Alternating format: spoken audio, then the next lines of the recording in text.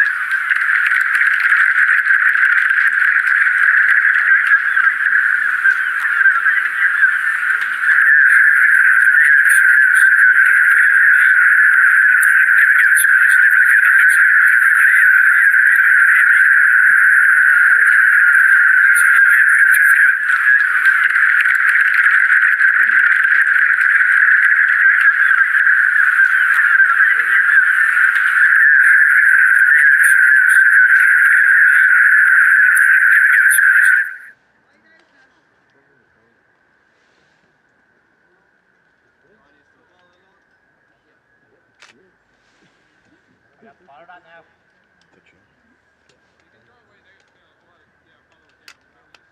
Far past calls about. Yeah, no problem.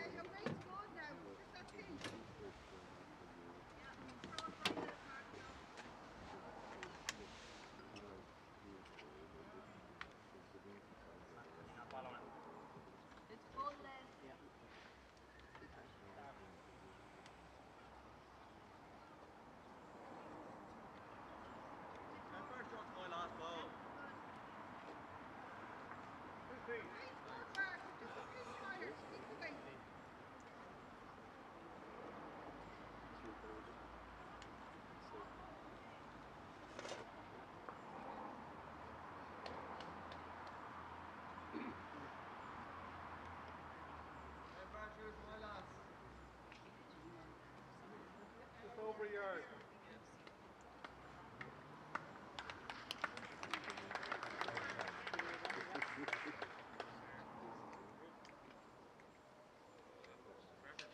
Great ball here.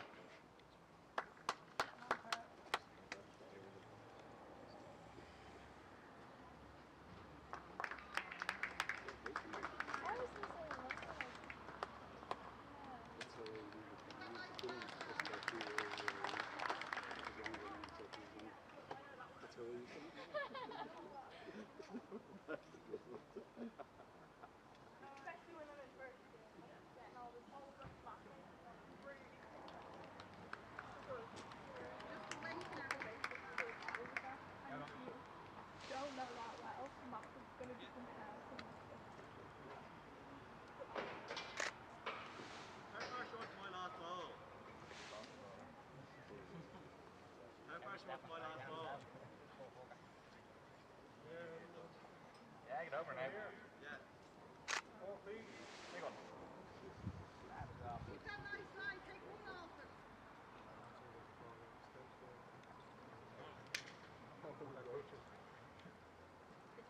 Okay.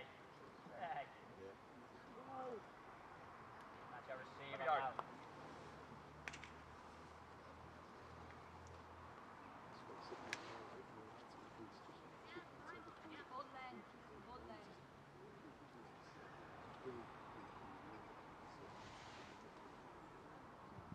Yeah, look, it's not yours.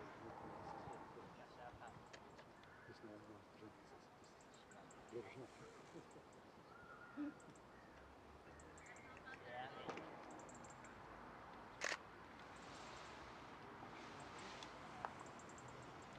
Grab that yard.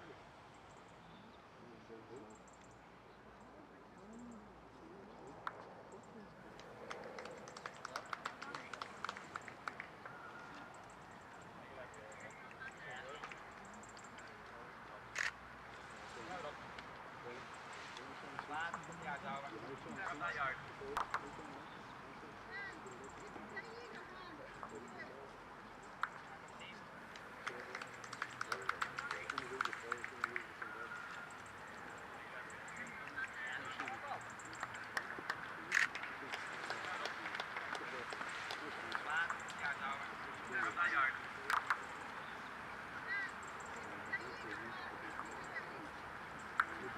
Go ahead, 7, sorry.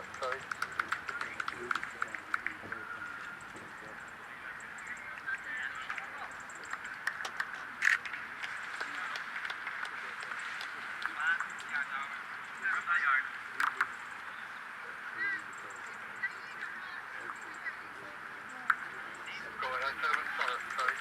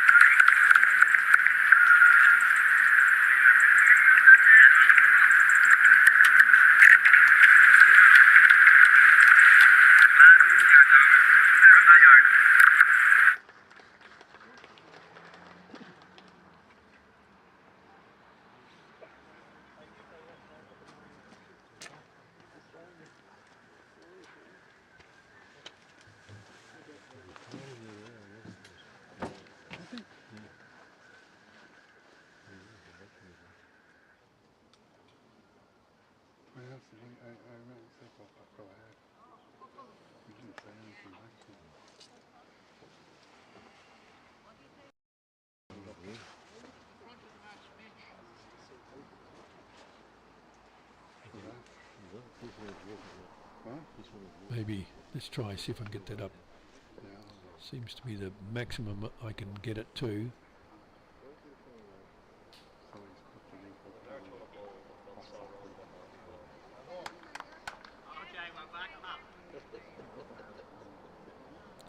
Right, so it looks like it might be set.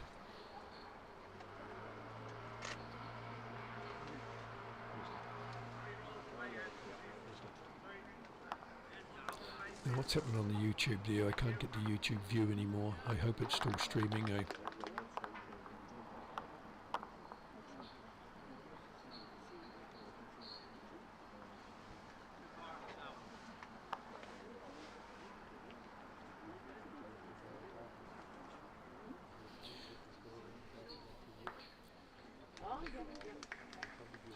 I can certainly hear myself on the computer. I don't really want to be doing that.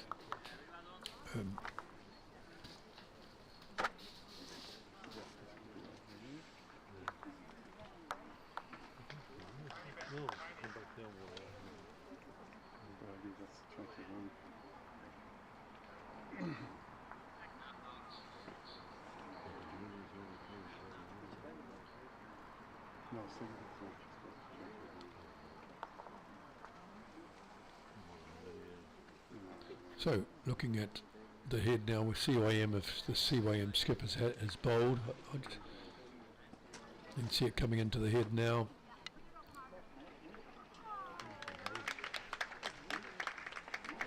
Going back to Monica Kelly for iron, in the blue and the white.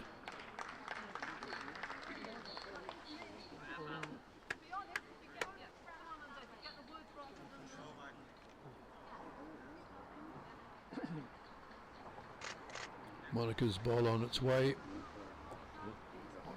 White stickered ball. Getting near the jack now, and looks like she knocked another bowl, which then whipped her off onto the jack. I'm not sure what that resulted in. But back to the CYM bowler, and now she's coming down to have a look at the jack or the head. So we'll have a look at it now and see what is happening down there. Monica has whipped off and taken the jack, so she gets a bit of chalk, and I believe that they're holding two. Iron holding two there. I can see in the singles match, the North Kildare, Michael Fleming is leading 13-3, leading Mick Moore from Dunleary. Michael Fleming with the last bowl. He's decided to come down and have a look at the head.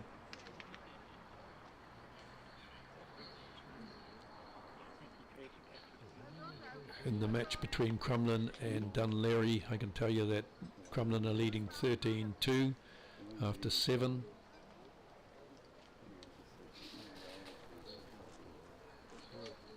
In the mixed pairs, the under 25 pairs, we've got Colin O'Brien and Adele Bangoli leading 15-7 after 12. And in the match between the two brothers, Kyle leads 19-8. They've played 16 ends, but they are only heading towards 21, of course. Now, Kyle has picked up the jack. I think it's good enough to be shot, possibly two. That could be the winning of the game there, so this game might be over relatively early compared to the other games. I haven't got the camera on that, and in fact I've been sidetracked because the game is nearly at an end, unless Dylan can do something about this. So Dylan with his red stickered bowl got a good line, but I think he's going to be too wide. He knocks in. Oh, he does. He knocks in a red stickered bowl, which is his own, and I think he's given him the shot. So he gets one, and now we find it's 19-9. 17 ends have been played, but It's really the race to 21 in that game.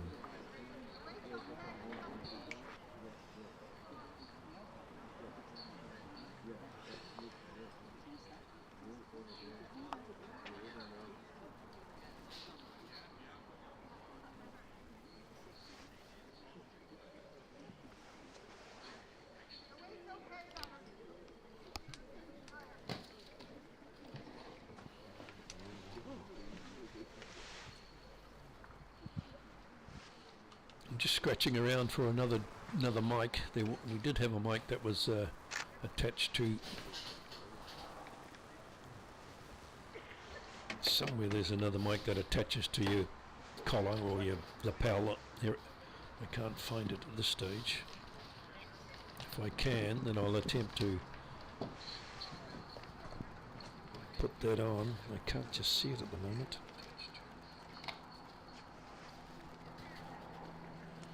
There's so many wires here, I tell you. Am I in?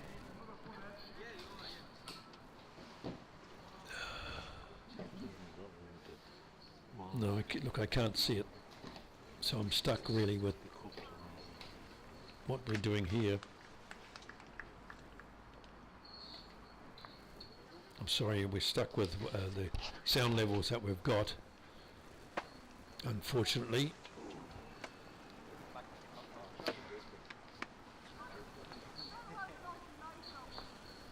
To see if there's any other comments coming through.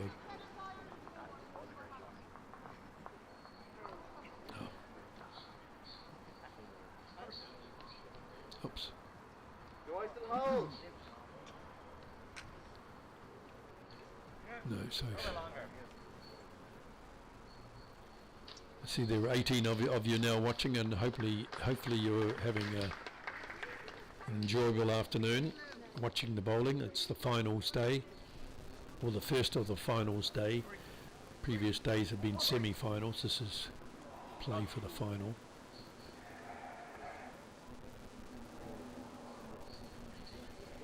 Not sure who's holding in the Murphy game. Kyle Murphy heading up to the head. He's only got 2 to go in order to get to 21. In our game, you can see CYM are leading 6-4 after 6 ends. I'll switch that camera up to the other end. You can see the head there.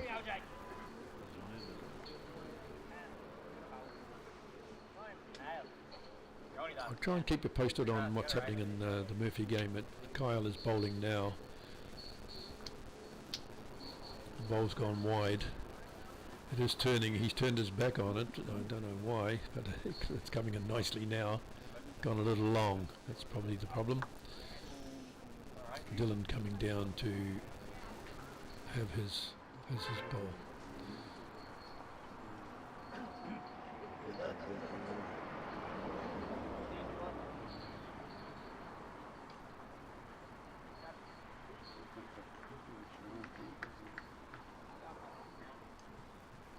Right down the yard.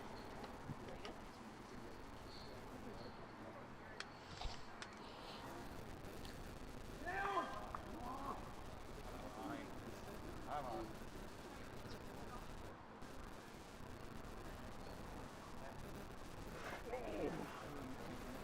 Well, no, don't get right about. Once again, Kyle has thrown his ball. It's a well short, and what's happening there? 1 red, so that means Dylan has now reached 10 shots. Kyle seems to be stuck, not stuck necessarily, but he's on 19, has been for a few ends. It's just a matter of getting those final 2 shots. I guess Dylan realises unless he does something now, soon he will be out of the game, and of course Kyle's probably thinking, I've only got 2 more to go, and a little bit of tension might be creeping in.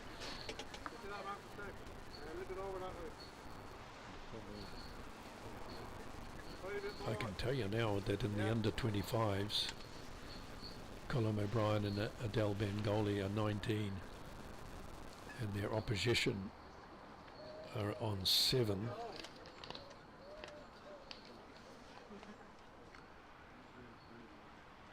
That's Owen Johnston and Donal Martin. They're on 7.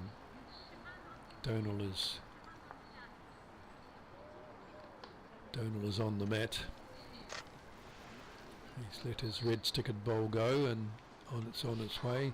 Looking at the head, the red stickered bowls are holding 1 at least, if not 2. Donal's first bowl, unfortunately, is well short and cut across the green. Sorry if you hear all the paper rustling, that's my information sheet. Colin O'Brien with his bowl, white stickered bowl. He's got the red and white bowls, which reminds me of counties. Counties it's a county in New Zealand, south of Auckland, and their colours were the red, white and black, in fact, so he's got the red, white and black bowls.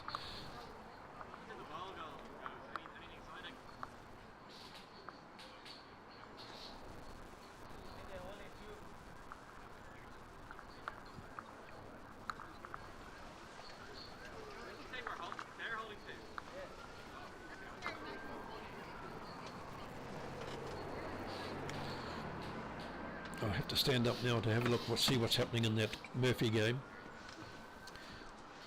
The red stickered bowls are certainly holding 1. Kyle Murphy now with his second bowl, coming up to the head, coming nicely into it. He should pick up the shot here. It's about 1.5 foot, 2 feet from the jack. That means he's holding 1. That'll put him on to 20. Dylan looks at the head. Potentially was having a chat to his father as what his hand he was going to play. I'm not sure. Dad's watching the kids, of course, or the boys.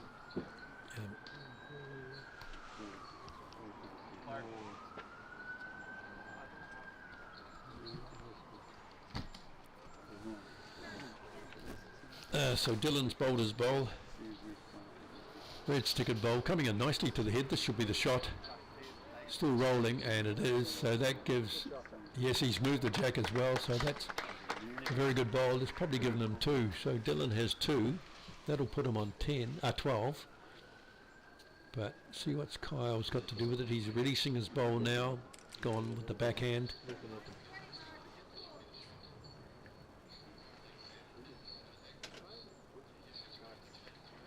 And Kyle is a little big, so there's a chance for 3 here. I think it's only 2. I'd say 2 to Dylan. That will give him, he's on 12 now. Kyle remains on 19. The elusive 21.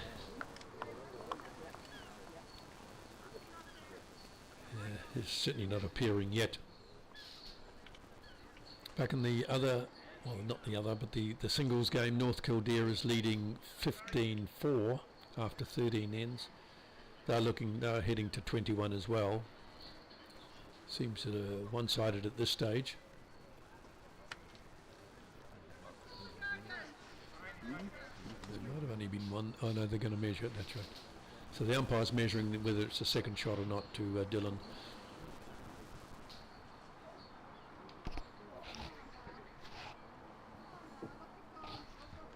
In our televised game, we've got 4 to Iron and 6 to Crumlin. CYM, the purple coloured tops, CYM. 6 ends played there. In the Crumlin Dunleary game, Crumlin are 14 and Dunleary are 2. They've played 8 ends.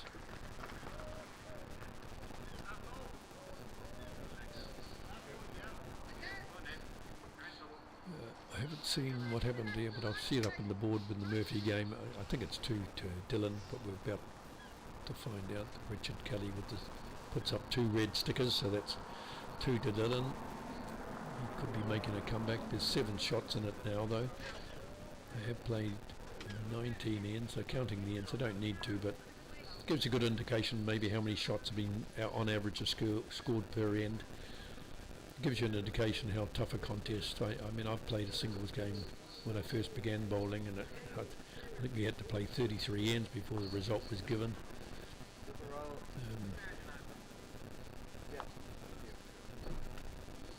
So you could see saw through one shot per end per player. You could easily get up to that number. Sunshine seems to have gone here. It's an overcast day. I'd say good playing conditions there. Can't see too many players with a jacket on. There's maybe a jersey on or jumper on, a couple of players, but overall everybody's got just their t-shirts on. Some people out there, the young fellas are out there with their shorts. There's the umpire, he's got shorts, and multiple people have got shorts on. I don't think I've hardly ever worn shorts here in Ireland in the 5 years I've been here.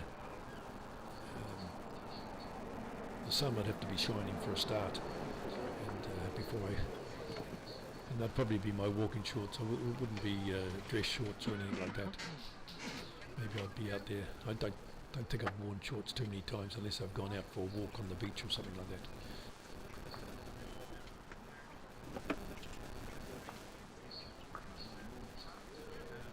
Kyle's put his white stickered balls up. It's gone long. And I think you'll find that Dylan is holding 2 up there. I know you can't see it. I'm talking about an iron game, and I'm keen on this Murphy game because Kyle only needs 2 to go out. But there goes Dylan again. He's picked up the jack. He's definitely holding 3 now. So Kyle playing his 3rd bowl. Getting to 21 is proving a little bit difficult. He's pulled up short here, I think, has he? I think he had. Oh, he's cut down 1. So I think he might have cut down 2 there, but he's either 1 or 2 down. Looks like Colin O'Brien in the adjoining game has killed the jack. Oh no, they're still bowling, so he hasn't. If he put it in the ditch, there's no marker for it, so it must be missing something. I thought the jack had gone into the ditch, but it clearly hasn't.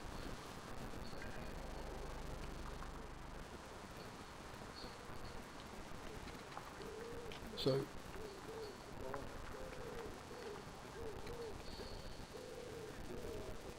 it's a bit tricky for me to see what's happening up the top end there with Dylan's bowls. He's around jack high, or perhaps he's within the yard of the jack, potentially holding 3. Kyle with his last bowl, he's got 2 to get, so can't see him winning this end unless he has got the back bowl. So if he's brave enough, he might try and take that jack into the ditch and therefore get 2. He just plays with. That's the nature of this green. They're on rink 6, and that bowl just stayed out, and then right near the end it decided to turn, but it was probably 1 or 2 yards away from the.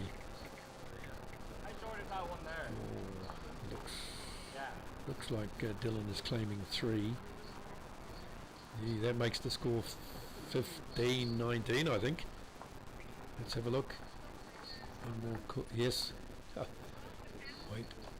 Yes. So 19-15 or 15-19. Dylan to lead off. That game was one-sided until Kyle got to 19, and now Dylan is making a run at the 21. He's still got 6 to go, whereas Kyle can still go out.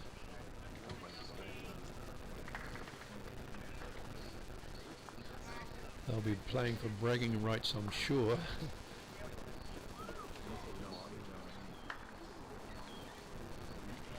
In our game, we've got Iron on 5 and CYM on 6 after 7 ends. That's a close end. It's developing into a close end. The under 25 pairs, Adele Bangoli and Colin O'Brien are on 19. opposition on 8 after opposition on 13 after 15 ends. Crumlin Dunleary, Crumlin leading by 14 shots to 2 after 8. I told you she was Got him.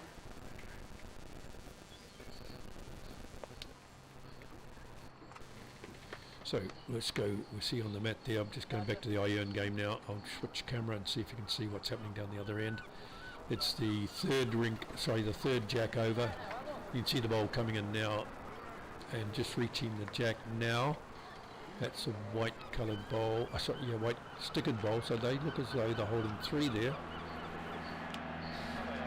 I'm really keen on what's happening in this Dillon game. This Murphy game. Dillon has got holding 1.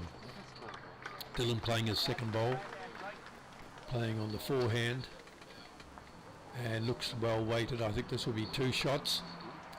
Yes, this will be the win. Oh, wait a minute, it's running. I wouldn't have believed it. It's fallen into the ditch. It's run down past on a downhill slope, I'm sure. One of the things that needs to be fixed here at Iron. It's looked well weighted, and it's just kept running on into the ditch. So Kyle is still holding 1. Dillon to bowl now. He's also gone for the forehand. I'm going to comment on this and let you watch. I'll swap cameras and push you up to the top end for the iron game. But so Dillon's bowled that one. He's bowled 2 bowls that are 2 and 3 yards short. Kyle's bowled narrow here on that same full, this works. Oh, does it? Just works. He is now holding the win, and Dillon, he's played his 3rd bowl. Yes, this is his last bowl. Dillon's last bowl. Does look like he's done the job. If he doesn't get shot, he's certainly got second shot, so we're still playing on unless Kyle can bowl with his last bowl the right weight and green. He's bowled, I believe, the right green. He's coming quick though. This will be the ditch unless he picks up that jack. Oh no, he's done. Wait a minute, could run on. Yeah, Dillon gives him a clap, but in fact it hasn't. It's run on, and there's only 1 there. So now we're looking at 20-15 to Kyle. I don't believe that's shot. It's too far away from Dillon's second shot, so just 1.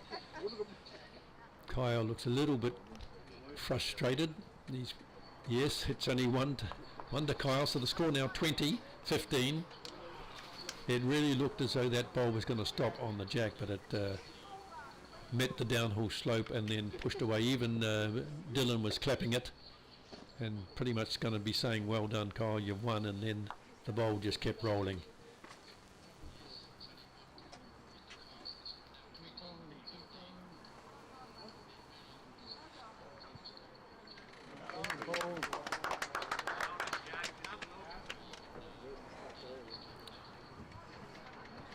On the under 25s game, you won't see it there because Donal Martin, he's having a go at the jack, but misses it. Maybe he's possibly having a go at the shot bowl, but he was well wide. Colin O'Brien now bowling he's from CYM. He's teamed up with Adele Bangoli from Kenilworth. Colin's bowling his bowl, going to get wooded by one of Donal's bowls. One of Donal's bowls. Donal to bowl now. In fact, it wasn't. Apologise, it wasn't Donal's bowl. I think he's playing with a more blue ball, is he? I'll soon see. Yeah, he's playing with a blue ball. He seems he stayed wide again. No, yeah, okay. Colin O'Brien holding there. And he's got the last bowl. The score in that game is 19 to Colin and Adele. 19-13 up. And yeah, that's only 1 in that grouping there. Right, looking at the Murphy game, only 1 shot to be gained, or 1 shot to be had to make the 21 magic number, and Kyle has now got 2 of those on the head. So Kyle is holding the win. Dylan bowling up. And it's so often, as I've seen on that hand, you push it out and you end up staying wide, but it did come back. Potentially the shot actually could be tricky here. Kyle heading up. We're heading east, I think. And yep, it's gone on a bit more, but I think Kyle will be holding the game there.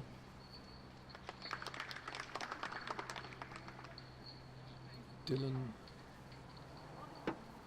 walks up behind his bowl. It should come in based on what we've seen, and it has come in. It really ducks down at the last minute, really. And now Dylan has got shot. What will Kyle do here? Dylan is right on the jack there. Kyle has played with weight. Does look as though he'll get him. He hasn't got him yet, but he looks like he will. He has. Oh, but it's gone through.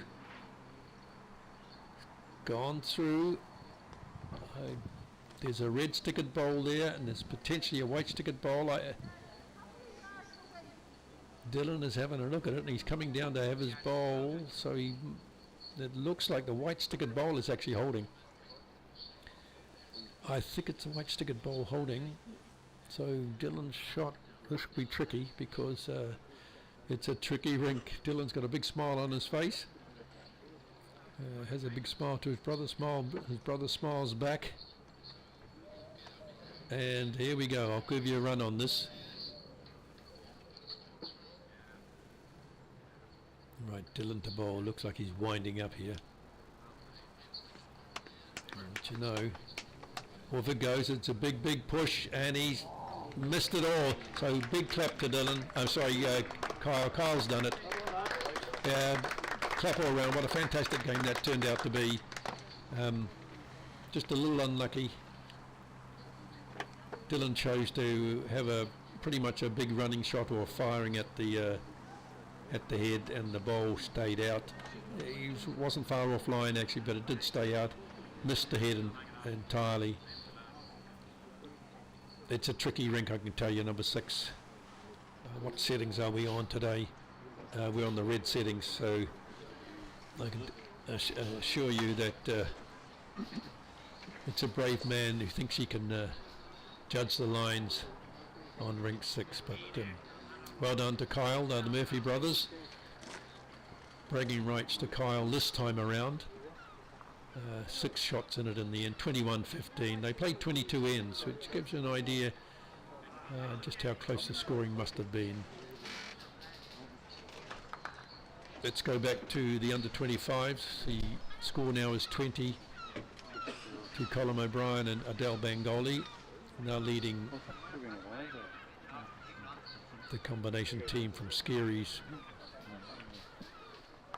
And Crumlin, that's Donal Martin, and I'm trying to get the Owen Johnson. That's 7 shots in that game. They're on their 7th end, so it does look, unless a miracle happens, it should be Colin and Adele winning this one. Colin just bowled his bowl. I'm being very impressed with the way Colin has been bowling all week. He's never far away from the jack.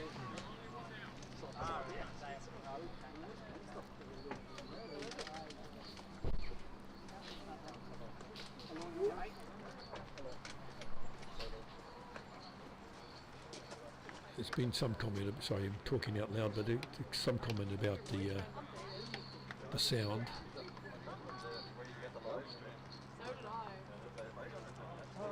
Okay, yeah, that's good, okay, I wondered about that. So I've turned the sound down, I've turned the sound off on the commentary, so I won't hear a repeat of what's going on. But can you get that volume up?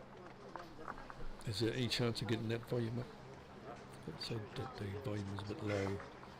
That's the desktop, I'm not sure if that's... Can you drag that up? No, you can't, can you? I tried pushing. I've got those two on. I don't know if they need both on, but What's that? Is there something on that? Oh yeah, okay. That way's high. I think, yeah, that way looks high. Is that it? right. So somebody in the chat, if you're able to, let me know if the volume has been turned up nicely. Otherwise, I'll have to turn the dial the other way. It looks like we've turned it up the right way.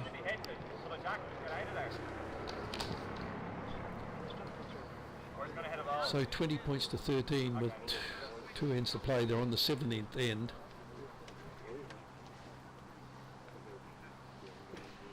The game that we are televising is quite close, 5-6 after 7 ends. That's CYM leading it.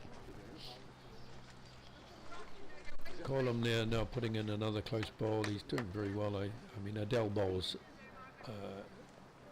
very well as well. I mean, they're all very good bowlers, these young guys. Donal bowls well, but I've just been impressed with Colum. Those red and white and black bowls. And they're shaking hands here now, so that's a win to Adele and Colum O'Brien. I think there's definitely, and they're not playing the 18th end there. They played 17 ends. I haven't seen the score on that. I do know that Colum did get his bowl up there, so they were holding at least one.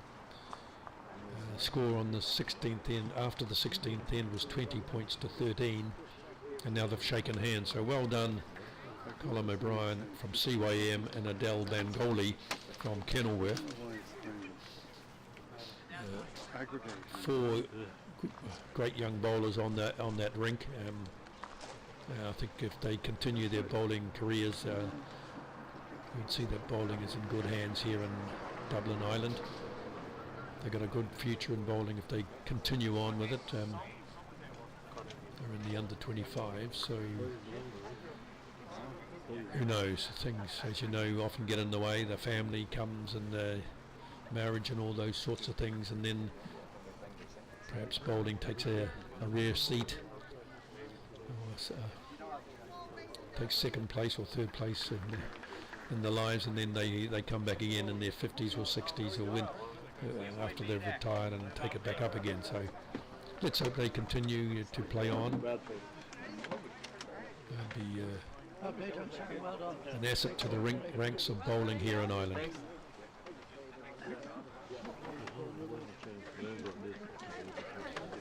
Now looking back at our rink, we can see that CYM are watching the first bowl come in. So CYM have gone to 9, and Iron stay on 5. There's 8 ends being played there. They're on the 9th. In that singles match, I still can't see the scoreboard on it because there's some players that are obstructing it for me. As soon as I can see it, I'll let you know what the situation is. I can tell you in the Dunleary-Crumlin game, Crumlin lead 15-3 after 10. Just going through those 10 team members on that rink, I can see Nolan Kelly there. Just go down and find those names.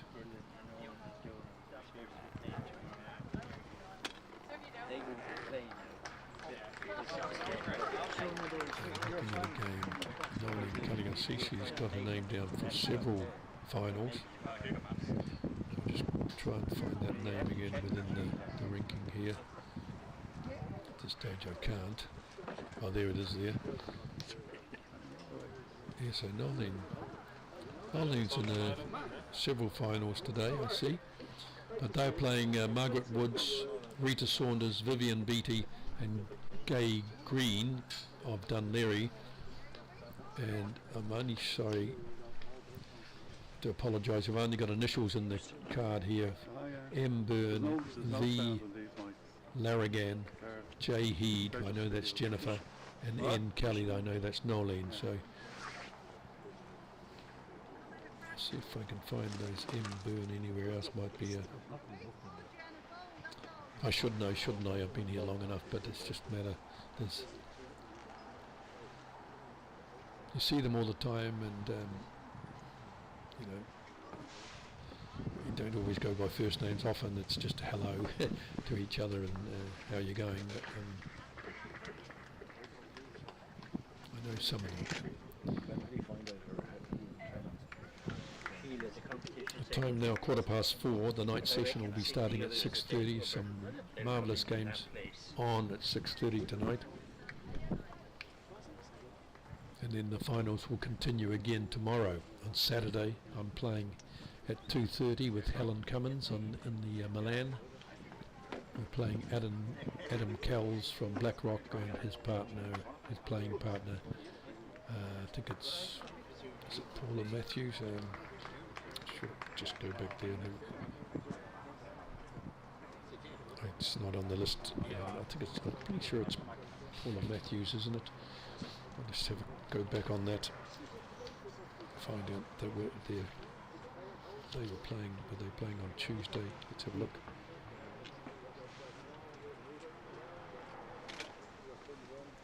Kelly Matthews. Sorry about that, Kelly. So it's Kelly Matthews and Adam Kells from Blackrock, and we'll be playing myself, Kevin Marshall, and Helen Cummins in the Milan tomorrow at 2:30.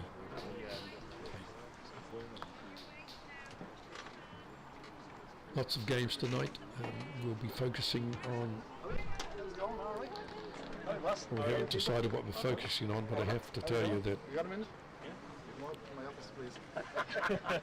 there is a reasonable amount of common teams in it, but there is a mixture there too. I see Dunleary, you've got one team in, North Kildare, Aer Lingus, Hyern, North Kildare. Oh, look, there's Kildare and North Kildare. There's Leinster and there's North Kildare. North Kildare got two teams in tonight. Tonight we're going to have the Beard Cup, the BIRD Cup that is, the Montgomery, the WW Robinson, the BLI Cup and the Tyler Cup tonight. And over the page there might even be something else. Yes, there's a whole list really. The rest is for Saturday, I'm sorry, but yeah, so tonight, and those ones I just mentioned to you, they are in fact, they're for Saturday as well, so.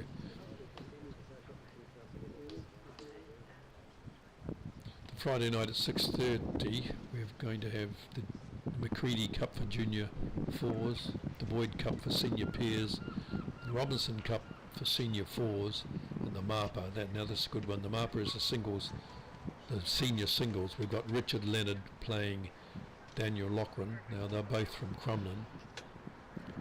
They'll be at 6:30. I may well be trying to focus on that, but there are some other good ones. There's Crumlin are playing Crumlin in the Boyd Cup, and the Crumlin are playing Crumlin in the Robinson Cup, and Crumlin are playing Crumlin in the MAPA. So the only game that's not Crumlin is the McCready, where Herbert Park takes on Dunleary. And you've probably heard me say Dunleary multiple times during this week, so they're clearly a club with some good players there. They've made their way into semi-finals and they are playing the final today. I can see the score now with that other one, Michael Fleming. Is it Michael Fleming? Yes, he's on 18 on the singles there match. And his opposition, Mick Moore, is on 7. 17 ends have gone. They're only playing up to 21, of course. So 18. Michael Fleming is on 18. The Dunleary Crumlin one is becoming one-sided, unfortunately. Crumlin up to 16 and the Dunleary on 3.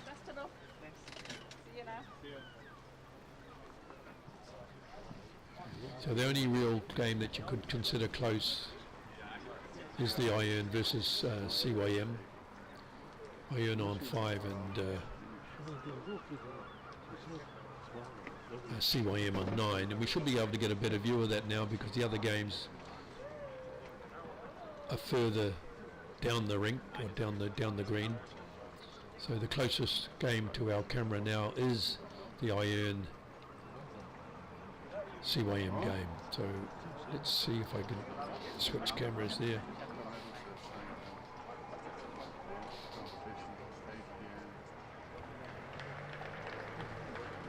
Not sure what's happening on the mat. Oh, there's just been bowled. Sorry about that. Red stickered bowl going up. That belongs to CYM. Knocked a few bowls there. Indicated that you're a foot or two over. I can't see the jack. Can the camera see the jack? Not really.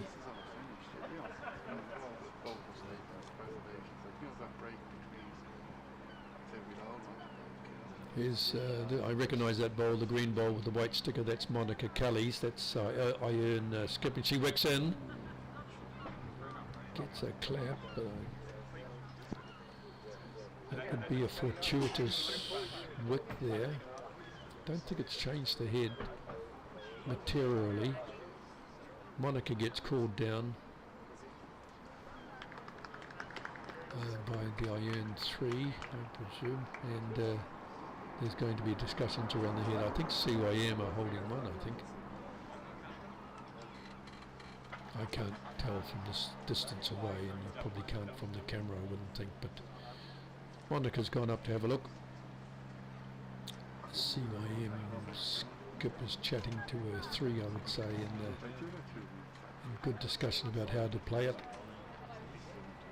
So, is it Looney? Is it Lunny? Lunny. I wonder if I can find her name in the program somewhere else. And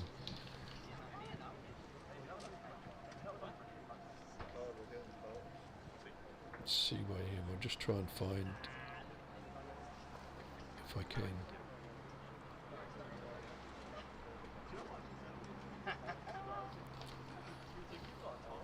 The ball's coming up now.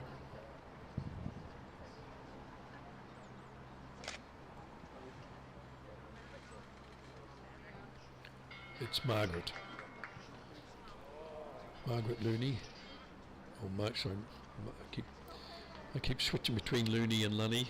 It's L-U-N-N-E-Y. Apologies for my mispronunciation of your surname there, Margaret. Monica's gone down now to bowl her last bowl. It's a fours game, so she's bowling her second and her last bowl. Up it comes now, the green bowl with the white sticker. Does look like it's heading into the head, staying a little wide. Knocks the bowl and the jack, and there's a laugh from Ian, which suggests that she probably lost the shot, but don't think. Up comes a red stickered bowl.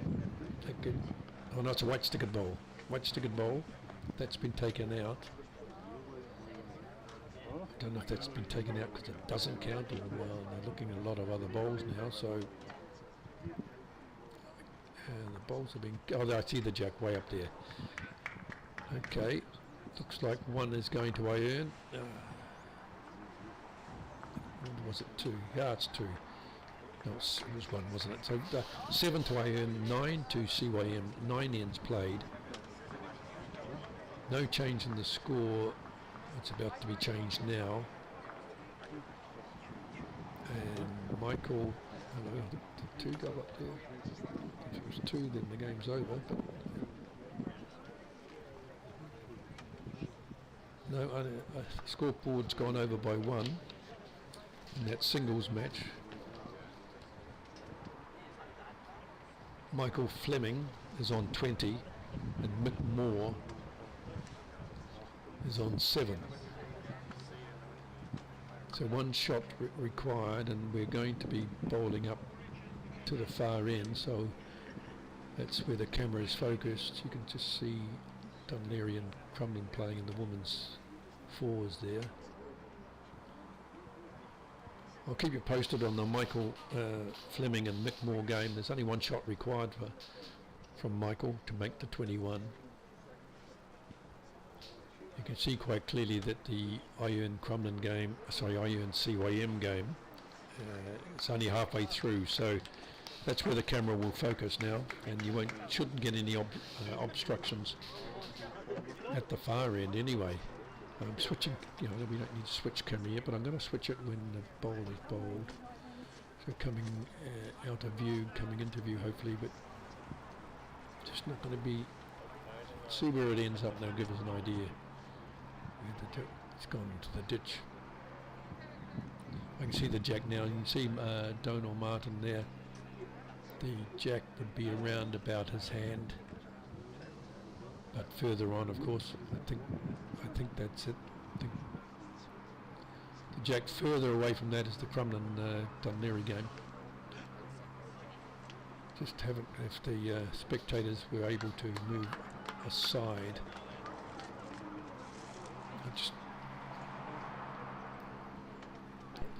Hello Peter, hello Peter, can you hear me?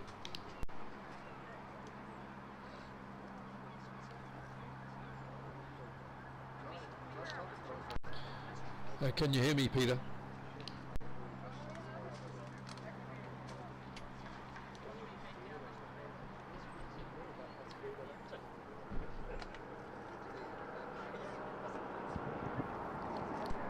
Hello, cameraman, can you hear me?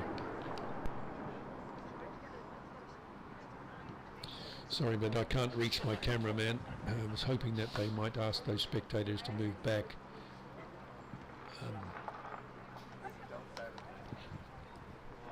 I just might go out and ask them if they wouldn't mind stepping back a metre there.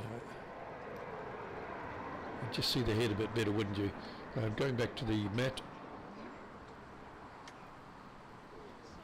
CYM on the mat.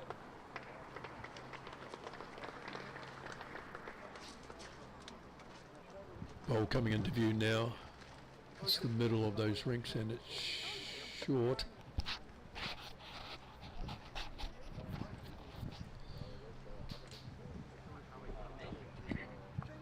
I'll tell you what, I'll go out and I'll shift the mat and jack so that we conscious of which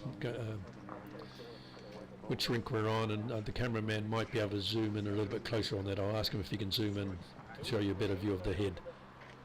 I think we before had a wider view, so when we swap cameras we can sort of catch the bowl when it's halfway down type of thing, but I'll see if I can get that camera changed for us. Just wait a minute, I can see there's a chat line there. Before I go, I better have a look and see if that chat is. Sound is good for me, says Lynn. So thank you for that, Lynn Killen. I'm going to try and get that camera shifted a little and ask people to step back from the ditch so we can see that game. Hold on there now.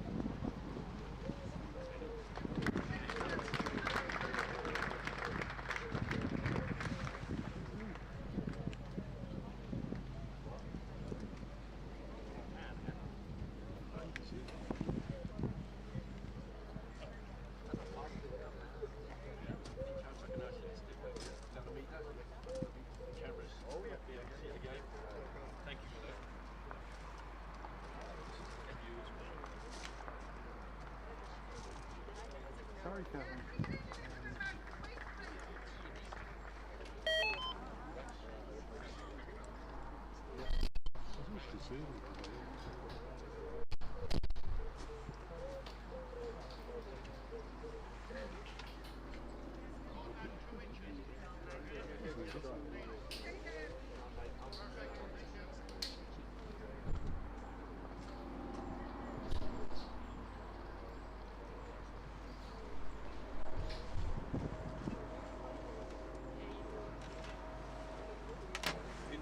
Chance you can zoom in just a little bit closer to the actual head that we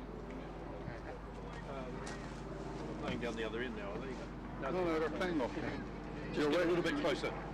On that camera, yeah. Just out there, yeah. Come back, yeah.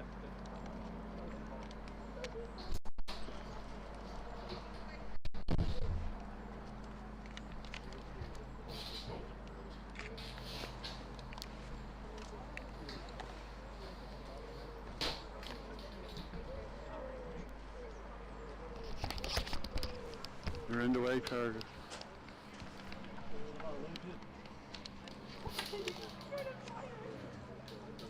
Come this way a bit.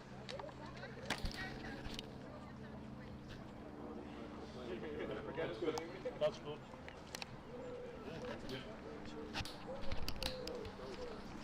Okay, I've had the cameras zoomed in a bit more on that head.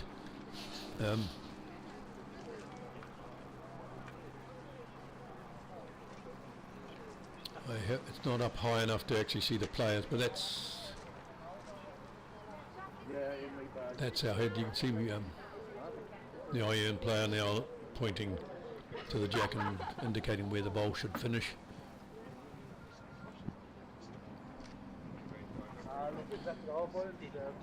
It's Monica's bowls coming in now. You'll see it soon arriving.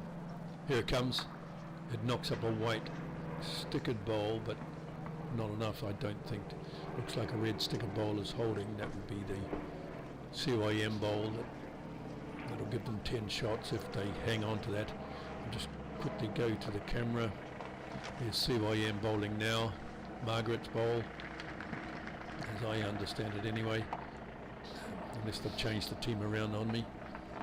Coming in now, looking reasonably. Oh, it's got wooded. So Monica's ball. Monica let it go. See, that's the green ball with the white sticker.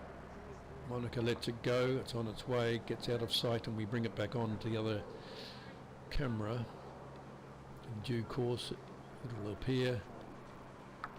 Gets wooded as well. Pushes up a red stickered ball, which could be, well, probably not, but it is jack high. So. And we'll just wait till Margaret's ball comes down. It's about halfway now, just approaching. Looks heavy. Slowing up now though. If it gets it knocks up Monica's bowl, so that takes out any count that might have been needed. It's one, I believe. Yes, one red stickered ball, I think, if I see it turn over again. I would say it's one red stickered ball that belongs to CYM, and sure enough it does. So the score now 7 to Iron and 10 to CYM. 10 ends have been played, and I can hear clapping going on. That suggests to me that the singles match is over, but we'll wait and see.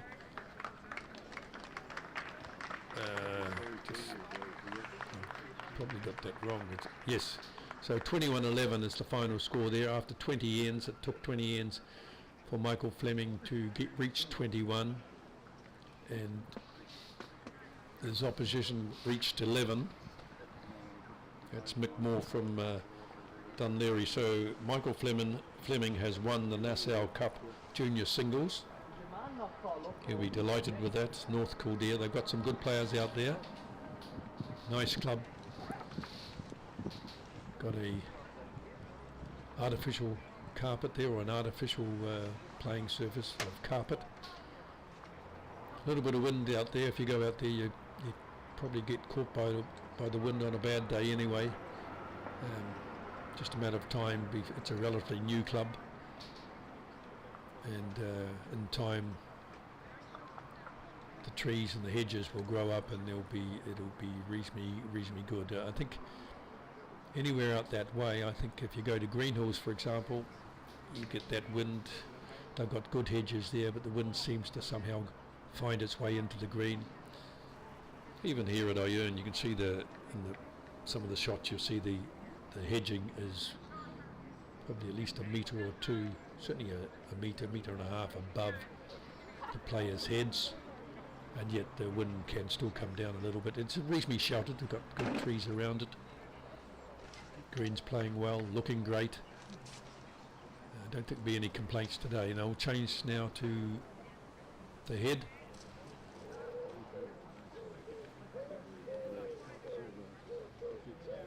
Two bowls have been bowled. Red sticker bowl coming up now. So far we'd see that the white stickered bowl would be holding. That's well short, so something's gone wrong there. It is a short end. Maybe they've looked at it and said, sometimes when you're on the mat, the jack looks very close and you think it won't need much weight to get there, but sure enough, I often say it might look short, but it still needs a push. So there's Pearl's second bowl coming in. She's adjusted beautifully. Gets it, just goes past the jack actually. Actually, it's probably similar to the first bowl, different line. I'd say it's a little bit closer. Pearl is holding 2 at this stage. The CYM lead has gone extra long and extra short. So here comes the third bowl, the number 2 bowl is very heavy. This is, it's gone right to the back. So that's how you can get caught out on these short ends. If you're not careful about what you're doing, it's very easy to overweight the bowl or underweight it. I've always said that the short ends require far more precision. What have I got to? It's finesse, I call it. There's another bowl from Iron, right on the jack, right on the neck. Looks like the Iron ladies might prefer a short end.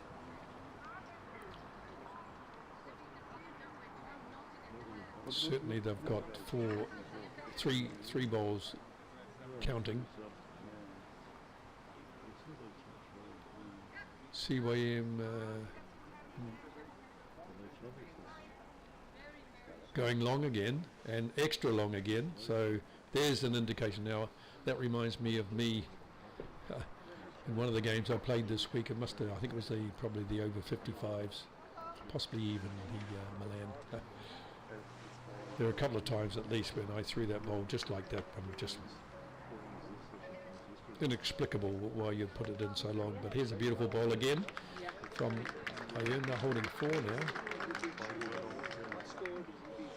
And basically CYM have nothing close.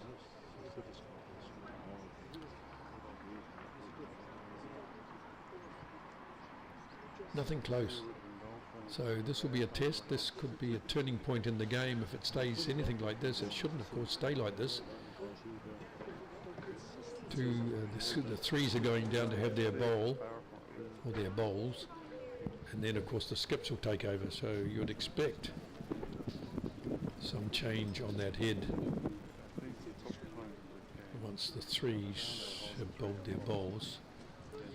CYM skip indicating that choose either hand.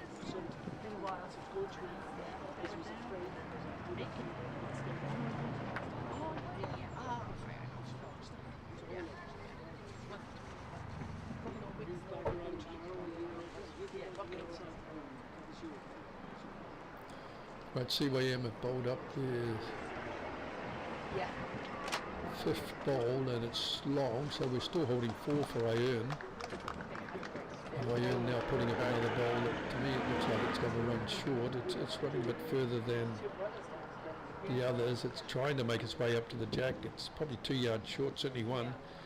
I'd say 2, but still counting, I'd say. That's 5 so far. Here, this is a better one from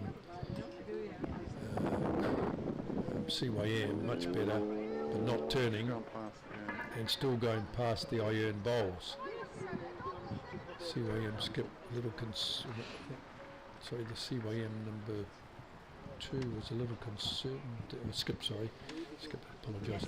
A little concerned to see it go so far past. Here we come with another one. It's short again, and I don't think that'll count. No, that won't count. Be very surprised. So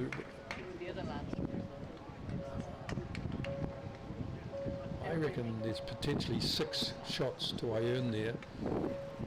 Only 2 of those bowls are close to the jack. Actually, I do see a red stickered ball there. It might be because it's on the centre line. No, you weren't okay. You're okay. Yes, I'll revise that count. We're holding definitely 2. That distance to the red ball, I reckon, would be shortened, but unfortunately so would that front ball to the jack would be shortened. So let's see what happens next.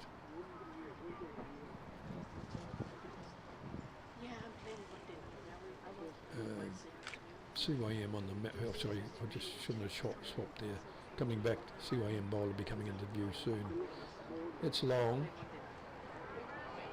It's not long. Why would I say that? So definitely only 2 now. 2 to Iron. It looked like it was long. Look the speed. Very deceptive.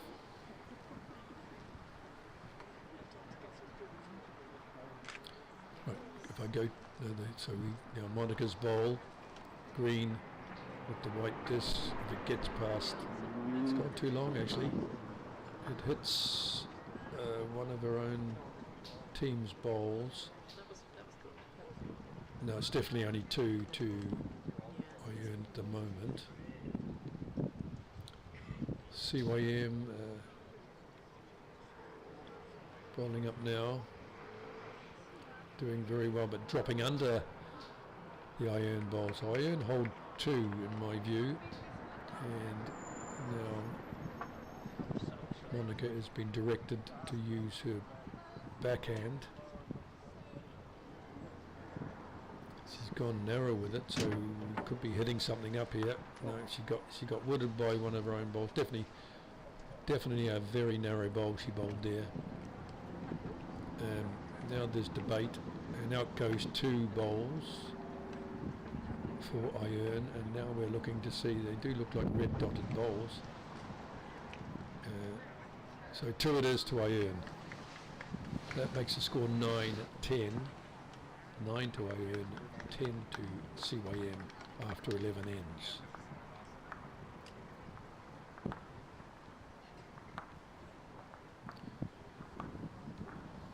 Just having a look there as to how many people are watching today.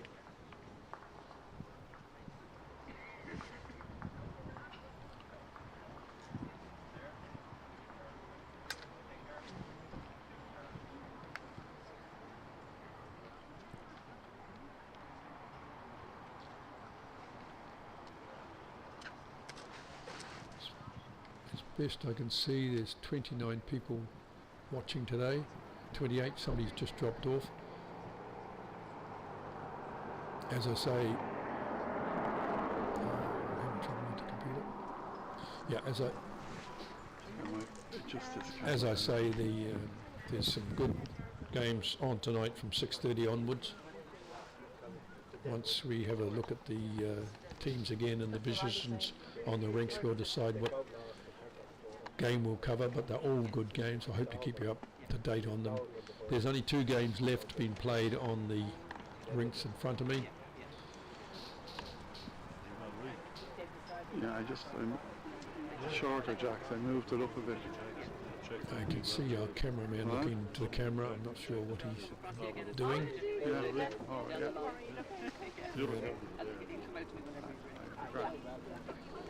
Right, so there Pearl, that's Pearl leading off. We'll go back to the head. We probably haven't quite got, you can see the jack of the head. Let's see where that ball ends up. I suppose anything beyond there is probably of no note.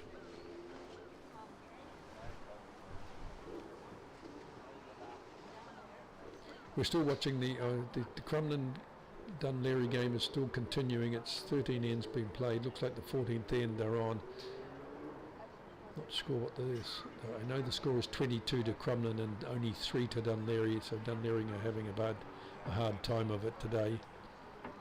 14 ends played. 19 shots down plus whatever's happening on the head.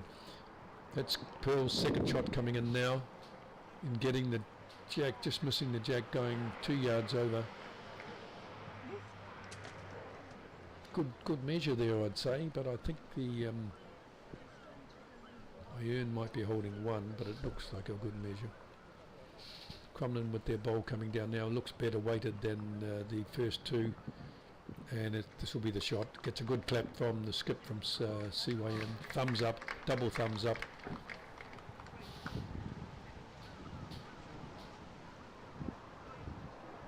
Iron with their number 2 bowler, sending down her first bowl.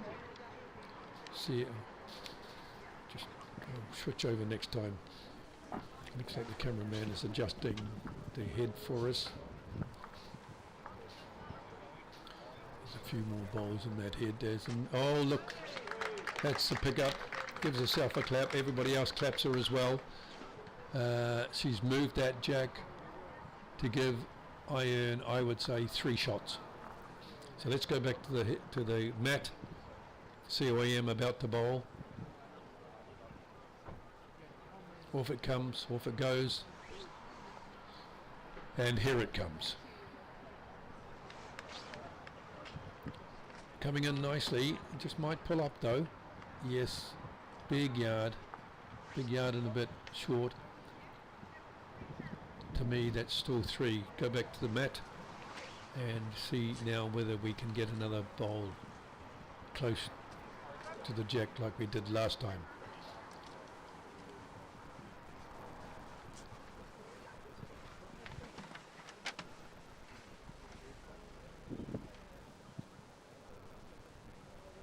Ball has been released, making its way down the rink. And we'll see it at the last moment. I suppose it's narrow, very narrow, and well overweighted, so nothing like her first bowl, which was a beauty. Yep. No problem. Congratulations. Yeah, good game. Kevin. Michael.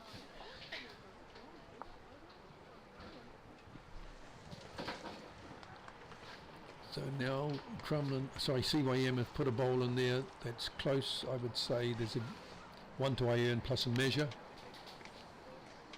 The 3 is now heading up to the mat. I think it's a measure. Well, potentially it's 2 for Iron, but there it looks to be a measure there. Monica is having a good discussion with her 3 there. Let's have a look at the team sheet.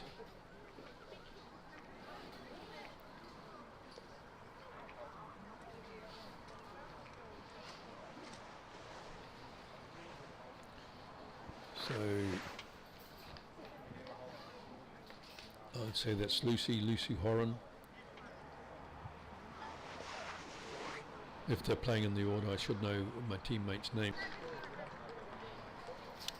So on the mat, I believe that's Lucy Horan. And I'll swap over in a moment. Right, the ball's on its way, and looks like the cameraman's having trouble zooming in, zooming out. So Lucy's bowl coming up looks well weighted. Gives the other ball a tap and possibly enters in the calculations for a measure. CYM, the number 3, and Murray, if they're playing in the order on the order sheet. Looks short to me, still rolling though, and as predicted, or as thought, it's about a yard short. Back to Lucy. Lucy approaches the mat, looking to play her backhand. From my perspective, I think the forehand might be a better option, but this is quite heavy. If she hits any of those red dotted bowls, she'll knock them in, but she misses them all, goes right behind. Perhaps she was asked to play a back shot.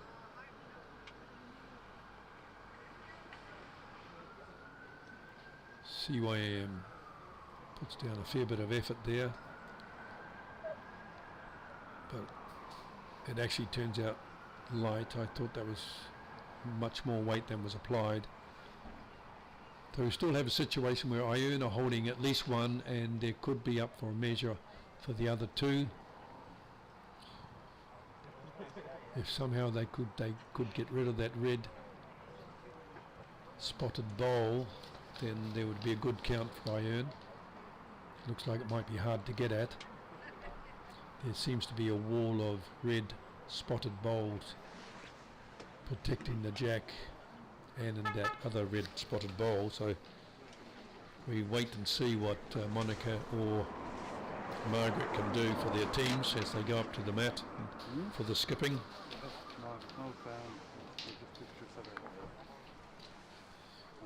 We have Margaret to play first. No, sorry, apologise. That's Monica playing first for Ioun. Looks like this looks very light. Looks like she played her backhand, is it forehand, sorry, and that's pulled up 5 yards short. So Margaret this time looks to be playing the forehand, but she seems to be, no, she's playing back. I believe that's the backhand.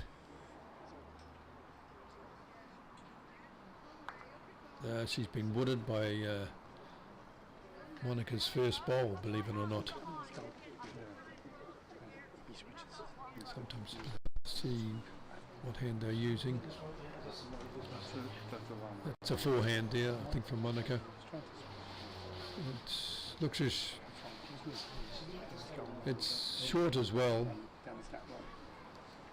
That's short and hasn't. That's ineffective bowling. Two of the same length, different greens, but unless that's going to block something, it's an ineffective bowl. Only one shot in this game, 9-10. 9 Ioun and 10 CYM. We're on the 12th end. Margaret looking to see how the head is looking about the bowl. Definitely on her backhand. Switching to the head. She's coming quite quick. That bowl will stay out. I can't see it coming back in. No. So now we set down to count the number on the head. I think it might be, hello, wait a minute. CYM person has given 2 to Ioun, and they've decided no measure required for the rest. So we now go to a situation where Ioun, hello, they've actually awarded 3 there. That does surprise me, because from my perspective it looked like a measure at least for one of those shots.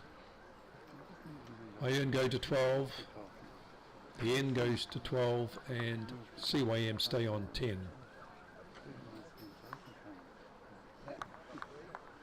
Heading toward the nitty-gritty of the game.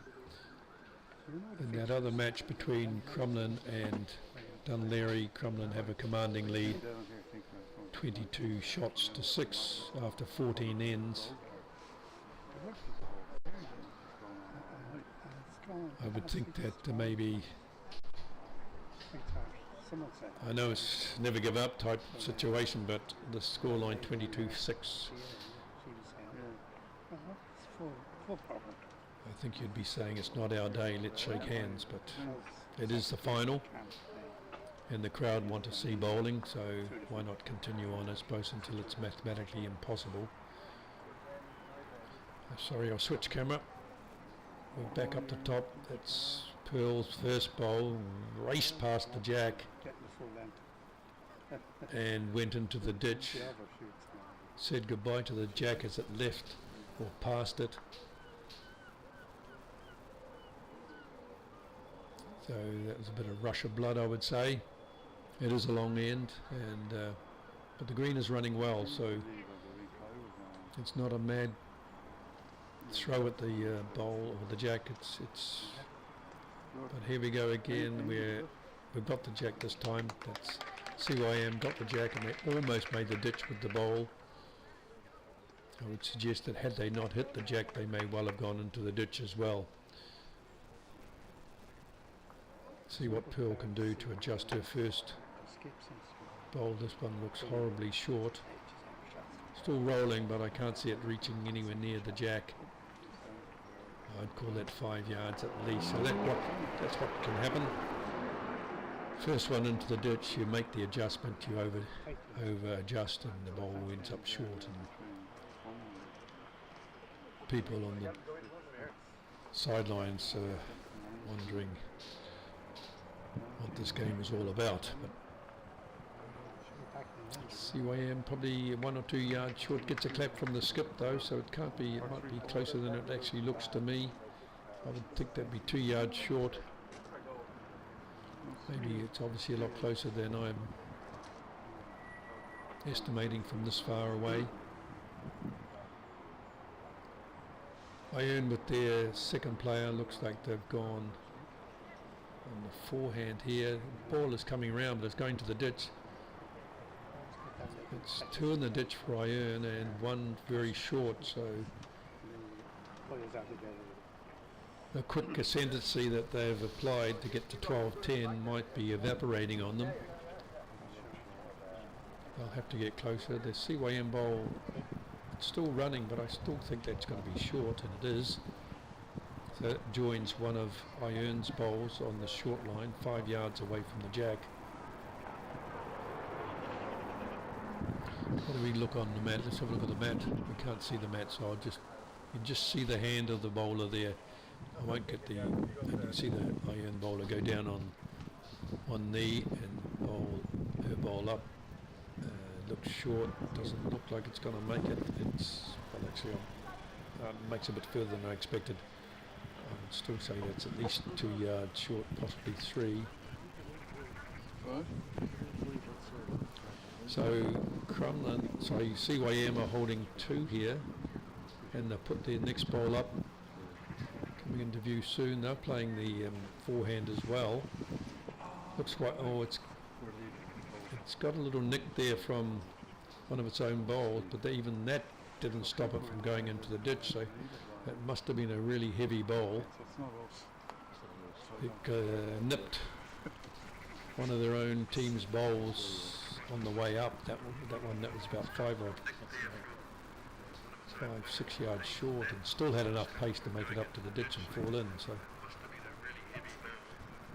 now we're changing the 3, changing ends here. Really, the 1 and 2 have gone up. They'll be disappointed with their 2 bowls. They haven't really focused on it in this end. They were far better down the other end, weren't they? You sometimes see that happen. One end suits a particular team, and the other end suits the other. I'm not sure what brings that about. So Monica goes down, shows the jack, might be obviously hidden from some of the bowlers. They earn to play. It's been played on the backhand. Does seem to have reasonable pace. I don't think it's going to make it though. Oh, I'm wrong there. Wrong again. Just call me wrongy. It's gone past, but everybody's clapped it, so that's the shot, I would say. Yes, it's the shot. I don't know how far past that. When I saw it go past those short bowls, I thought it wasn't going to make it, but it's made it, and in fact gone past it. So much shows you how much I know about bowling and bowl speed. This one looks too heavy. Can I get that one right? No, I can't. See why I'm giving a clap. So wrong again. See why I'm holding. That's about jack high now that I see it. We're looking. Monica suggests that she shows the jack again. I would say the smart move would be to play that forehand again. She had the green pretty well sorted last time and the weight. So she has gone up the forehand. I'm not going to comment on this one. I jinxed it the last couple of times. I'm not going to even try to mention it. Oh dear. You wouldn't believe it. Her bowl's been a toucher, gone into the ditch, much heavier than the first. She's kicked the jack out to the left as they look at it, as we look at it as well. And the CYM skip has put the hand up saying that's one to us. So that's unlucky because I'm sure. Well, I think it was just from 1 to 1. I think one down to Ayern to 1 down to Ayern. I think. Here's the red stickered bowl coming up. This could make another one out, especially if she pushes that Ayern bowl out of the head, which she doesn't do.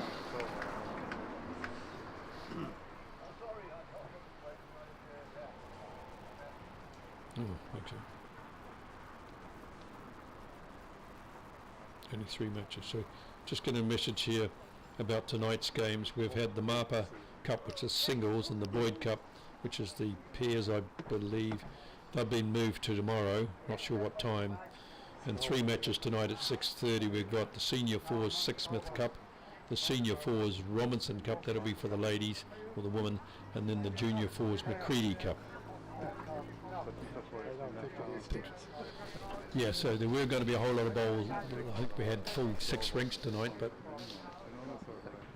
Friday night, maybe some people are working, who knows, on in the retail.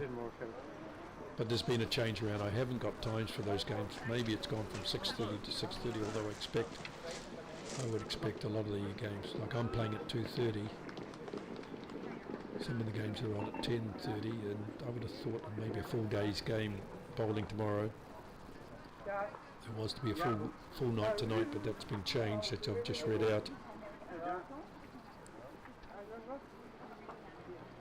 Monica's bowl, given a big wide stretch of the arms by, was it Lucy, was it? Yeah, Lucy Horan, I think, and so I think Ayern are only 1 down still.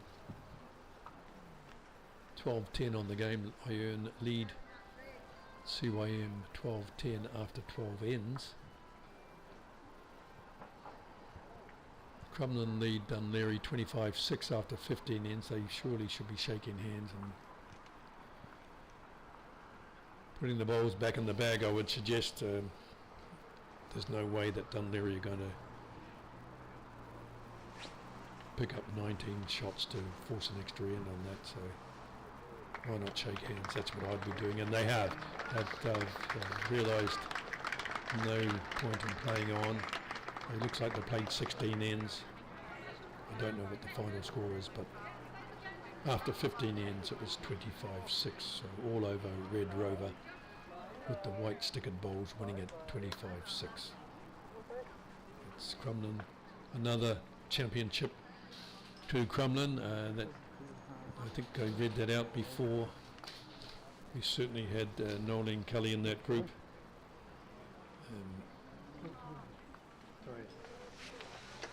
Just going to make sure I've got the right game. Yes, there is there.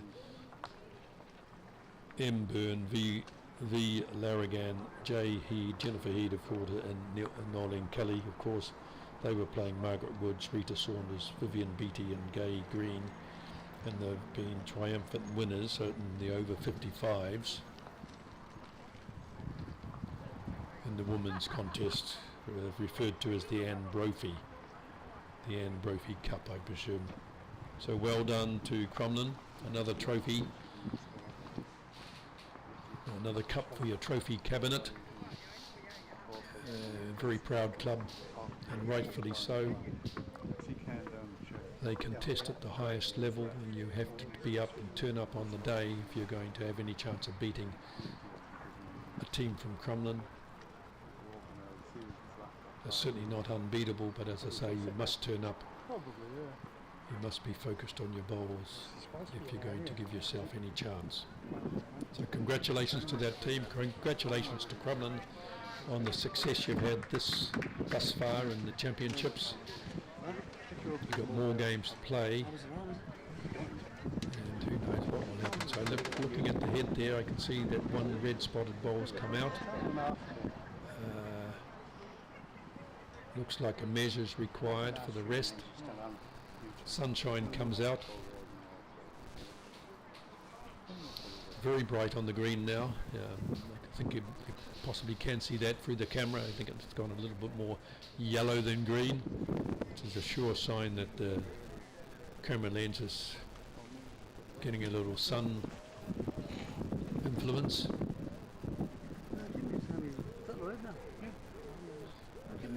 Lucy Horan, I think, is speed of 3 from CY. There's only 2 up there. So speed of 2 from CY. Looks like the can't see what's going on there. Oh, she's picked it out. Okay, so what it means is that they're measuring between a red spotted bowl and a white spotted bowl. Up there, red spotted bowl for CYM, white spotted bowl for IERN. One red spotted bowl taken out, so that would make the score at the moment 12-11, provided IERN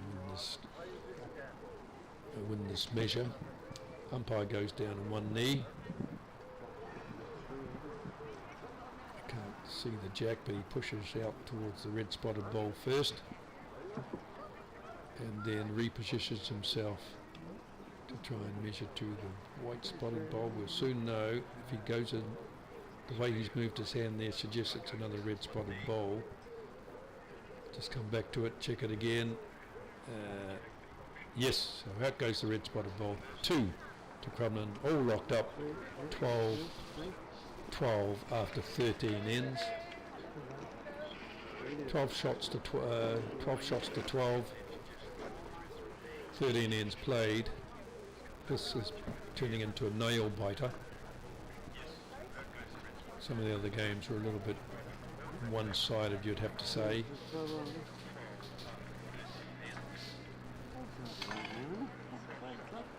Contestable, but one-sided really. The singles won by 10 shots. The women's fours won by 19 shots or more. The under 25s won by 7 shots or more, and then of course the big battle between the Murphy boys. It's only 6 shots in the end, but for a long time old Kyle had dominance in that game, I'd have to say, but the way Dylan fought back in that singles match against his brother to end up 21-15 down, that was a good little comeback. It just unfortunately they were stuck on rink 6, and Dylan's last bowl just hung. Played with good pace, and the alignment was probably only 1 bowl out. Made contact with no bowls, and then that saw Kyle finally get the 2 shots, or the 1 shot that he needed to win, but Kyle was on 19 for quite a number of ends there, and I think he might have been, I don't know what he was thinking in terms of how we're going to get these 2 shots or this 1 shot, because it's so often the case in singles where those last few shots seem to be the hardest to get. The opposition is fighting for their bowling life,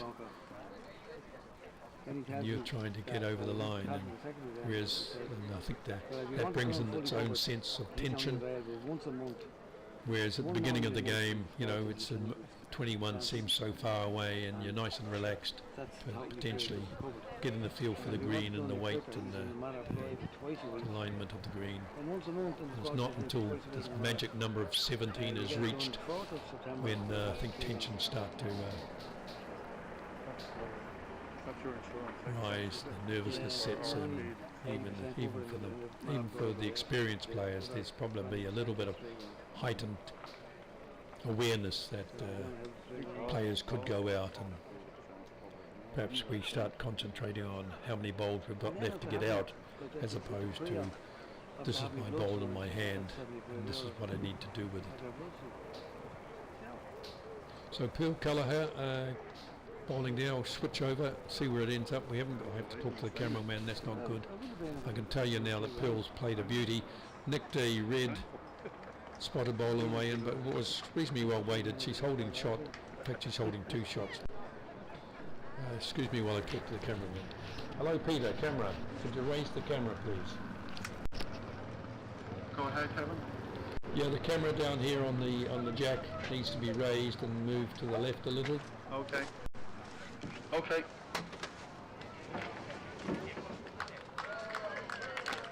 The red bowl there of CYM. Oh. Yep, thank you. Could be, can you zoom out just a little perhaps? Out. Bit more. Whoop. You're in and out like a, I won't say. That's just to the right a bit maybe. To the right a bit. No, that's the left. To the right a bit. Just move it to the right a bit if you could. Yep, that's it. Thank you. Okay, a bit of drama there while I was talking to the cameraman. You probably heard all my conversation with him. Okay, Kevin. Yeah, that's good now, thank you. Bit of drama took place there. I earned my holding 2 or 3 were they, and certainly the holding 2, and then the red spotted bowl of CYM came through and took it out. Drew to the jack really, didn't it? So this looks like Jacinta, I think. If I got that right, I think it's Jacinta with the knee bandage. Oh, sorry. Going back up to Jacinta. She's bowled there. White spotted bowl. Just a little short, I think, but it is still rolling, and it's rolling well. I've got that wrong again. How many times must I get things wrong today? Everybody gives it a clap. Looks like that must be the shot. That's a wonderful bowl. Jacinta's having a good game today. I see Pearl as well, and I'll have to keep an eye on what Lucy's doing to see, but I think she's been shooting well as well. Monica's chiming in. So it's been a good game. I'll go back up to the mat and see who's on the mat.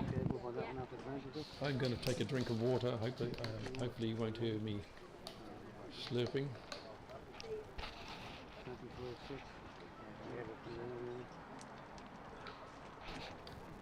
Certainly my apologies if you've heard me swallowing there. I've got a bit dry, and I don't have an easy way of turning off the sound, although at least I have got a button I can turn the sound down. It's not a button that turns it off, unfortunately. So it is CYM on the mat. We have Ian holding shot. CYM have chosen to come on that forehand, I believe. Yes, forehand. And we've got people in the way now again. Certainly in the way of me. That's 2-3 yards short at a time when it probably needs to be up. Okay, so Monica points out the second shot bowl.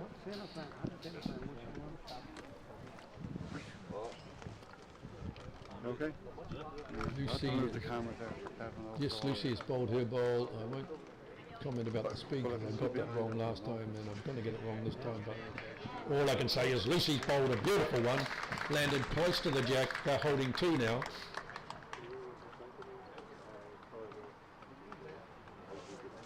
Surely the play must be on the backhand. Now, I can't see directly on, but CYM have chosen to go forehand. I don't see it that way, but let's have a look. They'll prove me wrong. You wait and see.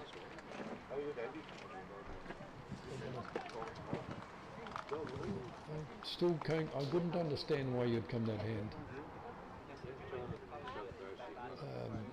If you come the backhand, you've got chances of sitting on both those white spotted bowls or picking up the jack, and your red spotted bowl is to the right of those 2 white spotted bowls, so you drag the jack to them. I think the other hand is a tough shot. Lucy's second bowl here, I can comment on this one. I can see it slowing down already. Hasn't even come in. Has it come into? I don't think it's come into play. No, it hasn't come into view. There are 2 bowls further to the left of your screen. One is red spotted and the other is white spotted. white spotted one would be another 2 yards short of the one bowl you can see that by itself. That's a red spotted bowl. About 2 feet, a foot and a half to the left of it is another red spotted bowl. They're all short bowls, so what you can see on the head is 2 white spotted bowls holding 2 shots. There's a red spotted bowl behind that, the black one, and then there's 2 white spotted bowls to the left, to the right of that, as we see, to the left of the jack, should I say, as we look at it. Right, CYM lining up, finally playing the 4 and a backhand. But let's see what happens here. Oh, I just got nicked by that short bowl of Lucy's. Maybe that was planned, I don't think so, but maybe it was. Yeah, that's what I was thinking. I certainly see it on the backhand. And then we can see. It's, for CYM, and I see it on the forehand for Monica Kelly from IM. Let's see if she has made the same assessment as the hurler in the ditch, sitting here watching it and commenting on the game. Now, looks like Lucy says you want to put a ball here and stop it short. Now, that's one of the harder shots to play in the bowls. Playing a block in bowls is harder in my view than trying to draw the jack. You've got there's nothing there. Looks, he's played too heavy. Oh, played too heavy. He got away with it. Got a toucher now. That was always going to be a dangerous ball in my view, coming that hand. Every chance of taking it back to the red spotted bowl. You want to get rid of the red spotted bowl. And even at draw rate, you'd push it out for another shot. Now here comes the backhand and she's just missed it. Just missed it. So now Monica comes down to have a look at the head. The only bowl to bowl, in my view, is the backhand. The forehand. I don't believe you can damage anything on the forehand there. You can damage it on the backhand, that's for sure. Now look, if you did get it narrow on that forehand, yes, you could push up that black bowl, that greyish bowl with a white spot on it to the left of the green bowl, push it onto the jack, and then that would go back to the red spotted bowl maybe, but in your favour you have the 2 white spotted bowls to the back, so depending on what weight you get that at, you could still push it back to ensure that you still retain 2 shots. If you go the backhand and you play with the weight you shouldn't be playing at, hello, end of discussion. Monica has decided that we'll take the 2. I believe there is a shot definitely on that forehand. I don't believe there's any great risk in it. The reward would have been quite good, I suppose. But I guess there was only 1 extra bowl, wasn't it? I'm sure your viewers out there, you'll be watching and saying, giving your own opinion of what bowl you would be playing. I'm so sure that many of you would be disagreeing with the choices I was making, possibly disagreeing or agreeing with the choices that Monica was making. That's the nature of bowls, isn't it? As somebody said to me more than once before, we all see the head differently.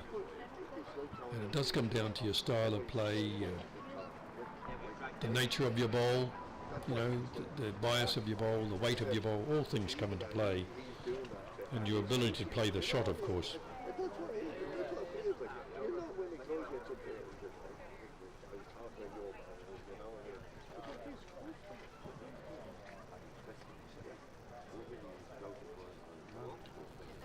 Switching, we don't need to switch, sorry. Now that would be Pearl Callagher's bowl. Looks like it's gone at least a yard or 2 forward. Just getting back to the score, you won't see it there. It's 14-2 Iron and 12-2 CYM. 14 ends have been played. I'm sure this is a 4s game, so it should be 18 ends, but because it might be a junior event, it might be only 16. But I haven't got that in front of me, I'm afraid. So CYM have bowled up to Pearl's first bowl and sat it out, so they are now holding. CYM are now holding. Yep.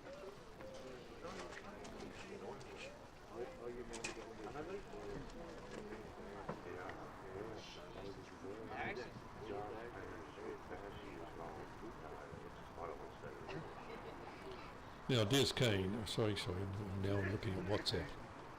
There's been a few things going up at WhatsApp. Des Kane is asking Marie how many ends. No doubt we'll get an answer soon enough. I don't have the sheet in front of me. All I really know, I suppose, is that Huh? let's have a look. I might be able to. I'll go and search the No, ILB it's not website that and end. find Look at out. this, the other end. We are I playing hope he is. He's doing it in there himself. Let him the do it. M&F Murphy Junior Fours. Oh, no. Yeah, no. So I'll just check that M&F Murphy. I'll go onto What I'll do is I'll show him go the onto the ILB website, Irish Lawn Bowls website, and check out the tournament competition rules. Big clap going on there. You would have seen it. I had my head down, but it looks like Jacinta's bowl from Ayern has landed on the jack. So big claps from Lucy Horan and Monica Kelly there. Just checking out for you quickly to see how many. I think we have documents. I'll go into documents and then look at tournament rules. I think it is. For some reason tournament licenses. Sorry about this. I'm talking out loud. I'll just go back and change my.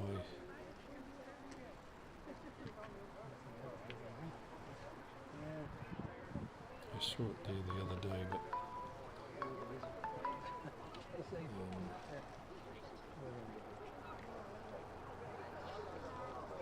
sorry about that. Going to championships, I don't think that's going to help me either. I do apologise. I'm sure I've seen it before under the documents, but for some reason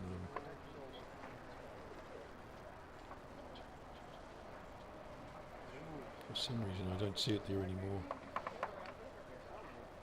And yet I have read it, so I'll just go back out and have another look.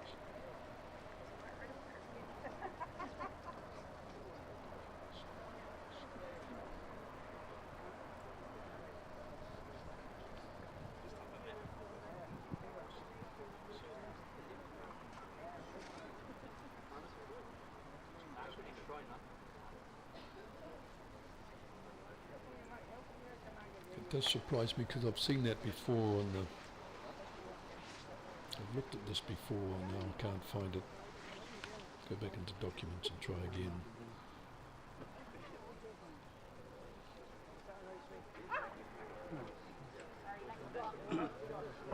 Oh, here, sorry.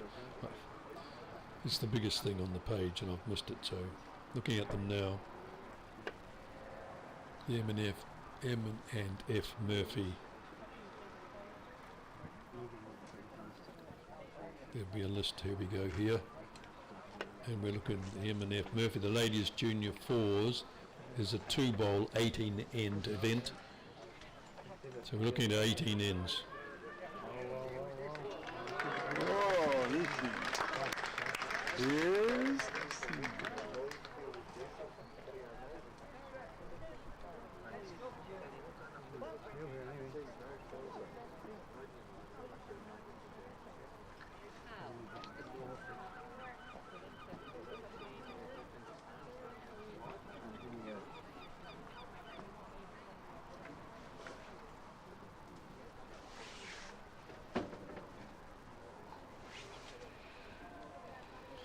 So there we are.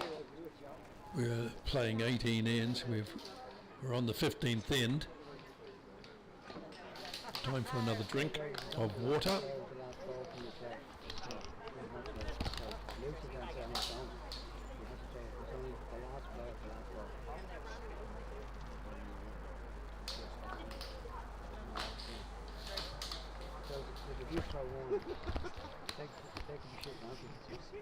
Looking at the head now, I can see that there's definitely two bowls, two white stickered bowls.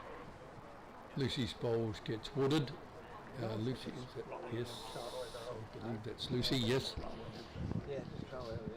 Somebody will correct me, I'm sure. How many watching?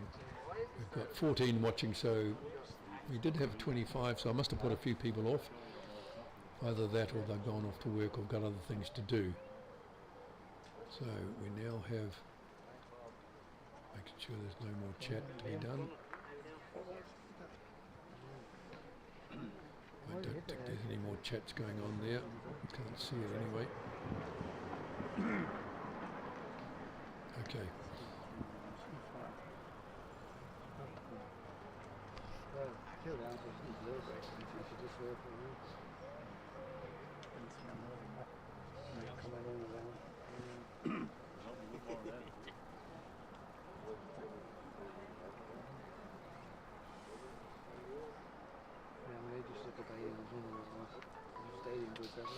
You can hear my phone going off. That's a discussion in the WhatsApp group saying how many.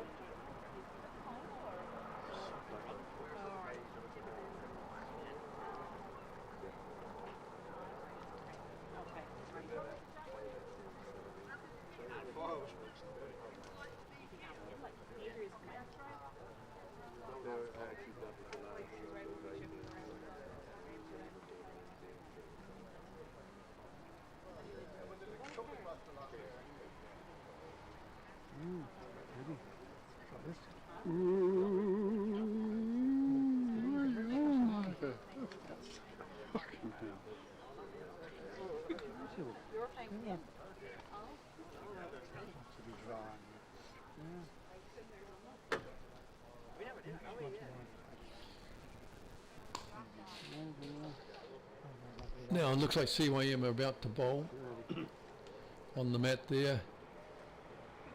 I'll just watch the action on the mat and then I'll swing up. There we go, we're on our way. That should be wooded, but I've been wrong so many times today that, no, look, see, I'm wrong again. It's missed everything and it's gone into the ditch. So definitely CYM playing with a lot of weight, trying to disturb that head. It looks like Iron are holding two. Monica with her first bowl, I would suggest going a little wide, going a little long. Maybe that's the intention. Gone all the way back. So I would say now that looks like Monica's second bowl actually. So that's the backest, as I like to say, the backest bowl. And I get a few laughs about that at times. I'm sure backest, if you looked in the dictionary or something like that, it would be a word. It's got to be a word by now. Got to be an acceptable word by now.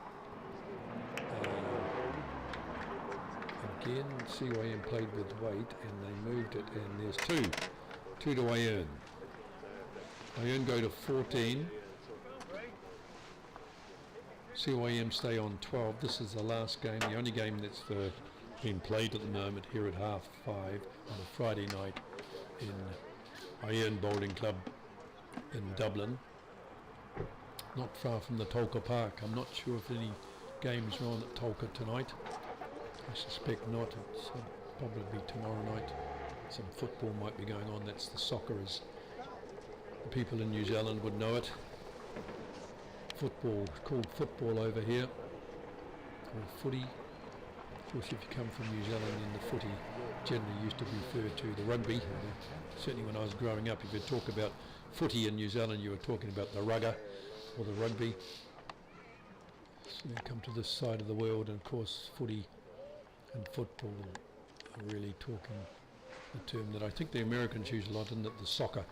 So we won't go there.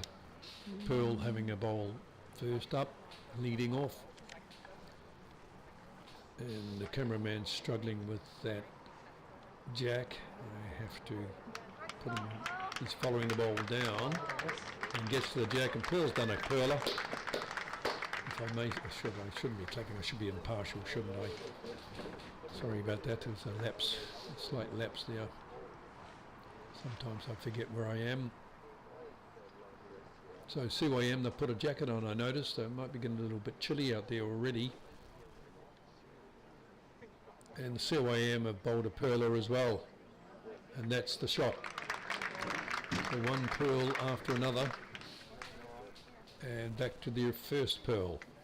I earn lead Pearl Callagher, bowling her bowl off now. The cameraman looks as though he might be trying to follow it in.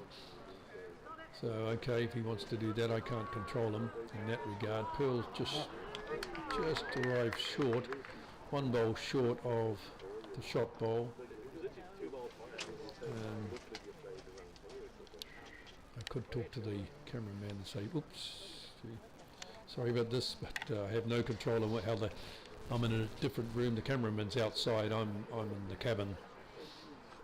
The only means of communication is through that walkie-talkie system, or to run outside and say, what are you doing?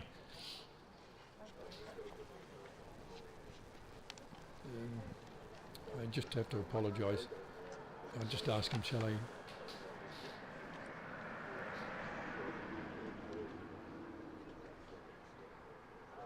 I will ask him. So there's the Jacinta on the mat. They're trying to follow the ball down. Look, hello Peter. Hello Peter. I don't think that method you're using there is working. I think you're best to focus on the head of the where the jack is only. Thank you. Okay. So now we're going to focus just on the head here. I think what happens if I go back to camera 2, is something gone wrong? I'll watch this ball come in.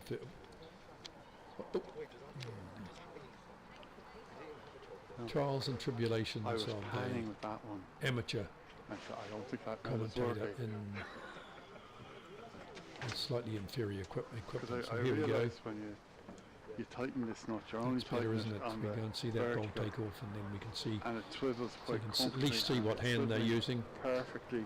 and then when track it's the coming, ball. you could be predicting. But he doesn't want it. If I look at that again now, we can certainly see that Kind of like I earn a holding now. that's So there's been not only a change in the weather, but a change in the status of the head here.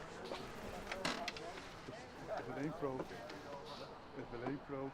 I haven't shown you this CYM bowl take off, but you'll see it coming down on the backhand of forehand, I'm not sure. Hold on, I've got a visitor.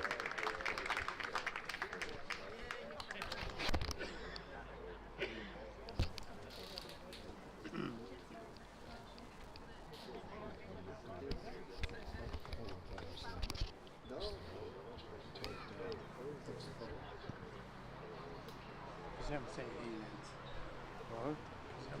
I think so. Okay. I just had a visitor there with the indicating what's happening with the when the sound when I'm talking to the third party, such as my cameraman. I do have a button there that I will try and turn down for you. How about that? Seems it's nice to get feedback like that, to see that. The only reason I've been leaving the mic on is because it's been a little. There's no button that turns the mic off. Actually, I do see a button, but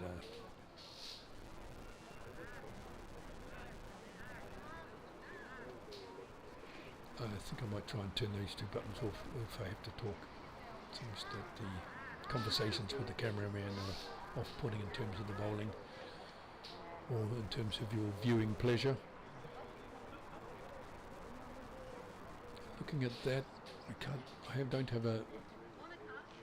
I do, in fact. There. So the back bowl there is a red spotted bowl. The front bowl Lucy is on the mat. to the left is a white spotted bowl. I think it might be a measure, but I would still think that I probably have a shot. Lucy Horan's bowl coming in now. I'll wait until it stops before I comment, because I've in the past have commented. incorrectly.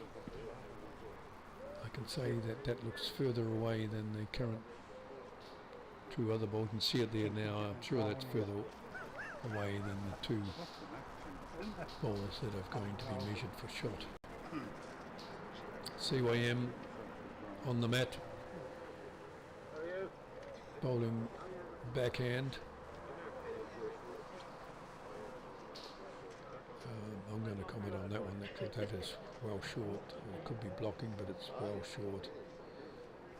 CYN skip gives it a push up and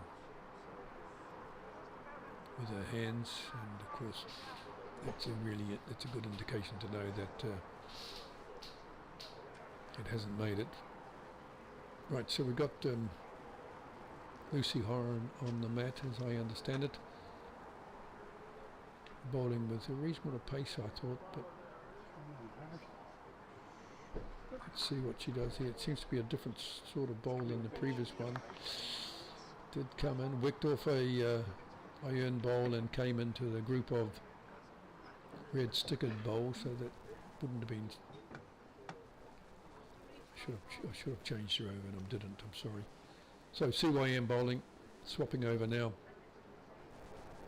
And we'll see this red stickered bowl come in. That belongs to CYM.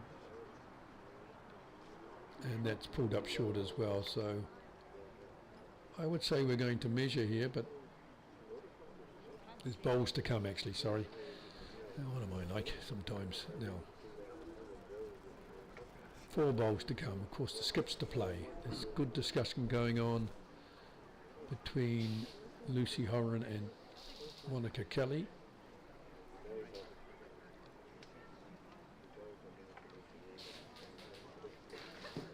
And there's good discussion going on between Margaret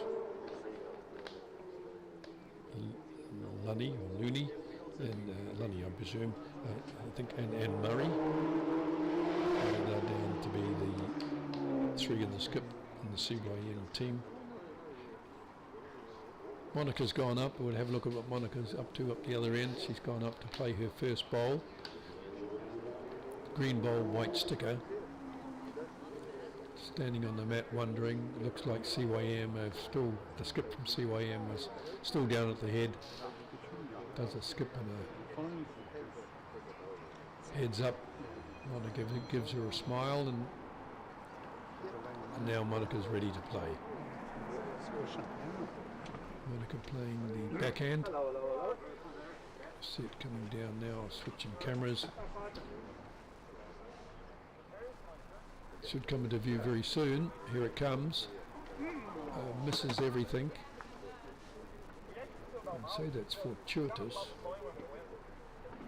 Back to CYM. I think that's the back. Yes, that's the back. Yep, that's the backhand. Here we go. By the time we get the camera work done, we'll see it coming in. That's, whoa, that, I tell you, if it hadn't rolled over, that probably would have been shot. But from my perspective here, it appears like as though I even have the one shot. Probably is a measure, but I favour Iron's bowl. Oh, sorry, I've delayed shooting there, so we'll see Monica Kelly's bowl coming in now very shortly. Not sure what she's... it's knocked in the white bowl of the white stickered bowl of Iron. I think that's another shot. I'd be very surprised if it's not. Now, I saw the CYM3 indicate a big whoosh to her skip, so the skip one would expect to be playing with a good or better weight here. There is weight on. Bowl on that hand tends to hang out. It looks like it got clipped. Well, a very good shot actually. She knocked out Monica's bowl, but I believe CY have got, Iron have got the shot. Lucy Horan, yes, the one that Monica Kelly knocked in has been the shot, and now they're calling the umpire. So we now got a bit of measuring to go. It's interesting enough, they took a red spotted bowl. Okay, so we were measuring between the two bowls, one of which I had estimated that Iron had the shot with. The shot bowl that did get taken out was in fact the one that Monica Kelly had knocked in with her bowl. So Iron currently have one. We're now waiting for the umpire to, looks like Paul Smith tonight is the umpire. You can see all the good work that Paul does. He not only plays in the championships, good bowler to make the championship semi-finals, finals. Not only has he done tremendous work on our greens, but he also has here measuring, umpiring, and I know he has in some of the games he's been marking some of the singles games.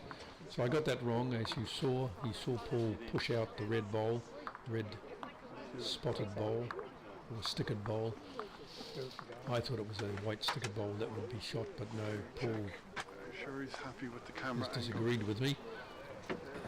He's got the measuring sticks and tape. I just had my eyes to make an estimation. We just, I Might tell you have what, to we'll make a just trip look at to it live. Specsavers. We'll just look at it live rather than. But the score now is no, something's gone wrong, hasn't it?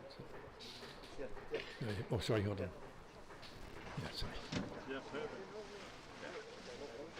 This is getting really easy. So 18-12 now. Iron have jumped ahead. There's two more ends to play. We're on the 17th end. Iron 6 shots in front. This is for the final.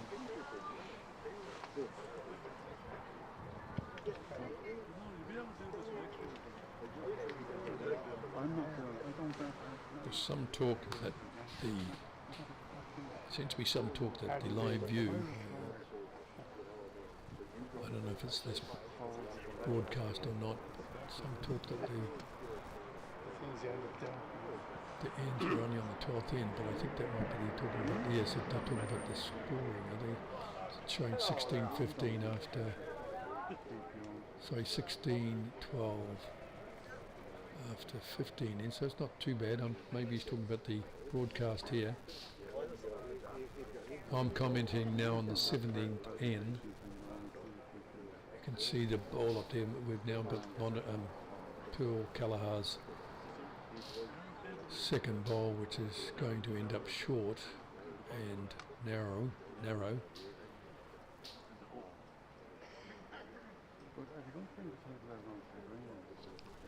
Time is now 5:45. We'll be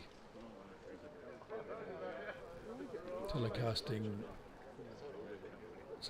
one event tonight. I think I understand there might only be three games tonight.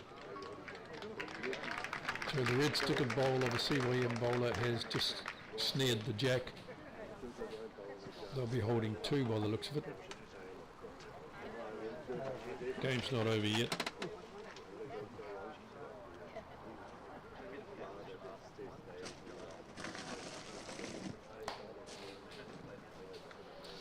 I'll get a chance to have a short break before we come back in for tonight's viewing.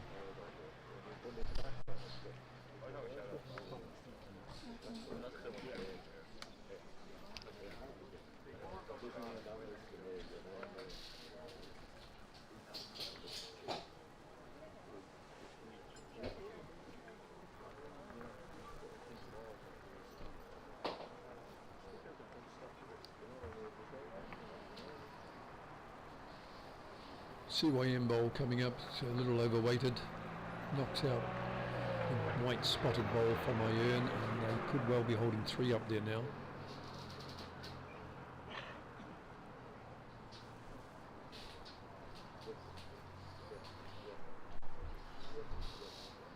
Right, so we have Iron to bowl. Coming into view very shortly. Doesn't look too bad. I think this must be Jacinta's, is it? Yes. Oh, yes. Yep. claps all around, even from the CYM players. They recognise the importance of that bowl, the skill level that achieved that bowl. They've sat on the red spotted bowl, and I believe they're holding shot. So Iron holding shot. CYM playing on the forehand. It's a little high, a little wide, a little heavy. Going right past really. So Lucy Horan coming down to take up the mat. Pearl and Jacinta passing each other now and having a good smile. And CYM players looking a little bit more circumspect.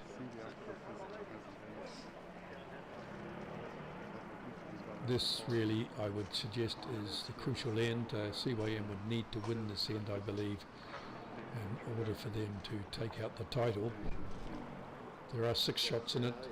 Iron currently holding 1, I believe. So 4 balls. Sorry.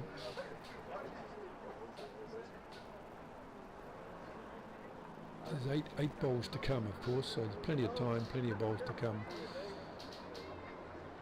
This is Lucy Horan's bowl. It's on the forehand. It's, to my mind, coming up short. Probably 2 or 3 yards short. The greens can be a bit tricky in that sense. They are running a little slowish. Not sure the speed today. Seems to be running all right. Sometimes you know if you don't give it that follow through or that push up, then your bowl will finish up short. CYM with a good bowl here, I think. It's coming up. Oh yes, that's a great bowl by CYM. Gets a clap from Iron, gets a clap from CYM. Claps all around, and that now would suggest that CY might be holding 2. Lucy Horan's bowl. I'm not going to comment on it as such because it's coming into view now. You can see it yourself. And falls about a yard short. Oh, sorry, a foot short maybe. Maybe is that 2? It's probably only a foot short. I think it's off to the right. She's playing very well. I think the Iron team and the CYM team are playing very well. But Iron certainly, with a lead of 6 shots, they've just had the narrow advantage. I'm not sure who's holding up there. I'd like to suggest that it's probably CYM, but I would think Iron have second shot. There could be a measure between CY and Iron. Iron gathered there together. Good camaraderie going on there. Having a good discussion. We'll wait and see, will we? I don't think we've got a camera down on the bowler. No, we haven't, so I'll have to get that worked out.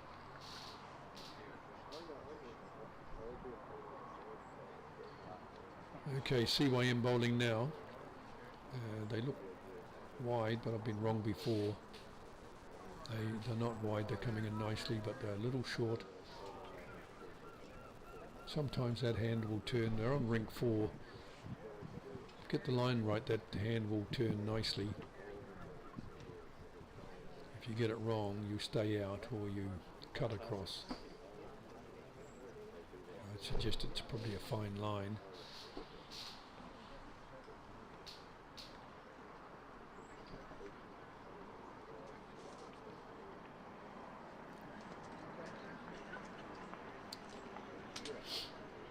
What have we got now? We've got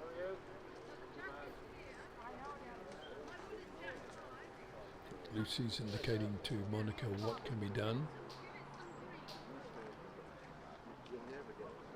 Probably a suggestion to knock up Lucy's ball, which is only a foot or so short, but she's come on the forehand here, coming up with quite a bit of strength, and oh dear, the jack's gone. Don't know what that means, but it looks to me as if there's a red spotted ball out that way. Yes, CYM confirm it. They put the finger up, they've got it, they've got the shot.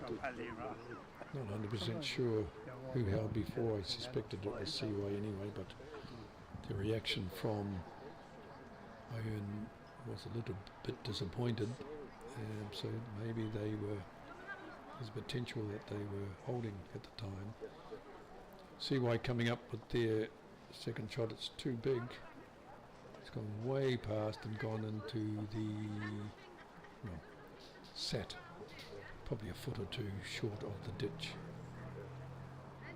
Okay, so now we have Lucy saying there's a big circle around there which you can get your ball and get the shot, suggesting that the shot ball is about a yard or a metre away from the jack. You can see the white spotted jack up there, the white jack should I say.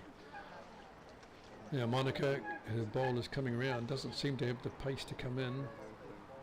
It stayed a bit wide, it probably reasonably well weighted, but COEM to play their last bowl. Chance to make it 2 here and then make the last end interesting.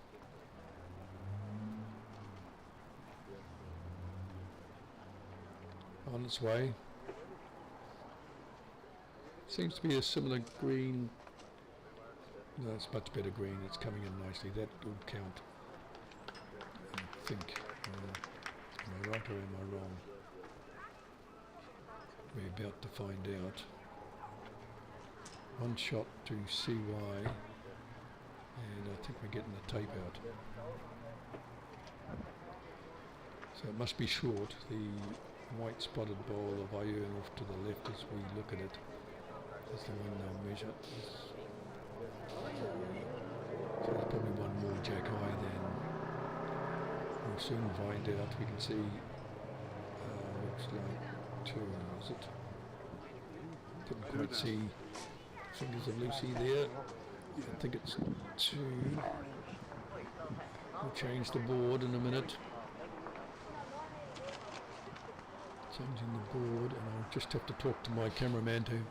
Yeah, so 18-14, so they've bridged the gap. There's only 4 in it now, and certainly that is a far better proposition for CY.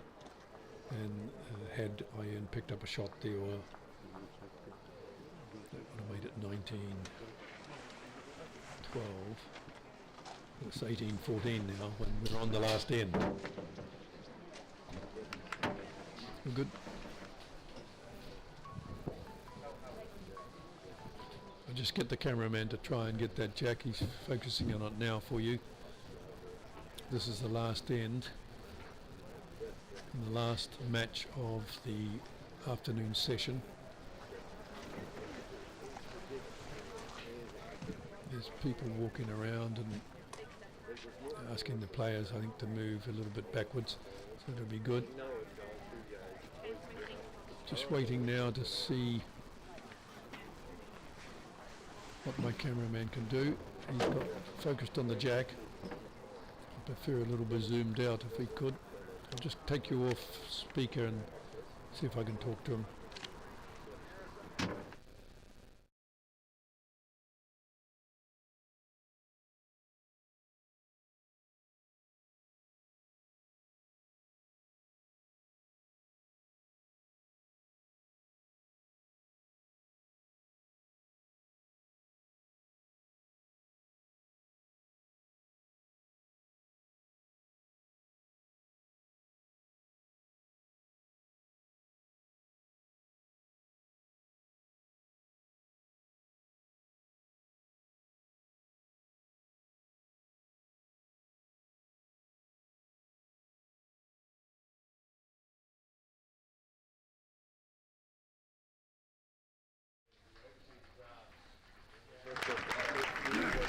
Okay, so we're on the last end here. It's 18 shots to Iron and 14 to CYM. We're on the 18th end. This, in theory, is their last end unless CYM can pick up 4 shots. Currently, No, it's not as bright as it was there. Iron hold 1. The first 2 bowls from CYM have ended up short. Pearl Callagher now for Iron with her second bowl. The interview soon.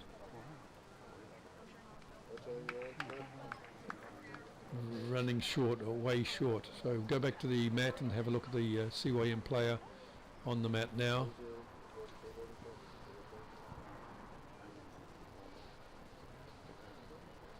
Ball's been released on the forehand.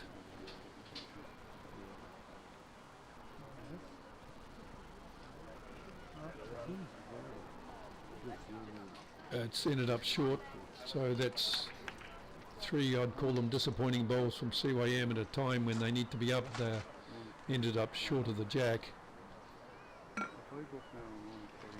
So currently Iron are in the commanding position.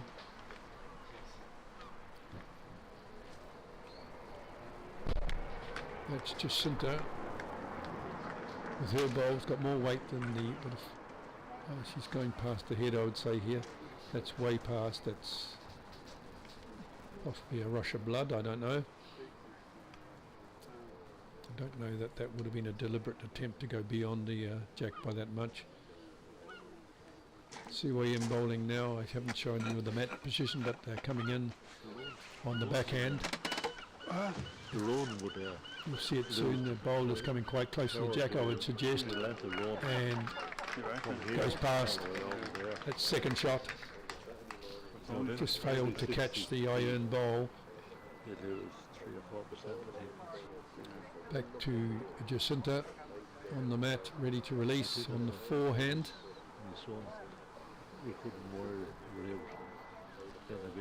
I'm sure she played with a lot less weight this time, and it does look that way to me. She could be close here, and she is. Oh, what a great adjustment from Jacinta there. Knocked the other Pearl Callagher's bowl away from the jack a little.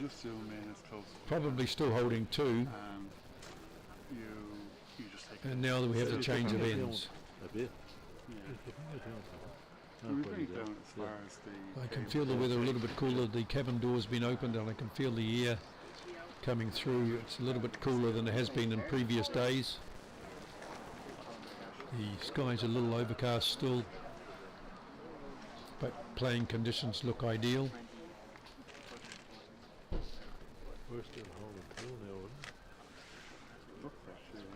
We have the CYM number 3 heading up to the mat now. I'll take the camera on to her. Ready to bowl. The bowl's been released. Looks like it's been released with a reasonable amount of weight, but I've been wrong with that before, and it's not. It's slowing up. I don't know if this will reach the head, will it? No, it's been wooded anyway. Certainly looks as though it gets released with a lot more weight than it actually transpires to have. Lucy Horan going up to the mat. I'll switch over and you'll see her walking up the rink soon enough. Not many bowls left to be bowled. There's enough to make the change that's required for CYM, but they don't have too many bowls close enough at this stage to make a change. We're now watching Lucy. She's bowled on the forehand. Needs to get round those 3 red spotted bowls, the black red spotted bowls. She does get round them, but falls probably 2 yards short of the jack. So at this stage CY need to do something. They need to remove the 2 white bowls of Iron to have any chance, I'd say. If they get rid of those ones, we're on our way now. I didn't show you the mat position, but on the way now. Bowling on the backhand, and now falling shorter yet again. So it's going to come down to the skip to try and do something to bring about a change in that head. Lucy's bowling her bowl on the forehand. Once again trying to get round that wall of short bowls. Everybody's having a close look at it as it comes in, but it falls short again by probably 2 yards. So as best as I see it, there's only one red spotted bowl.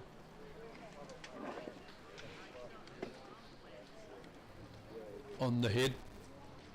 There are 2 white spotted bowls, so we're holding 2 at least for Iron. And that means that CYM Skip is going to have to produce a miracle here. Not impossible, but she's on the mat now. And she would need to play with some weight to remove those 2 white bowls and then stay around to add to the count of the red spotted bowls. The bowl's on its way. I haven't got clear vision of the head. Looks only draw weighted type of bowl. It could well have made contact with the white bowls. No, it hasn't, but there still leaves it open for her to do something with that. Yes, it did make contact with one white spotted bowl, so I now look as though they probably only have one bowl on the head. Getting rid of that might be a problem. Monica with her bowl coming through. I have to stand up to see. There's people taking over the window now. Where did Monica end up? I've lost my jacket, I've lost my cushion. So we've got one bowl to come. You'll see it come into view soon enough. That's from CYM. In fact, Monica's got one bowl to come. So this is CYM's last bowl. And I would say there's no point, no need for Monica to bowl. They're holding one, even if they weren't, they've still won the game. So the Iron win that. Looks as though they might win it 19-14.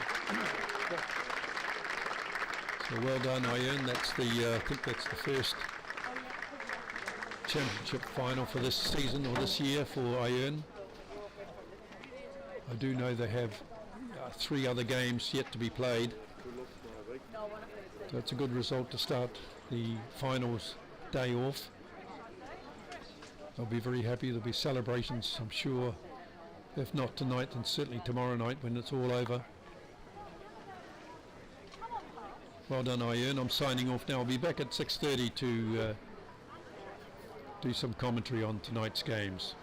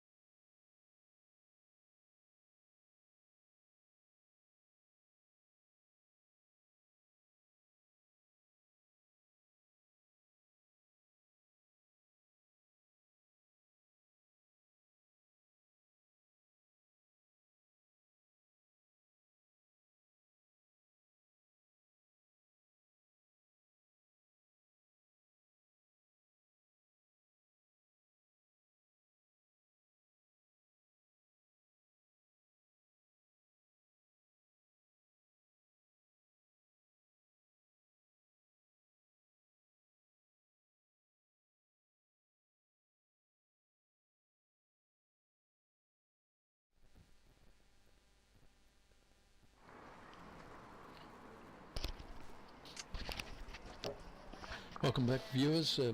We're starting off now the evening session of the finals. Friday night here in Dublin. I'm your commentator, Kevin Marshall. I'm just checking out the cameras here.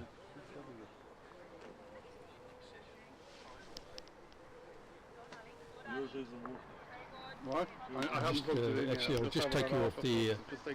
But currently we look as though we're going to be watching. I'm just going to find my sheet of who's doing what. That's gone missing. We're going to concentrate on the women or the ladies.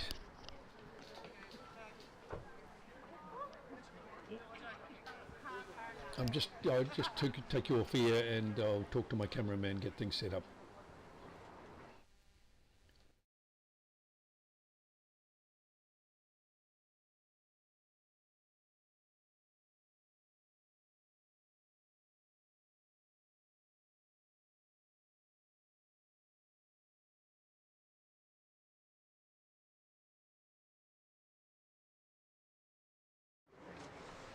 So back on here, and now we see this must be the trial ends. That's Sarah Kelly. Just bowled a trial end. I think we're looking at a jack there, aren't we? So that, yeah. It's when it's getting darker, we'll be better off. I'm just trying to work out what's happening. I'm going to bump up the ISO Or want to get started. as it gets darker, you know.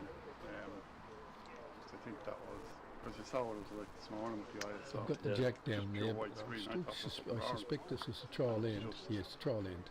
Boarding out. Definitely, trial end. So we're focused tonight Didn't realise the ISO. on I the don't think I've never put it up to 12,000 before. Robinson Cup, 1200, I think. where we'll see two teams from Crumlin. Firstly with Alison Costello, that's Ali Costello, I think, To a problem. who first to Jennifer Heed back again for this evening's session. Nikki Ryan and Amy Carruth against the Crumlin team of Paula Russell, Mags McNevin, Sarah Kelly and Nolene Kelly. So this should be a high-powered match. Some very good bowling we'd expect to see I was saying we can really sit out there and from all Yeah. 8 ladies. And at the moment I think they're just rolling down. They've got the jack out, but it's just a rolling down on a trial end situation. This will be the second trial end, so it should be starting soon. We'll try and get your 2 cameras going. Let me know through the chat whether or not you can hear me or whether or not you That's all I need, isn't it? are enjoying the show. Make some suggestions to me by all means. I do trying the best I can. I am an amateur, but I'm hopefully bringing you some information about these bowls and the bowling. We've got 2 other games on tonight as well. One of those is the men's Crumlin versus Crumlin. I'll keep you updated on that one. That's the Boyd Cup, the senior pairs. If I've got that right in my...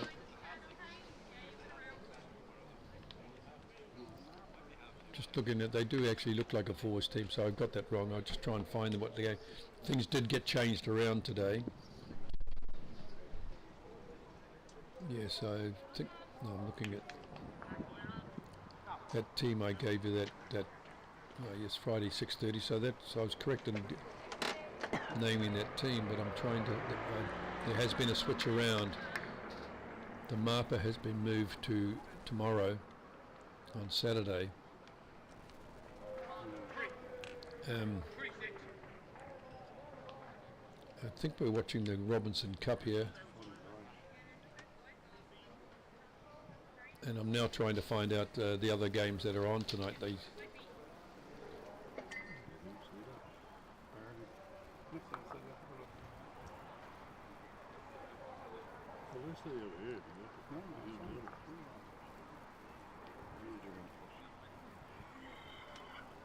think they might have moved the, I think, did I say it earlier on today, they might have moved that Six Smith from tomorrow night to tonight.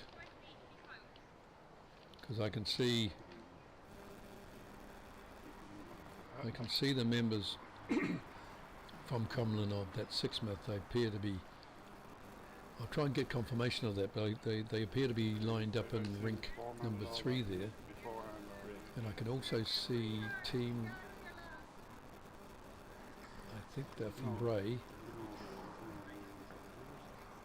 playing Dunleary. Now that might not be Bray, but it's a blue and gold, blue uniform with the gold epaulets or the gold or the yellow colours on their shoulders. So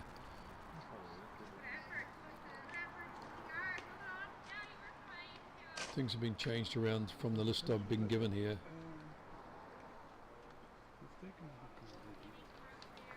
So I'm going to have to base it on who I know in those teams and whether in fact they're playing. So we've got a Dunleary, the Beard Cup. Let's have a look if that's happening.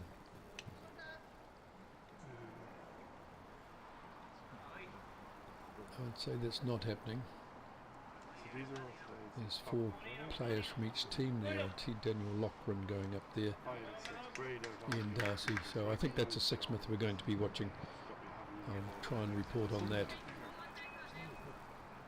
And that game Dunleary, I'm trying to work out who they are. That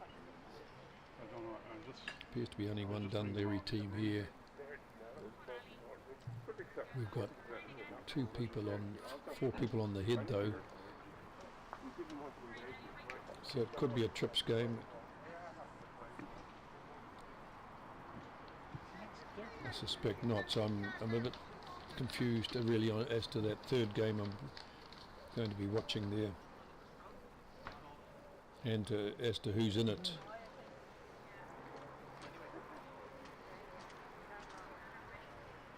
According to my list, Dunleary in terms of the men are only in excuse me, the senior triples, but they were down to play Crumlin, and it's not a team from Crumlin, so I'll have a look at the program and see what I can get. It looks like the women's match has started. I'll flick over. This is Nikki Ryan on the mat, and that's where she's bowling to. You'll see her bowl come back into view soon enough. Amy Caruth indicating push it further to the right. And now that's Sarah Kelly on the mat with her pinkish bowls.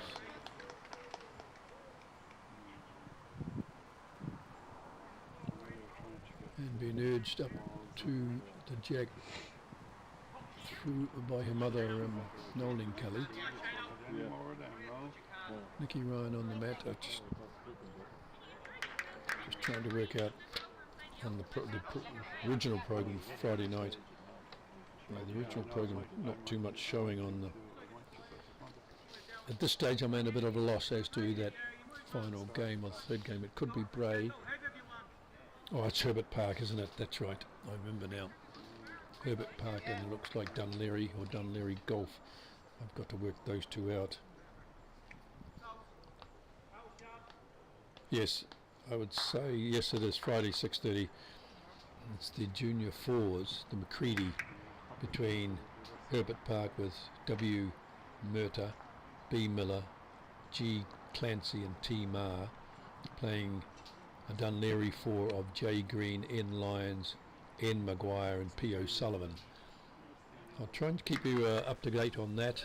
I'd look as though they're playing the first end. The other one has me a bit perplexed. It was to be the Boyd Cup.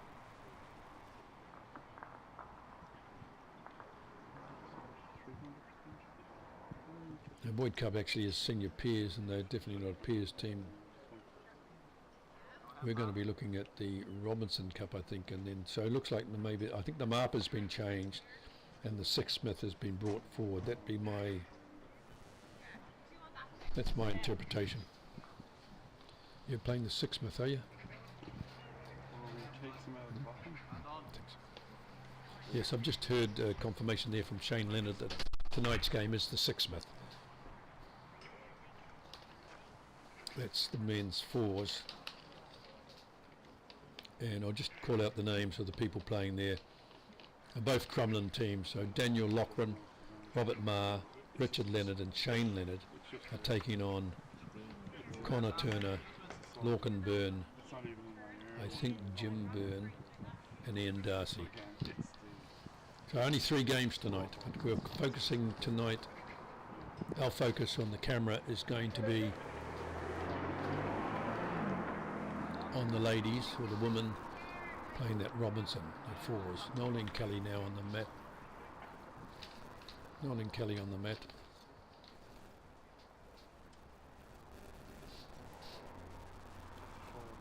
With her red spotted bowl or the red stickered bowl, heading up towards the jack. Gets a clap from Sarah. Mags McNevin, Paula and Mags McNevin.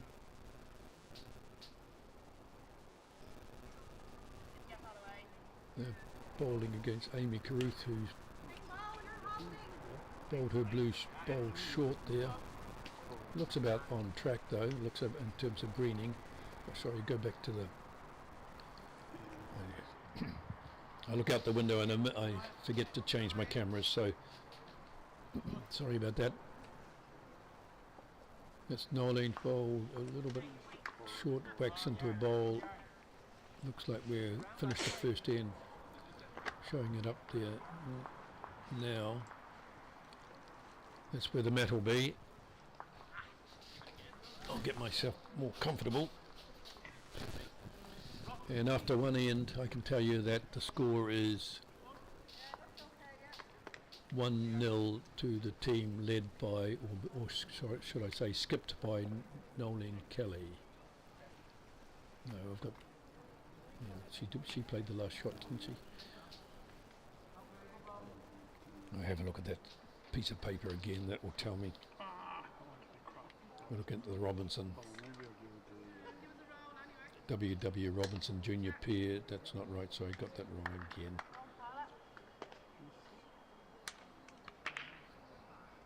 Yeah, the Robinson Cup. Yeah, senior fours.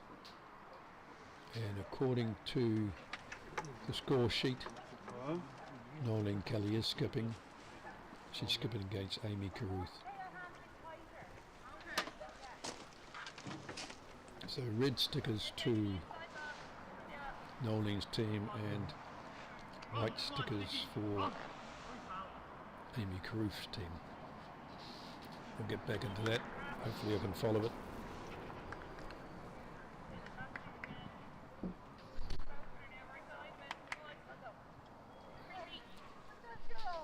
Down on the head now, the white stickered bowl appears to be holding.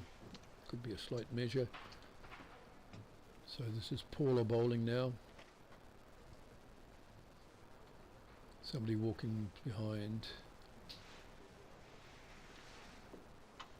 Plays the backhand. Red stickered bowl, as you can tell.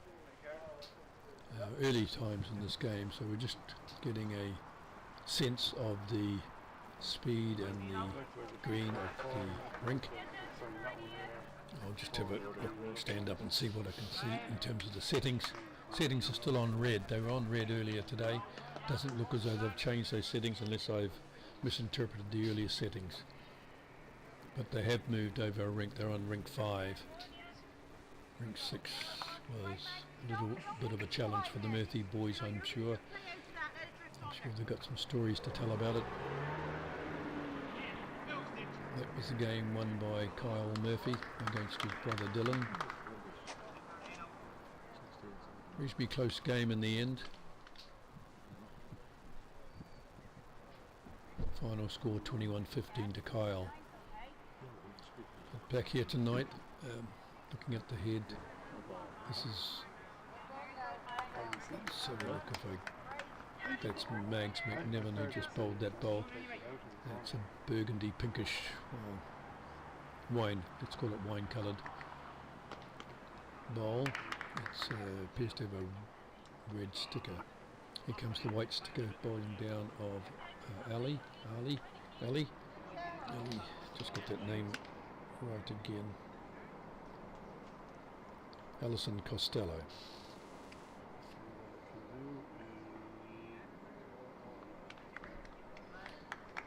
See, they seem to be. That's another lovely bowl, but again by Mags. Toucher, I think. Toucher there. Mags McNevin and the Nolan Kelly, Sarah Kelly and Paula Russell team. She's listed here as a 2, but Ali Costello is listed as a lead here, and I think Jennifer Heeder's leading in that game.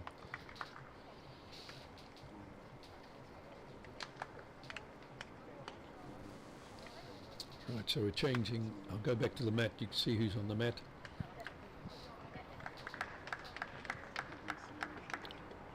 First off, it should be Sarah. These are the 3, so Sarah is playing 3. She's got apricot or peachy coloured bowls, a little bit of pink in them, I guess. Maybe a hint of orange. It's a combination. Not sure. They might even call them strawberry, mightn't they? For some reason, I'll get that down on the head. I want to make sure the picture of the player. You don't have Back up to the mat. That's Nikki's bowl. You won't see much of it, so I'll see what I played a fair bit of weight there. Whether it was intentional or not, I'm not sure. So Sarah now with her second bowl.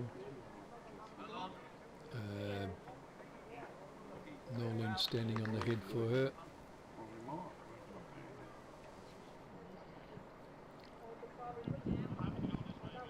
What do we think?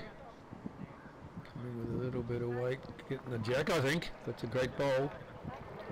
But unfortunately for Sarah, it's gone back to 2 white stickered bowls. So that's Amy Caruth's team. Given instructions now to Nikki on the mat, bowling forehand.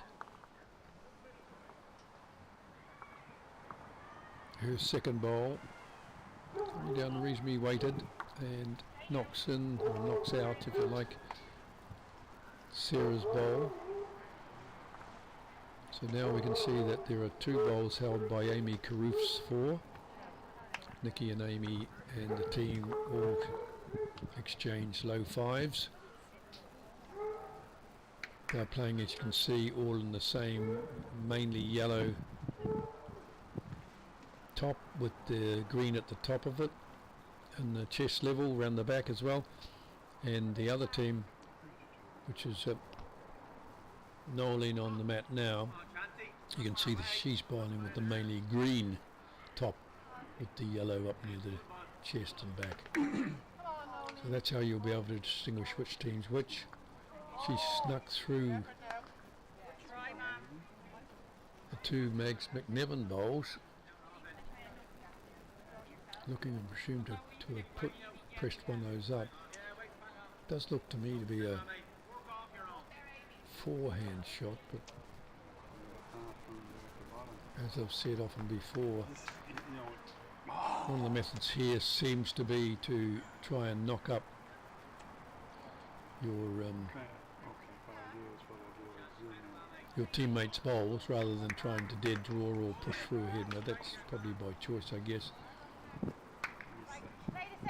Seems to me as there's the shot on the forehand, but they're sticking with their backhand. Noeline sticking with the backhand here. I'll get that camera work, see if I can get it changed over slightly, but we'll see. Coming down on the forehand with a lot more weight than last time and missing. So I'll keep it focused on the head. It's oh my God, it's time to go back to the mat. So we'll go back to the mat, and Amy Caruth with her blue bowl, white sticker, playing on the forehand. Excuse me. This seems to be looking at it nice, does look nice. Comes in, and that makes it 3 for the white stickered bowls. Amy Carruth and her team go to 3. Nolene Kelly and her team stay on 1 after 2 ends. In the men's section there, the Sixsmith, you won't probably be able to see it. I'm just switching camera here. Jennifer Heed to lead off. I'll talk to my cameraman and get back to you. Well, I start to get very fancy.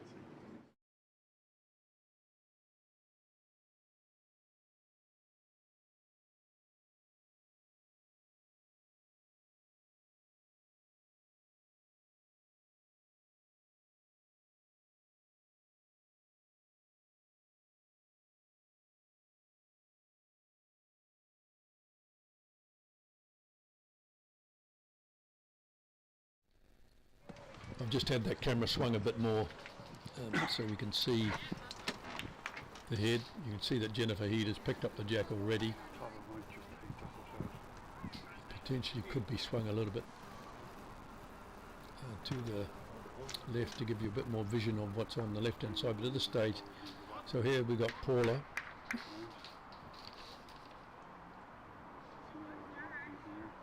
Paula Russell. She's the, I think she's been running the umpires here today, during the week. She's done the presentations from the umpires in terms of pointing out the rules and what the etiquette is for the players. She's done that work. She's now in the team there. Looks like she's leading. Yes, she's leading with the yellow bowls, red sticker for Nolene and Sarah. I could hear her say out from the window that she's gone higher, and the ball sort of refused to turn in there. She looks probably only a little bit short, doesn't she? Oh yeah, okay. Now we got Ali bowling forehand. We'll see it come into view soon. And looks like it's not quite reaching the head. We'll go back to the mat, see what's happening. Mags McNevin on the mat now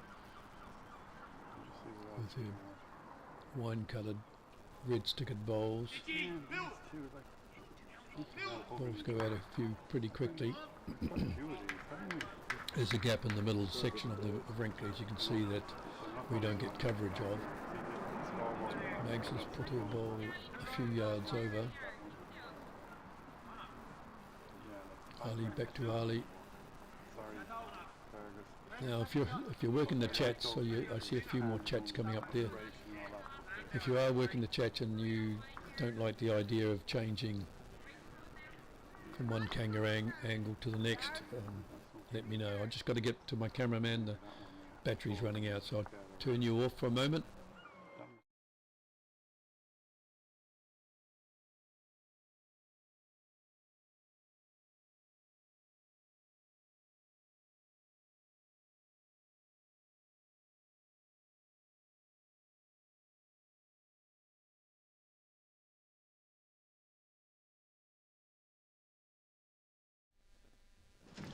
You're about to lose vision on this head because the batteries have gone, so I'm going to switch you over to the live scoring. I just want to Probably might not have been updated yet, but let's put on the live scoring for the left, and then this afternoon. I have to get the to call up the evening scoring. Evening sessions, we'll try that, shall we? So they haven't you're just showing the camera stuff at the moment. No vision yet. Yep, okay, no, still only the camera stuff. And yep, so can we go a little, maybe a little left, just a touch left. Only a touch. Oh, very good. Yep.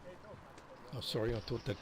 It's very, very smooth. I was convinced I'd turn those Now, microphones so off. So we're going to put this on the chart. now we're back up and running, so I've no point changing or showing the scorecards. We'll go back to camera 1 where Sarah Kelly is about to bowl.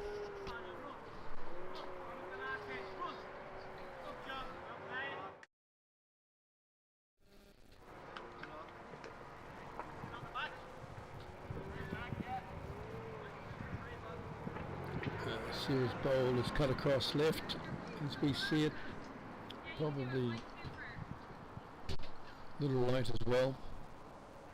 We now have Nicky Ryan. As I say, sorry, I was getting back to what I was saying. If you don't like me switching from camera to camera, then by all means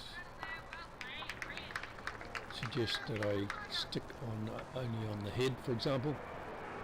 That's a nice ball from Nicky Ryan there. Gets got shots. Sarah Kelly putting her ball up now on the forehand. Better pointed than her previous ball. It's coming right up to the jack actually, and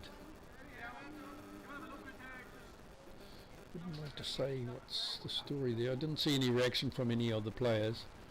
Nicky and Amy Carruth, Nicky Ryan and Amy Carruth share a low 5 and now have a discussion out of view here. Sarah up at the head talking to Nolene, her mum, and now Amy Carruth back to the so what are comments I've got there? Tomo Smith Rocket. Sixsmith is John Byrne against Shane Leonard. Thank you for that. And Tommy, that must be Thomas my Rocket. Thomas Smith, sorry. Tomo Smith, get it right now. Rocket. He sees me McCready Cup is the game on first ring, Herbert Park against Dundee. Thank you very much for that, Thomas. I probably found that out eventually, didn't I? But thanks for making that comment for me.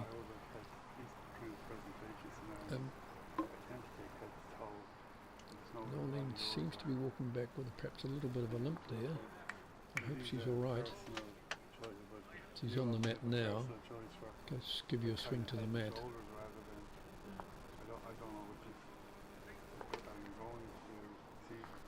And see what happens at the top end. I still uncertain on who's holding. Green ball of just broke away, gone right through. And one, see Nicky Ryan raise her finger, which suggests one shot to Amy Carruth's team. And now she's probably said, there we go, we're on the backhand for Amy Carruth. Looks like she's going to be wooded here. I don't know if that's one of her bowls going up anyway. Yeah, okay, so now Sarah says to Nolene, don't bowl so heavy. So Nolene choosing the forehand. Ball is starting to turn nicely, but still going to fall short, I think. So it looks like I'd say Nicky Ryan, or sorry, Amy Carruth and the Nicky Ryan team.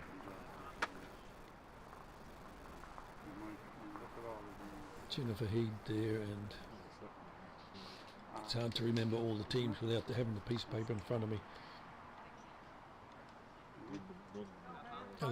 Ali Costello, Jennifer Heed, Nicky Ryan and Amy Carruth have just secured another point. They go to 5. Nolene Kelly and her team stay on 1 after 3 ends. Looking across the rinks, it's very early times. You see the Herbert Park, I believe Herbert Park on the white, so no, I've got that wrong again.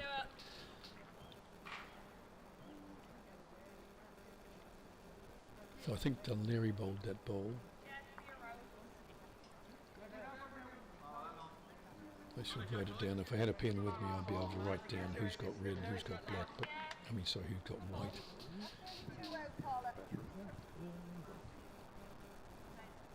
Now, in that other game, the Sixsmith game, the white stickered bowls have gone to 7. Red sticker bowls stay on 0, and there's 2 ends played. back to our game. I'll just focus on that head for you, like I probably said I would.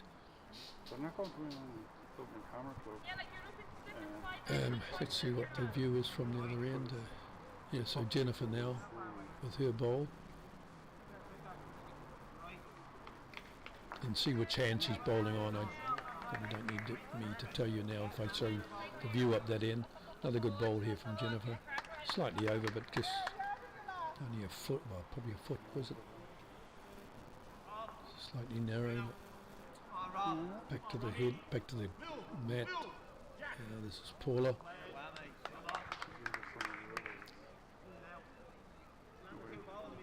Not a bad little shot here from Paula, just missing the jack and going past a yard or two. Ali on the mat.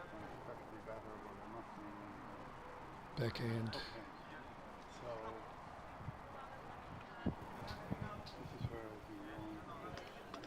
They're going to get wooded, I'd say, and then pushes up a white stickered bowl, so no damage there. In fact, an improvement on the head position for them. They're holding two. Mags now has bowled her bowl. The wine-coloured red stickered bowl coming down. Looks to be on a good line. What's it going to hit? Maybe the yellow bowl coming through quick. And goes a little bit further than the red stickered bowl of that yellow. So Ali Costello with her bowl.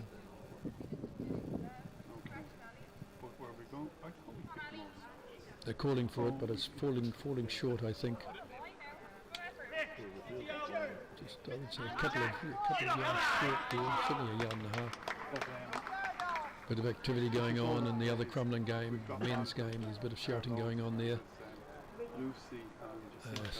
Slaps all around by Shane Leonard's team, I'd say. Yep.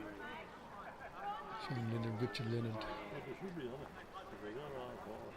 And that. Now Mags has dropped in the bowl as short as she was long last time, or something like it. So indicates the sometimes difficulty we have in actually trying to adjust. And like we're saying, when you're down the far end of the mat, unless somebody tells you you're 3 yards long, then the distance between the jack and the your ball can be shortened in your mind's eye, and you might just take off a little bit more weight than you really needed to. So back on the mat up there, I'll just quickly show you it's Nikki Ryan bowling on the, I think that's a forehand, coming in reasonably strong, missing the jack, going that yard and a half past. So Amy Caruth's team still holds two. Sarah heading back to the mat. You can see her bowl waiting for her up there. Just adjusting the microphone. So no more comments coming through yet, I see. It's, so here comes Sarah. I'll try and switch over for you once she's bowled. The camera I'm charging. Right, there we go. I have what do you know? The camera, they're having a chat outside the camera there, I see. Oh, it's got a wick on. Oh, I don't know what you do about that. You put your hand up and say sorry about that, I guess. That was an unintended bowl. I think Amy Caruth's team now still has one. Sarah's bowl got a wick.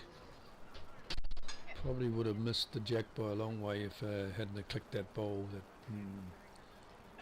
Paula Russell's bowl, isn't it? The yellow one. Caught that.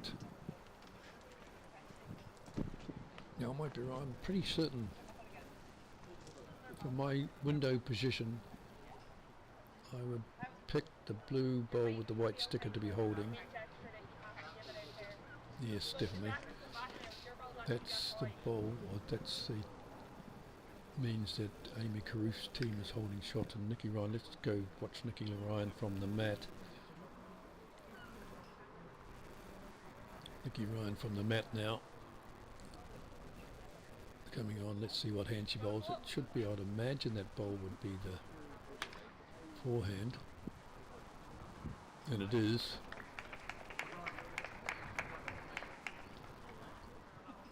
So down we come. Seem to be on a good line. Don't want to cut the black. So that, okay, yeah, good weight. Good weight. Sarah heading back up to the top of the match. She'll be in view soon, and I would imagine, well, I think I'll be playing the forehand here. Problem with that backhand now is that Nikki Ryan's bowl is in the way, really, and I think there's more chance of getting down to Sarah, her own bowl here, Sarah Kelly's bowl. Let's have a look. She's on the forehand, as I thought.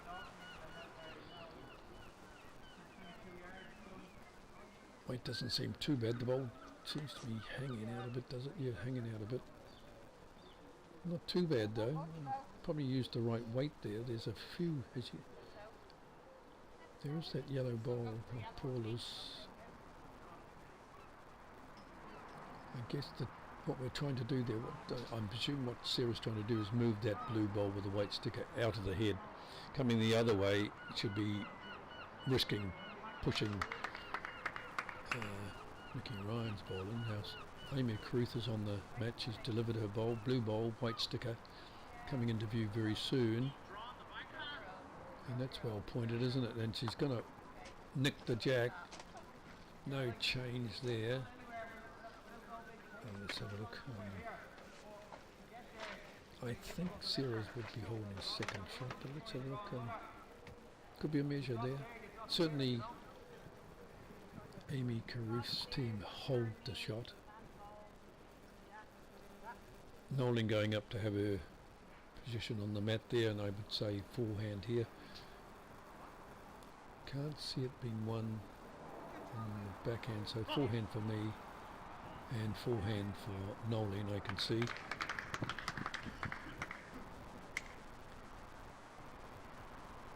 On its way and on its way down, Nolan playing with a greenish bowl. Seems to be reasonably well pointed here. Could get, just missed Sarah's bowl by probably a bowl. Probably would have been enough to roll it on to a shot. What we got now, we've got Amy Carruth on the match. She's delivered already, so before I could even change the camera. Another roll. Oh, it's just pulling up short, I would say. Pulling up short. So now,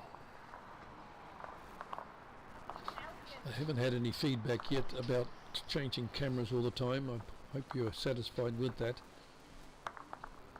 You don't get too much of a view of that ball coming down as such, but we do see the person on the mat and what hand they're using and their style of delivery. So Nolan now looking to play a forehand, getting some instructions there as to what to do from her daughter Sarah.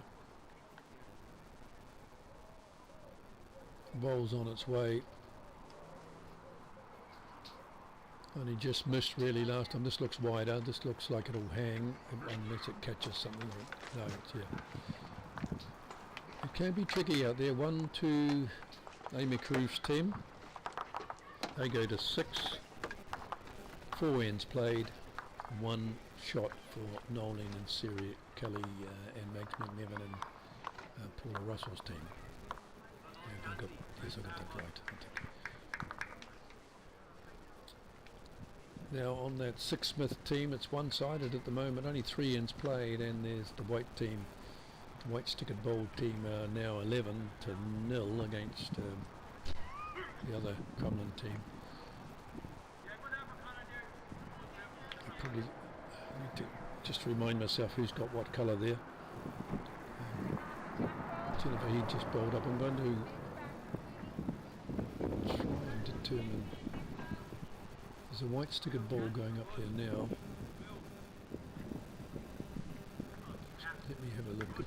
Oh, so that's Danny Loughran's. I recognise those bowls, those black and white polka dots or speckled, or no, not speckled. I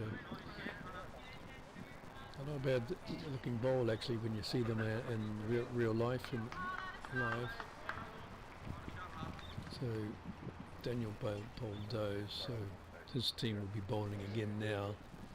Just trying to get that. So let's have a look. It was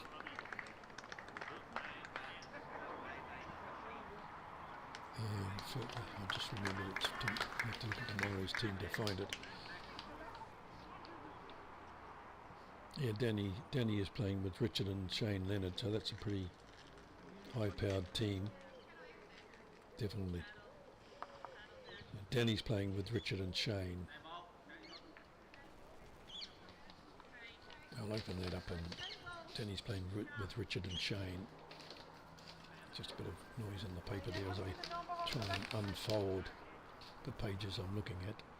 That's in my way of my camera, so I have to move over. Now, this is Mags McNeville. No, sorry, Paula, isn't it? No, that's Mags, is it? No, that's Paula, yeah. Sorry about that. I'm signed on and through the window. And yellow bowler, should have guessed it. This is Ali, or Ali, sorry. Looks like she played the forehand there. My phone's going off. I don't know. Somebody's trying to advise me about something, or I'm trying to ignore it. I'm just going to catch a drink, so I'll turn off the mic. So I found out how to do that.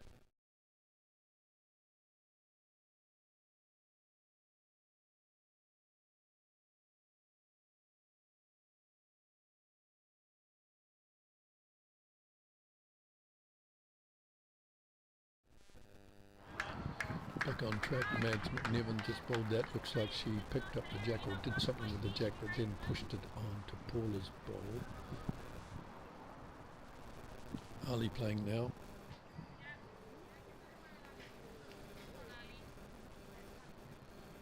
Ali playing now. She's with Jennifer Heed and Amy and Nikki, and she's played a great ball up there. That'll be second shot, I believe, anyway. Mags McNevin now playing. She's with Nolan and Co.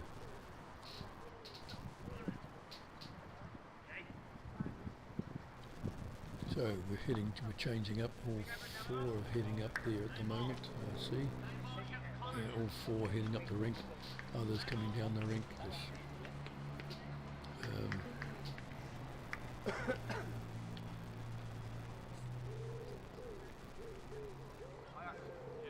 So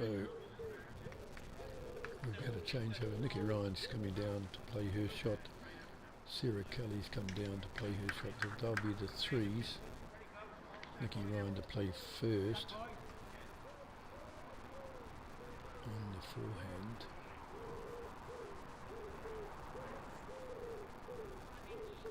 It'd be nice if we had a ability to catch the ball when I take one camera out and the other one will be up. Yeah, good clap there, so that's a great ball from Nikki Ryan. Must be counting. Now we have Sarah asking for a bit of movement on the head so she can get alignment sorted. Off she goes.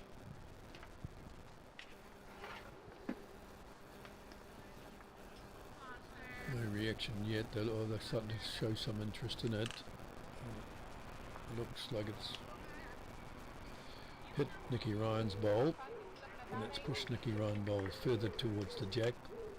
So I don't think we can guarantee we're holding 2 there now. Potentially 3. And see a white stick and ball further over. Nikki Ryan's decided to go up and have a look at the head, and Sarah says, "I'll come with you." Nikki decides not to go all the way up, but Sarah does. She continues on walking towards the head to get a view of it, and Nikki Ryan now waits until Sarah arrives at the head. Sarah's Almost there. Nikki gets down to take her alignment. Playing on that forehand again. Off it goes. And we'll wait till it comes into view. Doesn't seem too bad, does it? You see it coming in there now. Falling a little bit short. Also 1 yard indication. Sarah comes back on her way back to the mat.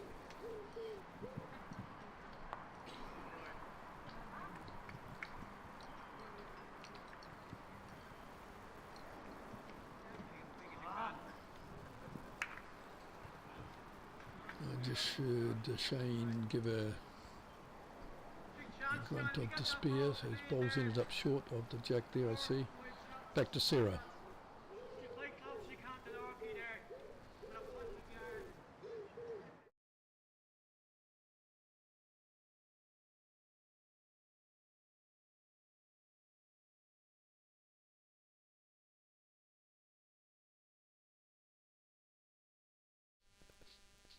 Right, I just turned off the mics there. I was talking to somebody in the cabin here. Amy Carruth on her way back to the mat. I missed that ball when I was having that discussion. Looks like one of Sarah's is up there now, doesn't it? Pinkish balls from this distance away from them. I think they've got a bit of speckling in them. Amy's blue bowls. Probably a little bit light blue speckled, I think they are. If it was me, I'd say that's short. I see Ali flexing her knees basically to trying to hurry it up. Down comes Nolene. Amy waits nearby. The mat takes a drink of water. It's very important to keep the fluids up. Even if the skies are overcast, I drink a lot of water. And at my age, I find myself having to head off to a little smallest room in the house at times, or the smallest room on the bowling pavilion. But I think it's good. You've got to keep the fluids up if you want your brain to operate correctly. It's not going to operate if it's dehydrated. And now what's Nolan's gone through to the ditch, so she's obviously playing with some degree of weight. It's only just ditch weight, I noticed. It's only sort of just fell into the ditch there, or was picked up before it made the ditch, in fact. So now we have Amy Carruth, paper bowler wipe. Off she goes, pushed it up, and it's on its way. She was short last time, so she's given this a little bit more, but it's hanging out. That's going to probably reach the ditch, close to it anyway. Nikki Ryan seemed to like where that ended up, so perhaps that's their plan. Nolan to bowl, she's bowled it. Green ball, red sticker, due to arrive in your screen soon. Looks narrow to me. It is. Misses the head completely and almost makes the ditch. So we'll find out in a moment what the scoreline is there. I just have to move my chair yet again. Just trying to get comfortable. I don't have the luxury of a lounge suite or a sofa in the room I'm in. I've got a hard seat with using my jacket to cushion what needs to be cushioned.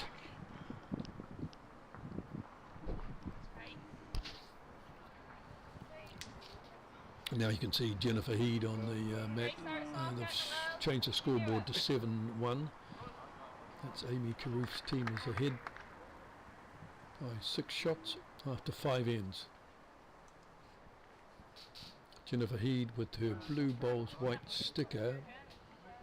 I think you can see Nikki Ryan putting out her hand and basically say stop, stop, stop. And Jennifer's put that into the ditch, I believe. Now Paula. Yellow bowl, red sticker.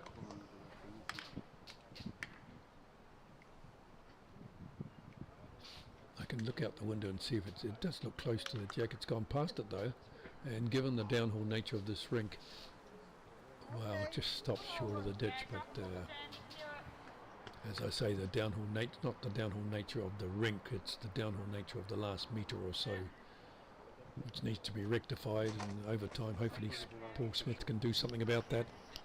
He's the mastermind behind this rink, or this green, the wonderful transformation that he's brought about, getting good reviews from the players, and I'm sure he's well aware that that particular part of the green tends to run into the ditch. Now you would have seen Paula Russell's bowl, pick up the jack there and bring it back to where, not far off her first bowl, so she clearly had something in mind there. I think they're holding two, unless I can't see a bowl there. Could well be a bowl. Right, so in this case Ali has bowled a good weighted bowl, but it's finished a little bit to the right as she looks at it. Mags McNevin on the mat, bowling up now. One kind of bowl should come into view shortly with a red sticker on it. That looks as though it's narrowish as well. Probably going to... No, it's not. I got that wrong, didn't I? She's knocked up the Paula Russell ball, which is part of her teammate. They could be holding three now. Ali with the second. Has she made an adjustment? I think it's going to be light, is it? Yes, and certainly no, well, I won't say. Probably made an adjustment with the green, a little adjustment with the green, but it's finished well short. Mags McNevin on the mat. And see what she can do with this one. So I think she's made three. See a white stickered ball there, that's Ali's ball. Mags is coming a bit short here. Okay, still running though, but that could be counting. There could be three there to possibly four. I don't think it's four. Let's look out the window for you. Could be measures all round for those shots, apart from of course the obvious one. At the top end we have Nikki Ryan getting sorted on the match with the white stickered bowl. She's got sort of orange sided bowls, and then there's a sort of a mixture of white and orange I think on the top of them. You'll see them when they come down. So sort of the running surface is more a white combination of white and pink, white and orange, sorry. She's almost bowled and she's fallen into the ditch. Took its time to decide whether it's going to fall in or not. This is the tricky part of bowling in this direction. When the jack is within a metre or two of the ditch. Unfortunately, at this point in time, you'll find there's a downhill from that position into the ditch, so you have to be quite precise with your weight if you want it to hang around. Let's see what Sarah does. She sent her bowl off, a red stickered bowl. I think she's calling it, no, I thought that was her calling, but it's actually in fact showing Leonard on the other drink. Here she comes. Look, you think she's done a good bowl, but she's in the ditch again. Well, not again, sorry, but as well. And that's the nature of this rink. Well, it's the nature of this green. We hope it can be rectified.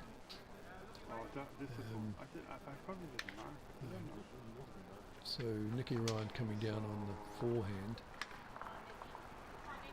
I'm just trying to... That's a better weighted ball, but look at it carry on. No, it's not better weighted. It's gone to the drink or ditch or the sand pit, whatever you like to call it. It's out of play. Sarah, her ball on its way.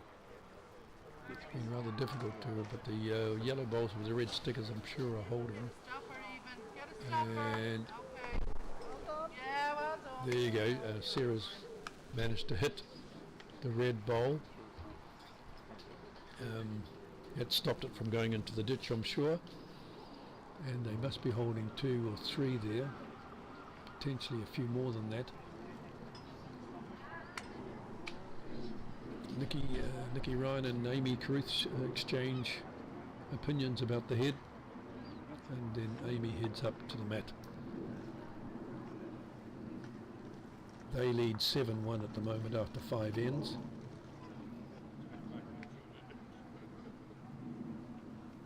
In the men's section, it's Shane Leonard's team are up 12-1 after 5 ends. So coming into the head with that blue bowl, Amy Carruth. It's likely to go through to the ditch, and it does. If you can somehow land on the pink or the yellow bowl, you'd probably be hanging around for a shot. Because that jack is so close to the ditch, about a metre off it, is it? Might be 1.5 metres, but it's within the range of I'm on a downhill slide. If you get to that point, unless you've correctly weighted it to get to that point alone. Now let's have a look. Nolan on the mat, playing backhand.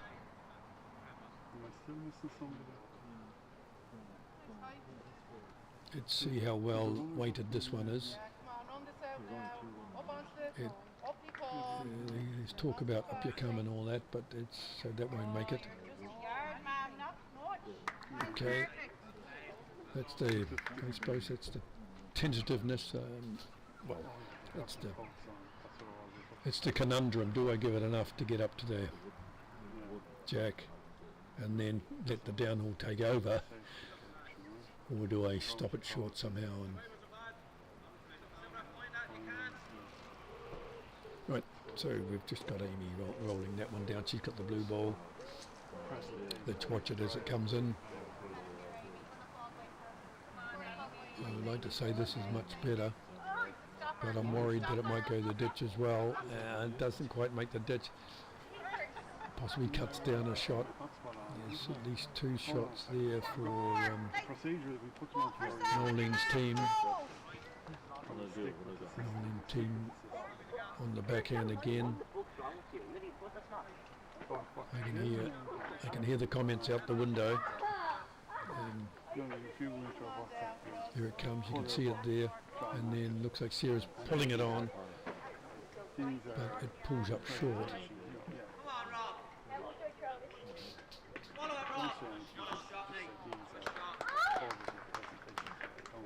Over on the men's side there, I see that Shane Leonard's team has looks like they're drawing the shot or moved the jack. In fact, I think they're holding. That looks like Lorcan's bowl. He's got a green bowl. You won't see it possibly, but he looks like he pulled up a little bit short. We're measuring down here, aren't we, on the head there?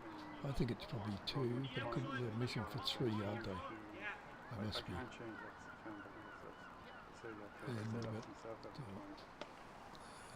Can't see any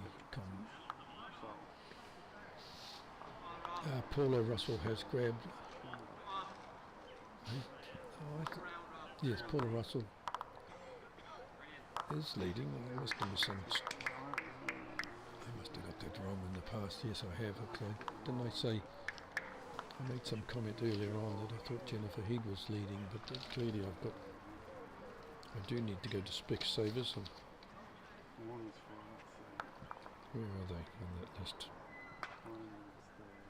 Jennifer Heed is. I think I'm right in what I've said.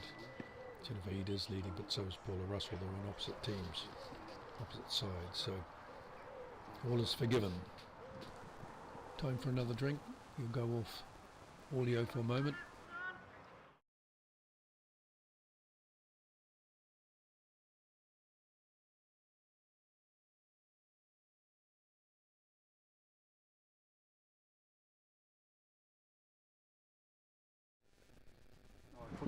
Right, we're back. We've got Paula. You can see her there on the mat, ready to play that first ball. Looks a relatively shortish end compared to what we've been bowling. There's a big call for Paula's bowl to keep coming, but it's not. Stopping 2 or 3 yards short. Jennifer on the mat. She's let the ball go with what appears to be more speed than Paula used. Might get wooded by Paula, needs to get underneath it, and it does. Lovely shot here. Gone a little bit past. Probably a yard and a half, 2 yards. Back to Paula. Let's see if Paula can adjust. Certainly play with more pace. Needs to get under her own, which it does. And up to the head, up to the jag, past the jackpot. Beating Jennifer's first, but looks like Jennifer's been asked to go a little bit wider.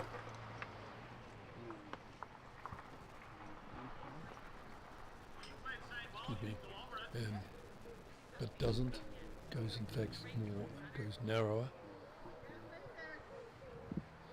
It's always perplexed me when I've been skipping and I've asked the player to go wider, take more green, and they take less green. I'm not sure what happens there. Must be the way I say it, perhaps. Now we've got Mags McNewan just scooting past the jack and with quite a bit of weight on. As I say, it is a shortest end, so shortish end. So there's Ali Costello is Ali Costello, and might sit the yes does so. Pushes the yellow ball with a red dot out from the jack, but I think it might still be holding. Mags McNevan with her next bowl. Should be coming into view. Looks horribly short. It's well short. It's 6, 7. Let's say 6 yards short. So Ali with the next bowl, second ball. Should come to view soon. Gets around. Yes, gets around Paula's bowl. Comes up. Finger goes up from Nicky Ryan to suggest that's the shot. But they're on different teams. I think they're in different colours. So.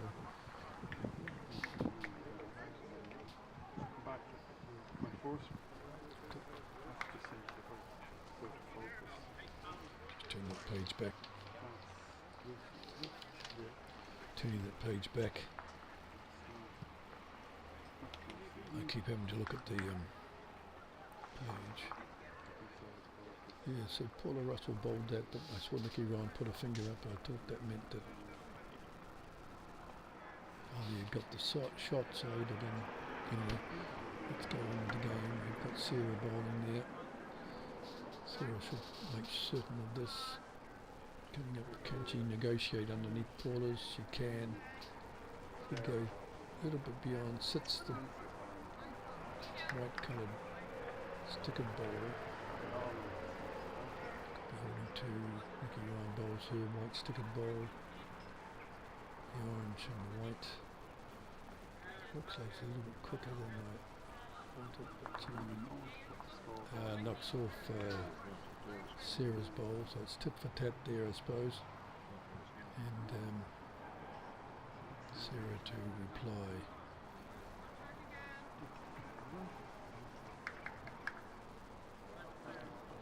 Looks a better weighted bowl, coming in nicely. I'd say this is shot, it has to be. Oh no, it gets wooded. Gets past the bowl that got wooded on. I think that's a shot. So Nicky Ryan is going to play that same hand. I think she's looking to get under Paula's bowl.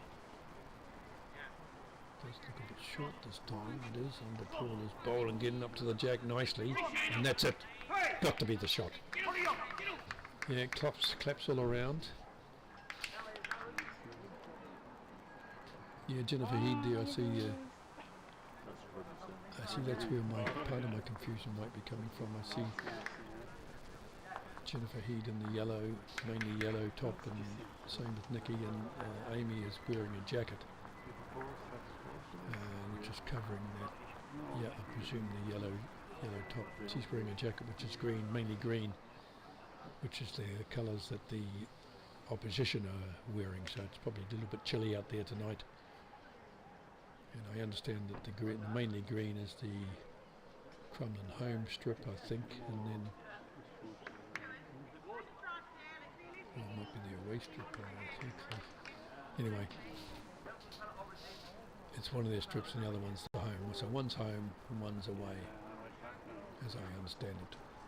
So when they're playing each other, you can identify who's playing with which team. Nolan coming through, just missing the jack there.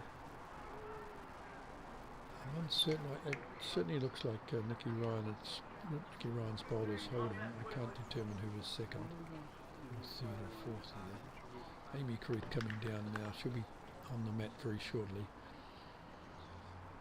Looking to see. Let's see what Amy can do here. Normally the short ends. I think the younger players can make better sense of that distance. Let's see if that's true. He's putting the moz on some of the bowlers here. He's going to run into Paula's bowl. Didn't look like it had the weight to make it anyway. Now Nolan back on the mat. Sorry, Nolan back on the mat. He's going the wrong way there.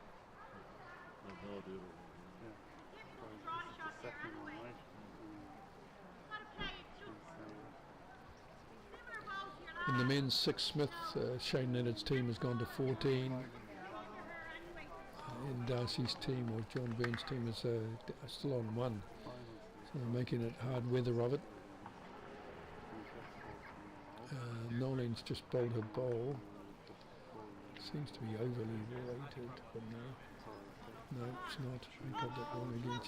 Here she comes, and just misses the shot bowl of Nicky Ryan. Amy gets to modify her first bowl with her second, uses the other hand. Looks like there's a red-wooded bowl of Mag McNevin in the way, and cleans that, clips it and stops it in the tracks, but I suspect that if I've read it right, Nicky Ryan's bowl is held shot there. Jennifer Heed picks up the mat, brings it forward. That would put them on 8. And Norman Kelly's team is on 5 after 7 ends. Barney goes over to change the scoreboard. 8-5 now after 7 ends. Good tight game at the moment. I had the cap last night. In the Herbert Park game against Dunleary, the score is 2-7 to the white-coloured bowls. Shane Leonard on the, Richard Leonard on the mat in the Six Smith. So he's playing number 3, I believe, to Shane Leonard's. He's got light-coloured blue bowls with a white sticker. You can see the head from here. Oh, sorry, I'll put that on the head for you. Richard's knocked out a red-coloured bowl, so there are 2, red stickered bowls on the head. So he's still 2 down on that. It looks like Ian Darcy is skipping tonight. I think the other night John Byrne was in might have been a different game, but they were the same combination.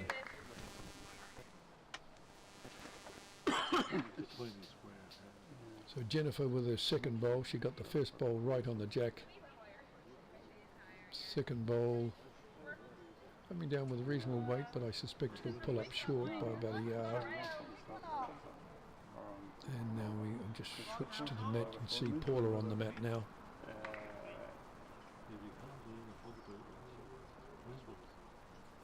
With those yellow bowls and the red sticker.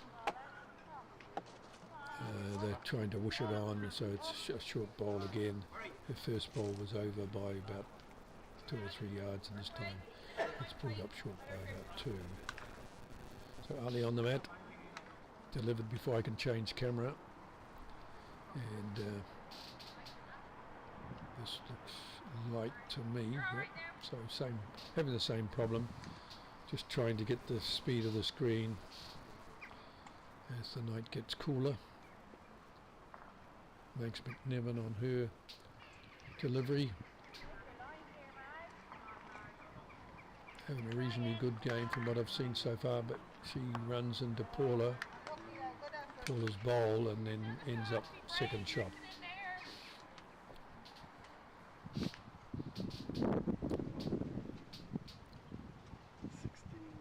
Dunleary have won the mat on the Herbert Park game. Not sure how many shots they collected. I'll just see the scoreboard in a minute or soon. Shane Leonard now on the mat for his team. Calling out to hurry. Calling the bowl. There's lots of go on Shano. He goes through and misses it. This is Jack finishes a couple of feet behind. Mags with her next shot. Hits her own bowl. Pushes it forward past the Jack. Past the head, should I say, and remains. Replaces the bowl that she had already put there, so they hold second shot. Amy Caruth's team is holding one. Now I can see now that that will tell me the storyline. Sorry, the white team is gone. The white bowls. Dunleary, sorry, of Herbert Park scored one there. I just saw a bowl from a Dunleary man. That's it's red stickered, so it's Dunleary that are 10 and Herbert Park at 2 after 7 ends in that game. Just looking at the team, if I can find that team from Dunleary. There's Herbert Park, so we got Jay Green in lines, N Maguire and P. O'Sullivan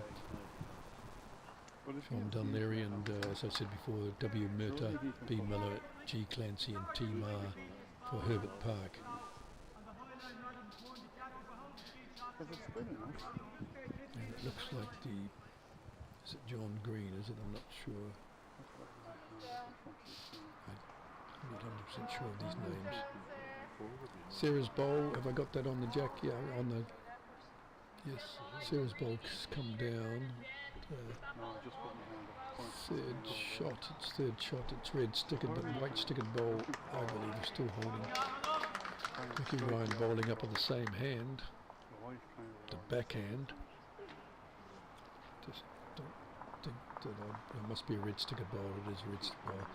And so she's been asked to come down onto the, get some movement on it.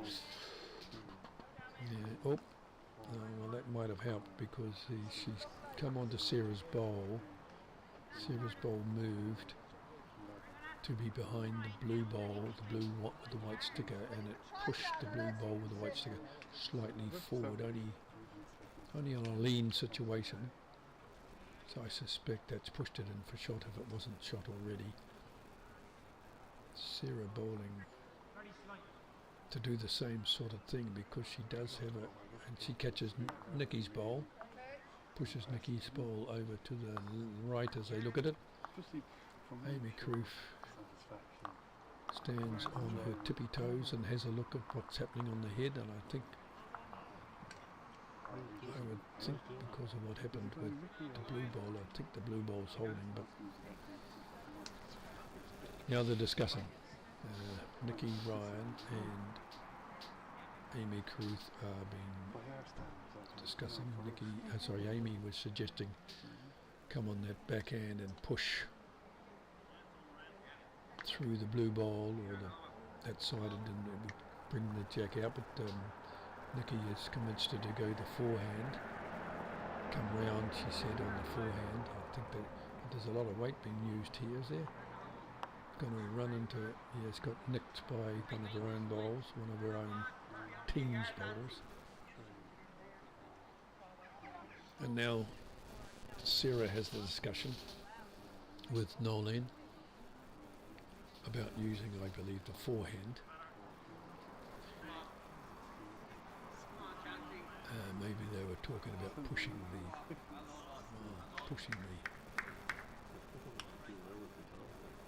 Sorry, no, I thought they were talking about the backhand, but It looks like a forehand shot to me, but she's going to play backhand. Interesting shot here. It'll be interesting to see what result comes out of this.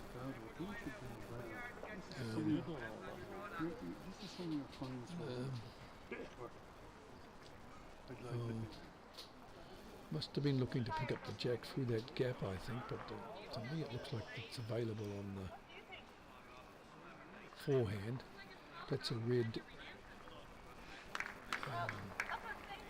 stick and bowl to the right as we look at it from this perspective. So we've got a forward bowl coming from Amy Carruth. Really weighted, looking to get back on the beam. She's gone way back. It's covered. We had cover back there with Nikki Ryan's bowls. This surprises me. I'm surprised that they're playing the backhand here. They must know what they're doing, of course. I just feel unless you get that gap right, you're likely to give this another shot to the opposition here. And that's exactly what that didn't quite happen, but it could have happened. She caught Nikki Ryan's bowl, so there was a real danger that it would have gone in. So that's one to Nikki Ryan, I'm sure. Amy Carruth's team. They'll go to 9. 18's gone. It's good now. This is only one. Nolan Kelly's side with 5. Back the other way in the men's, we got Shane Leonard's team with 14. And then Darcy's team is on 5. They've played 7 ends. They're on the 8th end now. Richard Leonard walking back down to the mat to play his bowl. It would be his first bowl. No change on the listing board. I'll tell you what,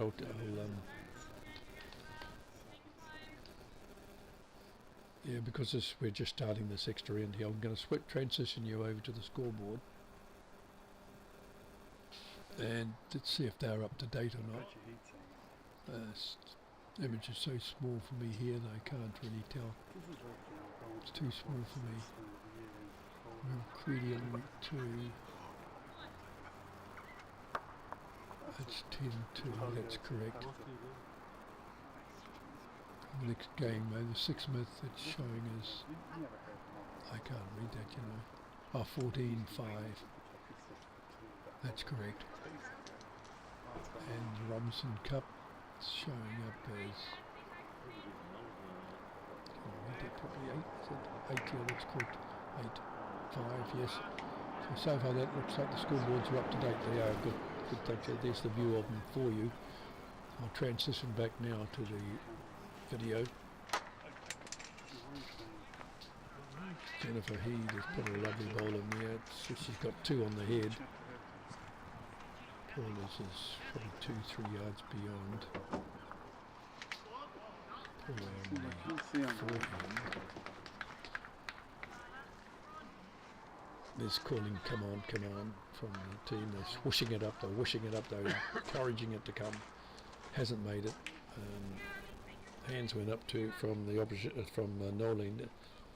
A finger went in the air, which I suspect that meant 1 more yard. I don't think it meant shot because Ali's gone past the jack, gone and met Paula's first ball, Mags McNevin. And I'll give you a shot of that. I've got bits of paper everywhere here for me. I'm going to switch camera and give you a shot in the head. That's Mags McNevin, that's just bowled that wine coloured bowl. Ali with her purpley, I think they're purpley coloured with a white spot of course, a white sticker. She's gone on the high line, I think. I wouldn't expect that to come back that far out. That's one of the idiosyncrasies of this rink and of the screen, I think. I remember some of the greens or some of the rinks at Clontarf where I used to play last year. They would do the same thing. If you picked a line that was slightly wider than the drawing line or the curve, the turning line, your ball stayed out, especially if you put a bit of extra weight on it. You might have a nicely weighted ball might have been enough to allow the bias to work, but sometimes it might stay out if you pick that wrong way. And then the curse of it, of course, is when you make the adjustment to, because you saw how wide it went and stayed out, you make the adjustment, of course. That makes a full review by then cutting across, so you finish up on the other side, almost at the extremity of the rink. Looking a little bit dark out there. I don't think it's quite that dark really. I'm looking through the window, it's not too bad. Looking on the...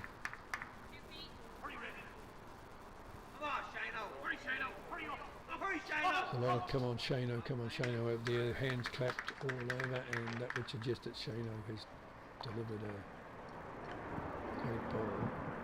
The score is 14-5 over there to Shane's crew.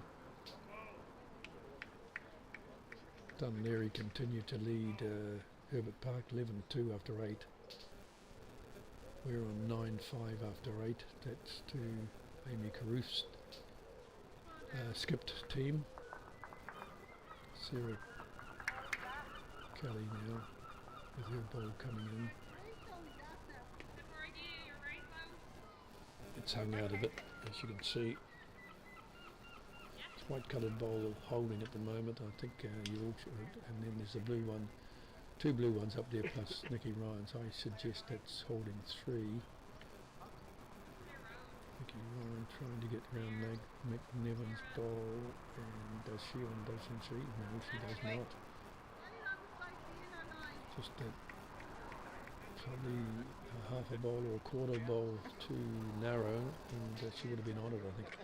Sarah Kelly, up she goes. It's headed on the same line, looking for a gap, I would say. Can't she get it? No, she goes under. And long. The balls are too far away for me to make an assessment of that. Is it the blue ball that's holding? I think it is. Holding 1.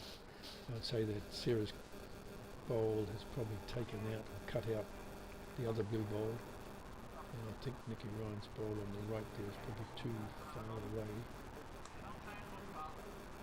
Maybe not. Let's not judge that yet. Amy coming down to play her ball. I'll switch camera. See down this end of the rink it looks a lot lighter. It's probably where the sun is having an effect. Not that there's not too much sun about actually. It's not cold. Amy's gone wide with the blue ball there. Gone slightly long in my view. So Nolan will come down and Amy takes a swig of water.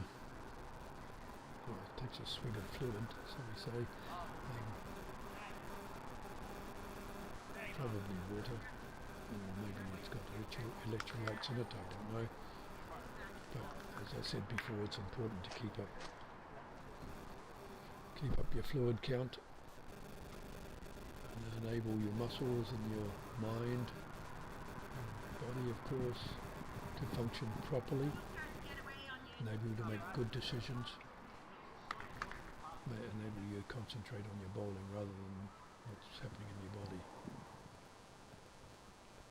So it does look a bit dark up there. I don't know if that's the fault of the camera or we've gone a little under here, but it could be close enough. Just gone. Yes, there's a clap. And that could be holding. Amy has bowled on the forehand. Nicky's pointing outwards, suggesting the ball might be narrow, and it is, and it's light. Okay. Sarah Kelly, no sorry, Nolene Kelly prepares to bowl.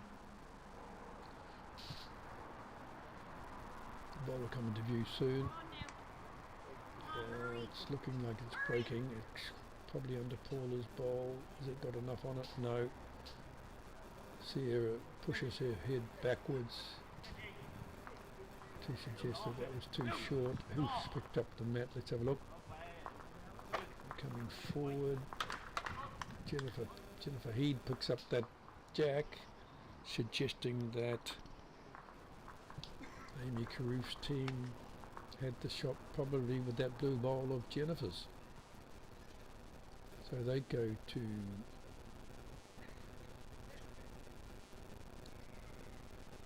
adjusting the scoreboard. They go to 10. The ends go to 9, and Norling Kelly's side stays on 5. In the Six Smith, it's become very one-sided now.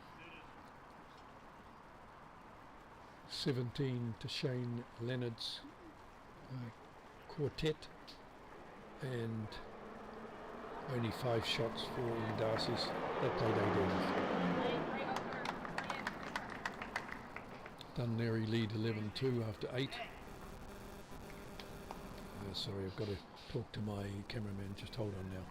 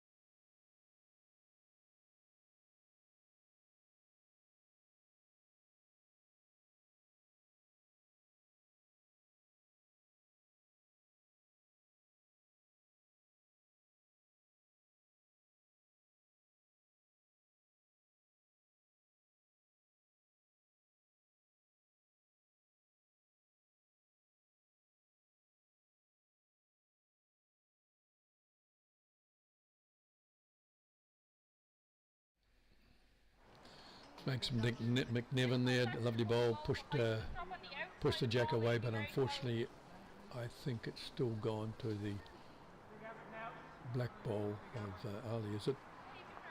Yep, the black bowl of Ali second bowl coming in now, coming close to the jack, doing a very good bowl. But so that they are the same ball, are they? Holding 2.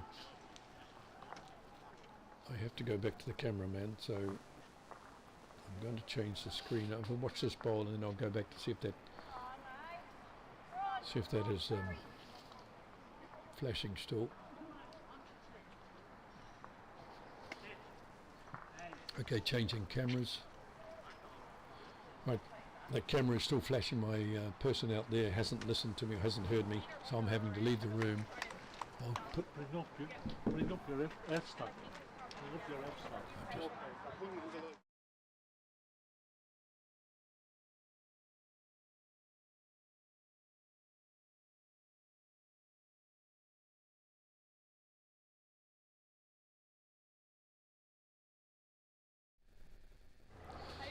Okay, we're getting the camera fixed. The battery will have to be changed, and the view might drop away soon. Nicky Ryan is on the mat. I'll slop down to the head, and that's working okay at the moment.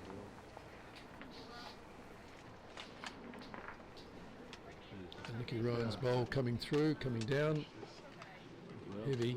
I don't think she'll mind me saying that. She'll know herself that's probably 2 yards over. 1.5 strides at least. I base it on strides really. strides are usually about a yard or a metre maybe, you know, That's my lowest. and around that. Might be 900 or what. Otherwise they'll just call it. I'll So try that now, see what it's like. Maybe I after doubt 20 there's a hours bowler in I'll the go. world that can adjust their weight It's getting too dark. by 5 or 10 centimetres.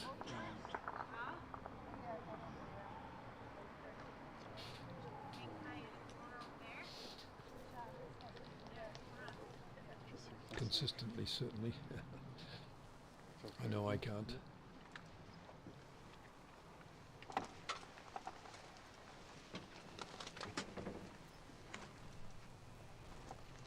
Sorry, I'm just going to have to go back to the other camera. They want to check it. Okay, that's Sarah bowling now. She's bowled with... just a minute, I'll have to go back to the other camera, don't I? Hold on, hold on. Oh, that's so close.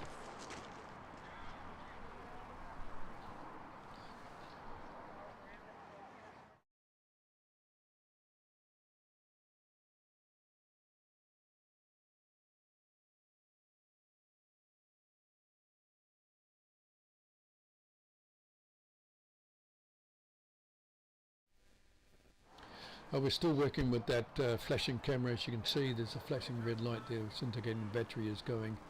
I'll switch to the head now after Nikki bowls. Still have a battery problem. She's bowled a similar bowl, so I'm not sure what she was attempting there. I'd have to talk to her about that one. It's bowled a little bit heavier than her last bowl by at least 1.5 feet, if not 2 feet. So maybe they're positioning the bowls there. I'm not sure. That's the one like moved Sarah out on the mat there. now. She's bowling forehand. This stone is charging. She seemed to be bowling with a lot of weight as well, so I'm not sure what's going on here. We're looking for the jack, I think. Wow. Yeah, it's a different game in this part of the world, I believe, from what I've seen. Maybe that's brought about by the slowness of the greens. Battery's full there, but it's flashing. You tend to play with more weight here, and you tend to look at hitting and lying, knocking a bowl out and taking its place. Okay. Even Nikki was playing with weight there. She's probably 2 yards over weighted. Okay, Amy Carruth, what does she do? She seems to be running as well. Not as much as the others, as much as Nikki Ryan. So yeah, they might be struggling with a bit of weight there. I'll just turn the sound off for a moment.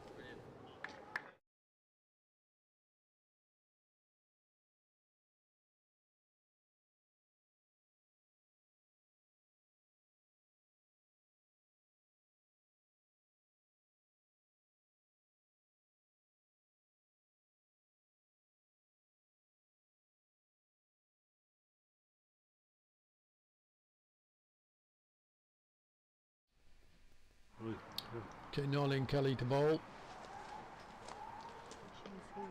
She's bowling more with, I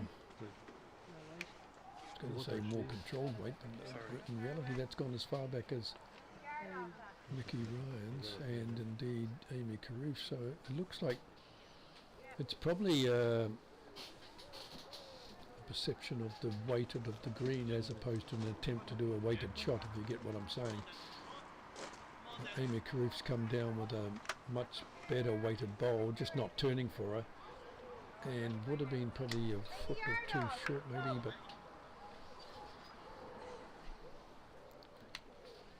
a foot or two short.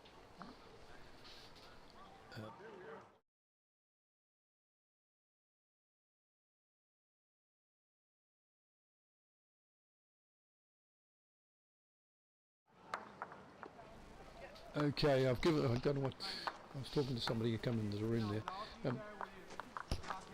They've taken away my bit of paper that was lent to me actually, but as to who was playing who, I've got a sense of it now anyway, and I suppose you have. We know that Amy Carruth's team on the white sticket bowls are now leading 12-5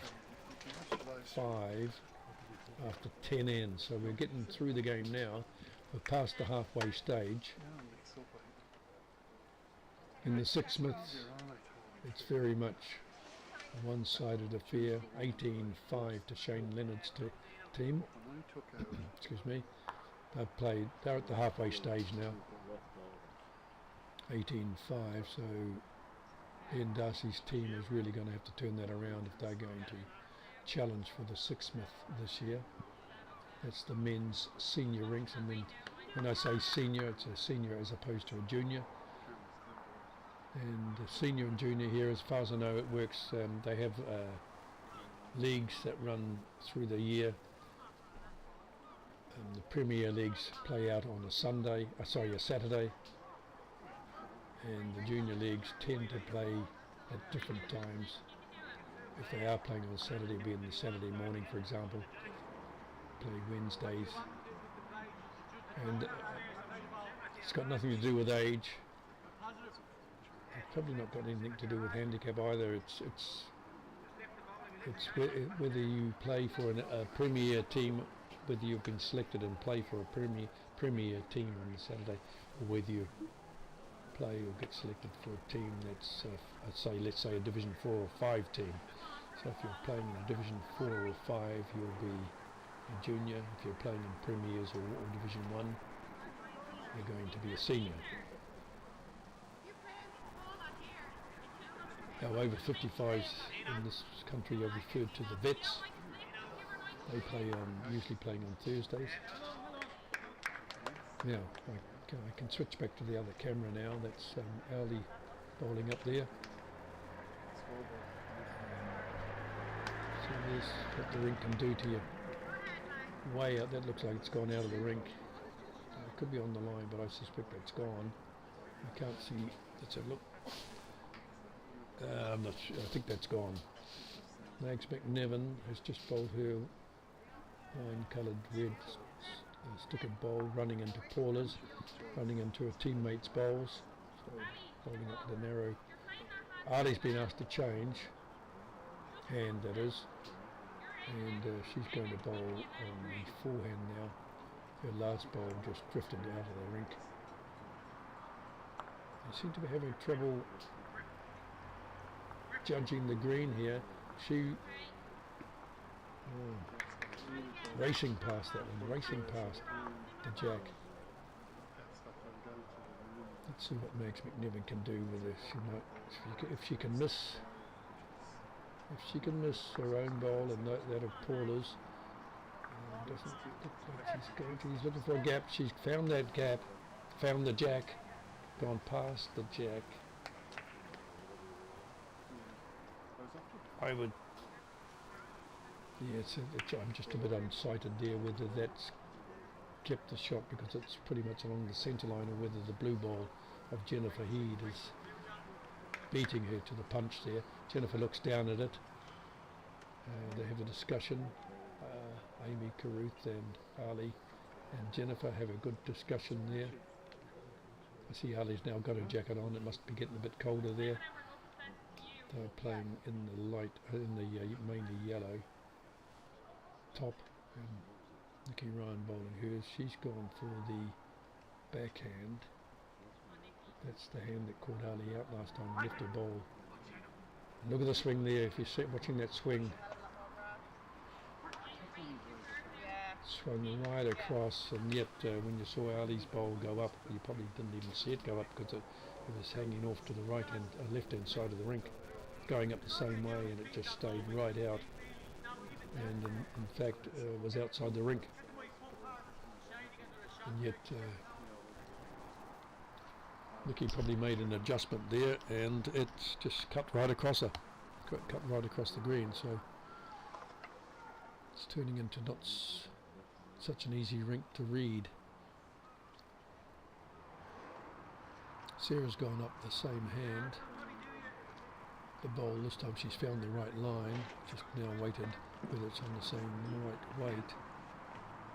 And yeah, there's a reasonable clap there. It's probably a yard behind the jack there, probably counting. Actually, that blue ball is still in contention, isn't it? So Nikki's made an adjustment. She sent the ball up. It's turning again. It's turning again, ending up pretty much the same spot.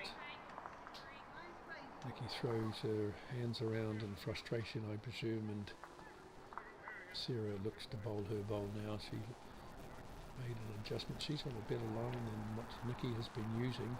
Her bowl seems to be suited to it. She's reduced her weight, has she? And yes, she has. That's a shot. Just behind the jack. Maybe a foot or two. Definitely the shot. So now we can say for sure that it's the red spotted bowls or red stickered bowls that are holding one. Over in the Six Smith, looks like Ian Darcy's team has picked up some points. The score is now 18-9 after 10. Dunleary are waltzing away with their game 19-2 after 10 ends. But both teams over there, they play on synthetic, artificial greens. But Herbert Park struggling a little bit to find anything on that rink number 2. The white stickered bowls appear to be holding over there, but it's a long way back from 19-2 down. Probably a junior event. I didn't look to see how many ends they're playing, but probably 18.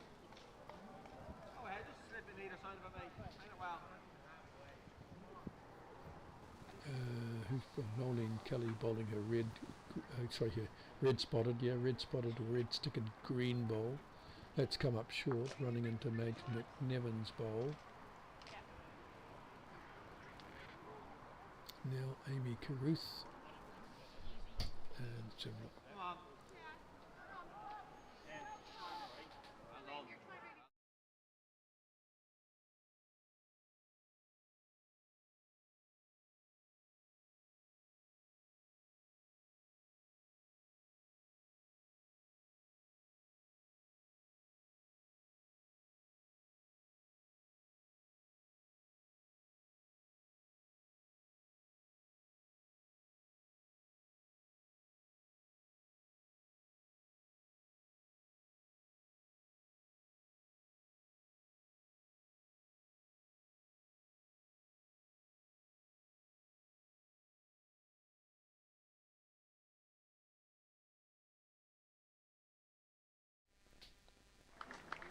Sorry about that, I had to turn the sound off. We had a visitor into the cabin. Now there's a bit of discussion going on there. You can see, you're probably just out of view, you can just see to the right of your screen the calf muscle of Sarah Kelly. She's having a word to Meg McNevins. Nolene's up there chatting to her as well.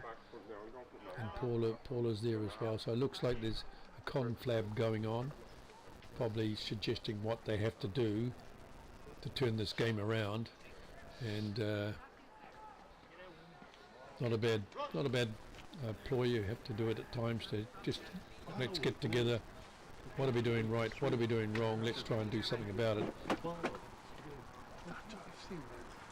Paula's got the jack here, and it looks like they've brought the mat right out, a reasonably distance out. They're going to be playing a short end, I would suggest. Score is 12-6, so they obviously have just won that end. Nolene's rink. Paula to lead. Out comes the jack. You can see it there. Let's see where it ends up.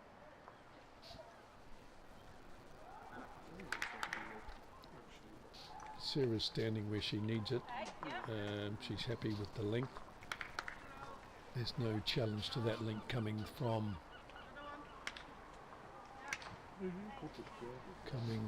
Amy Carruth or her team. So let's go back and watch Paula deliver her first shot.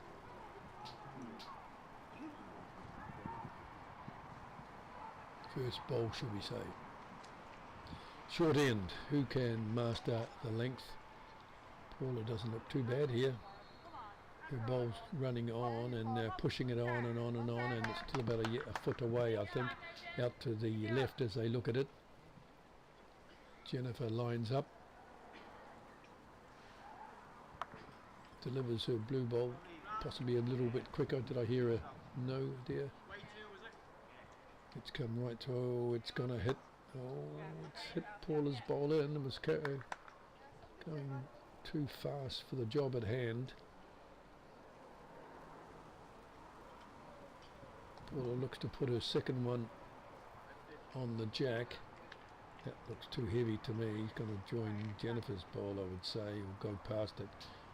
Past it, it does. So there's a big change. That's about 4 yards over. Certainly 3, isn't it? Sorry, that happened a bit quickly for me. So Jennifer has delivered her second bowl. Better weight coming around, knocking Paula's bowl off the jack, but still being able to stay around for the shot. So Paula and Nolene Kelly's side are holding one. Mags McNevin for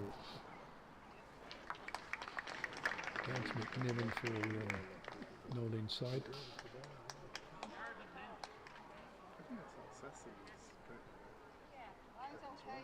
Overweighted by quite some distance.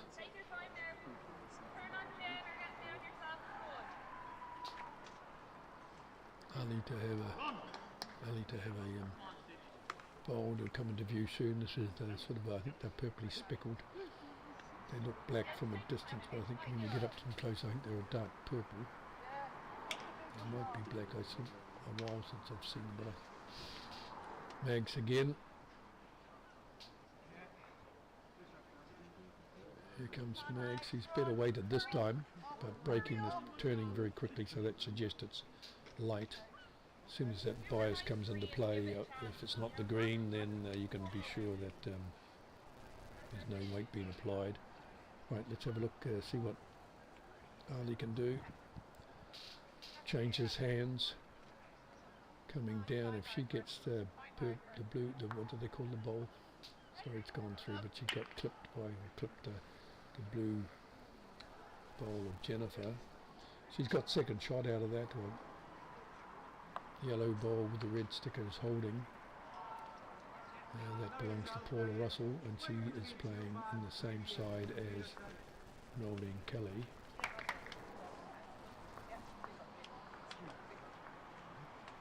Things a bit slow up there. I see in the Six Smith it's 18-9 to Shane Leonard's team. The 10 ends played. 19-4 with Dunleary, 19 and 4 for Herbert Park after 11. So the games are coming down to their conclusion. Sarah's knocked up the bowl of Mags McNevin. Not within counting range, but I think in this case Nikki's going up the bowl. I would think that she'll be playing her backhand. Try and grab that jack, but she may well choose the forehand as well, but yes, she's going on the backhand. Trying to get round McNevin's bowl, or potentially even under it, to snag that jack. She's wide in my view, but she's wide. That coming in, well, she's, what do you say, was she wide or was she heavy? Yeah, probably heavy, I suppose. Sarah's bowl, sorry, switching to the jack, switching to the head. See, this is what I thought that Nikki was going to do, come on that side and come down and snaffle that jack, but I think she's talking about changing hands. She's thinking about changing hands. Amy Cruz says, no, please stick to the side you came down on. Just come in a little bit. Come in just a little bit and cut your weight by a yard. Looks like it's even heavier. What's she trying to do here? She's gone further out, so, and heavier. Throws her hands outwards to suggest what was that? What was it? Not so much her ball, but what was the green doing? I should probably say I took the narrower line and it's gone further out. Well, that wouldn't surprise me. The green is playing well in terms of speed, and generally it's playing with kindness, but it does have what I've referred to as idiosyncrasies. on the mat now is Noeline. She's skipping her side. She's played that backhand, and she's played it to get under Sarah's bowl. She played a little overweighted. I think if she had played perhaps a yard less weight, she would have turned into that head. Surprised she's playing that hand actually, because if she were to get the jack, we would go back to perhaps the white spotted bowl.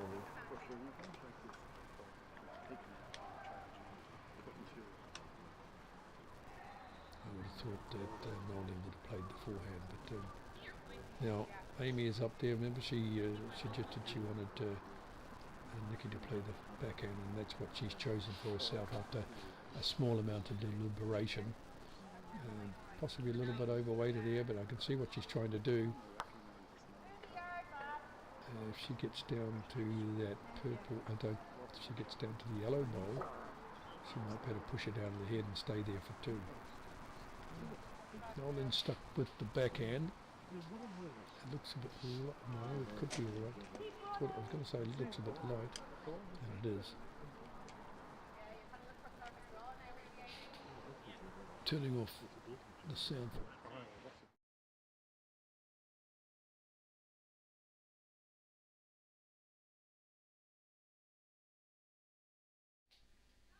Sorry, I thought somebody was coming in. Look at a beautiful bowl by Amy too. She snuck in there. Did you see it? She snuck in there and got the shot. So now they go to 13. That's a lovely bowl. Amy will be pleased with that. I'm pleased to be able to Hello, wait a minute. I've taken two for that. I thought she must have pushed the yellow bowl out.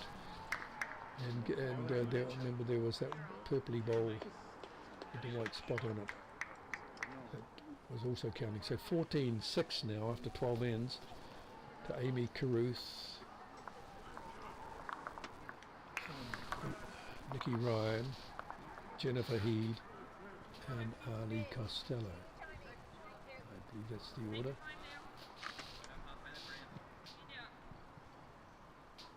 The gap gets wider and wider over there on the Six Smith. It's 22-9 now after 11 ends.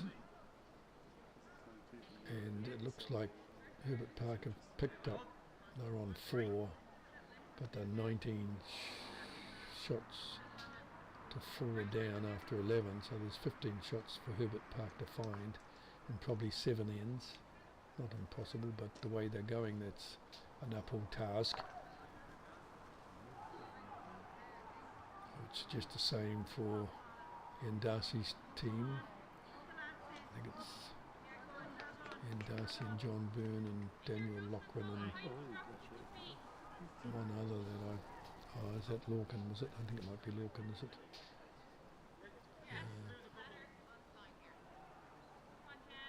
Not 100% sure, yeah, it would be Lorcan, I think.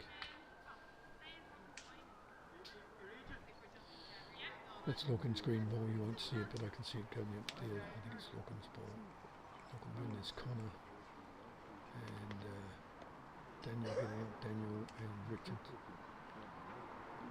Shearer, low 5. Paula here with the yellow ball, yellowish, I suppose a yellowy lime, the lime might be referred to as lime. Lovely bowl, she's got it up to the jack. Could be holding 2, but I think the blue ball is in there before her, I think, unless it's short of the jack by more. Ali's bowl now, that should swing to the jack, sorry about that. Ali's bowl well short, 4 or 5 yards short.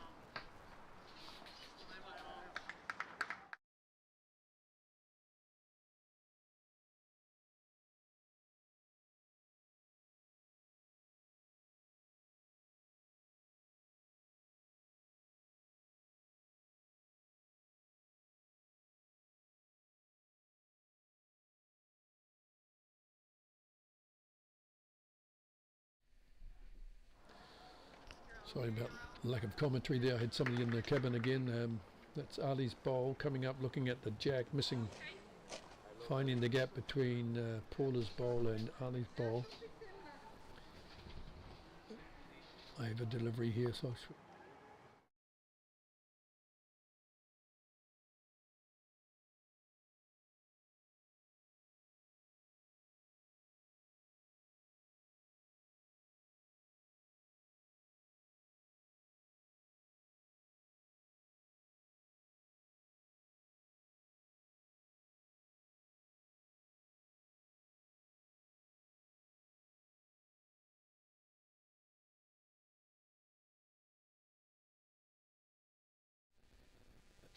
Okay, we're back on here. We'll have a look at Nikki Ryan now. She's on the mat about to bowl her ball on the forehand. Probably a bit later. I believe that Paula Russell will be holding with that yellow ball and the yellowy limey ball. The red dot, a red sticker. We've got Nikki again finding that that side of the rink can hang a bit if you don't get the line right. Looks like the weight's reasonably good. Sarah's back down to have a look at what's going. I think they're struggling to find the right green and white. That's the whole team. I mean, they had that discussion about what they're going to be doing. They decided on a short end. It didn't seem to work out for them. Sarah's bowl hanging out like Nikki's bowl, possibly a yard short. Nikki on the mat.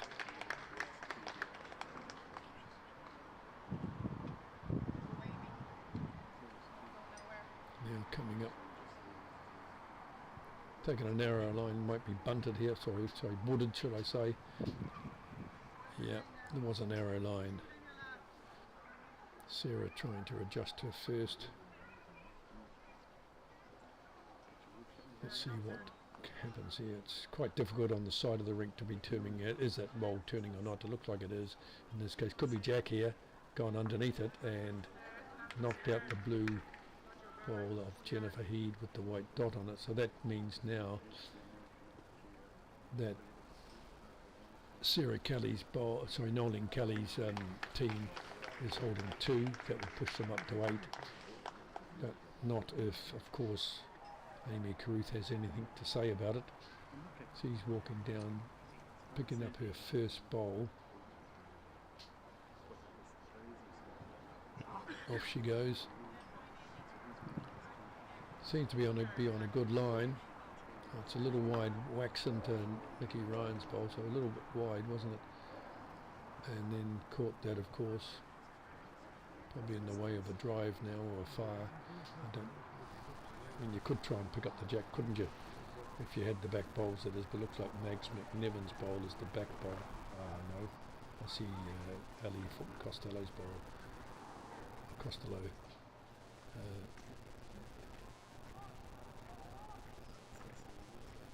I know in New Zealand we'd say Costello. We'd emphasise those syllables, and here I think they don't. It's more Costello.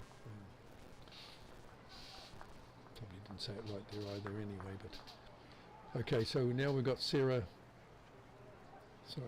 Nolan running into that short bowl of Ali's.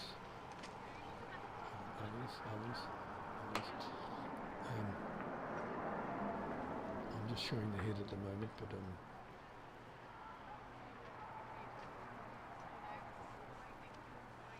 Amy Carruth has made an adjustment. Could be a good one. Oh, she's been wooded by her first bowl by the look, so she falls up short now. So we're looking at definitely 2 shots at the moment. Let's go back to her.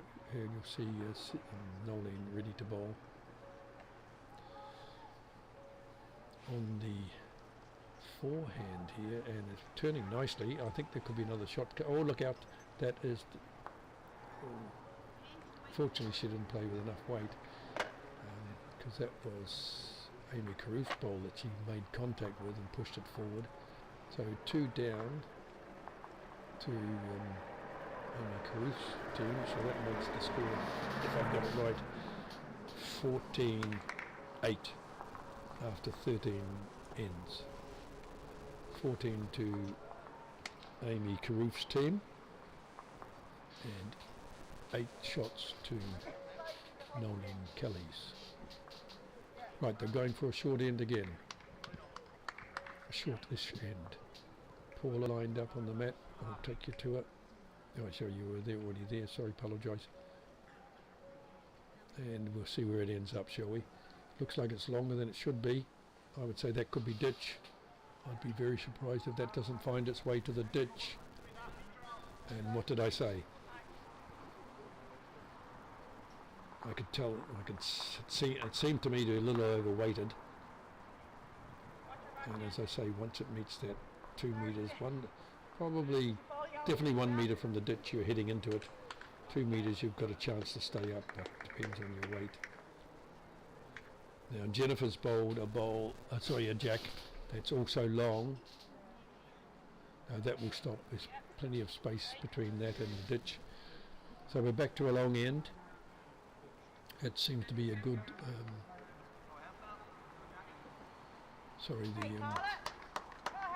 Jennifer's team seems to be playing the long ends reasonably well. You had Nolan Kelly and Sarah Kelly was looking to disrupt that by bringing the mat out and changing the length. Unfortunately, that hasn't been successful. But having said that, Paul has played the long end and drawn a toucher.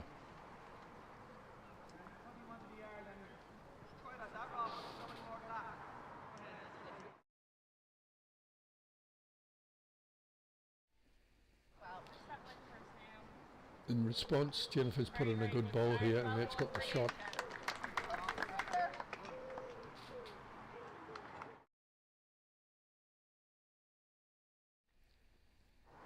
Excuse me, I've been having to switch on and off the mic for a few moments there, but Paula looks like she's got a slightly shortest bowl here, only a yard, but that was her second bowl. In the sixth, Shane Leonard's team has gone to 24, 24-9 ahead of Ann Darcy's team after 12 ends. Dunleary are still on 19 and Herbert Park on 5 now after 12 ends. I see the lights have come on, so I didn't realise it was so late, but it's 25 to 9. The lights would normally come on probably 8:45 to 9 or 9 o'clock, but we've got the problem in terms of loss of power all sorted now.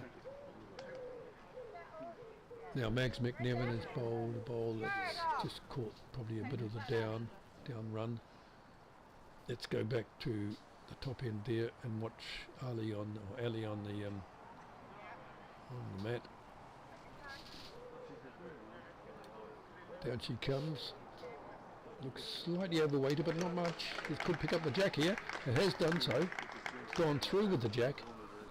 And I think there's a red ball with a red sticker there, though.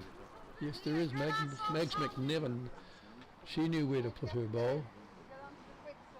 And even though Ali picked up the jack, that downhill run just pushed it a bit further on, and it's ended up now that Mags McNevin has the shot. She's bowled her next bowl and it's come up short, well short of the shortest bowl already there, which is a slight surprise, but she was making an adjustment to her first bowl. Ali with a second bowl.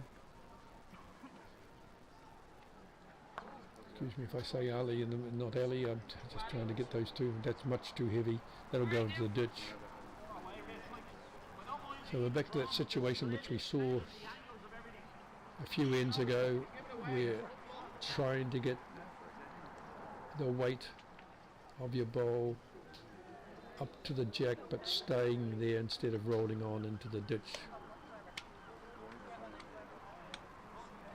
It's just a current trait of our green here at Iron. I certainly do hope that Paul Smith can do things to rectify that, and so we don't have bowls downhilling into the ditch. It's slightly unfair, I would say, in terms of the green. Shouldn't be that. So I guess putting on a really extremely fast green and not being able to hold your putt on the green, which you see often at the Masters or some of those United States screens in the competition, is high quality. It's like putting on glass. Well, here, just that last metre or two coming this way, when you get down to that ditch, a good bowl could turn very quickly into a bad bowl if it catches the downhill. It's very much speed dependent, of course it is, but A good ball being clapped like it's going to finish on the jack. Could suddenly finish a yard or more on, even in the ditch. This looks heavy from Nicky Ryan. I would expect that's got to be in the ditch unless it hit something, but it did hit something. I can't see the head. Let's we can look out the window. Oh, well, there you go. Nicky Ryan's bowl has ended up being shot. She must have caught something on the way through. That was ditch bound, I'm sure.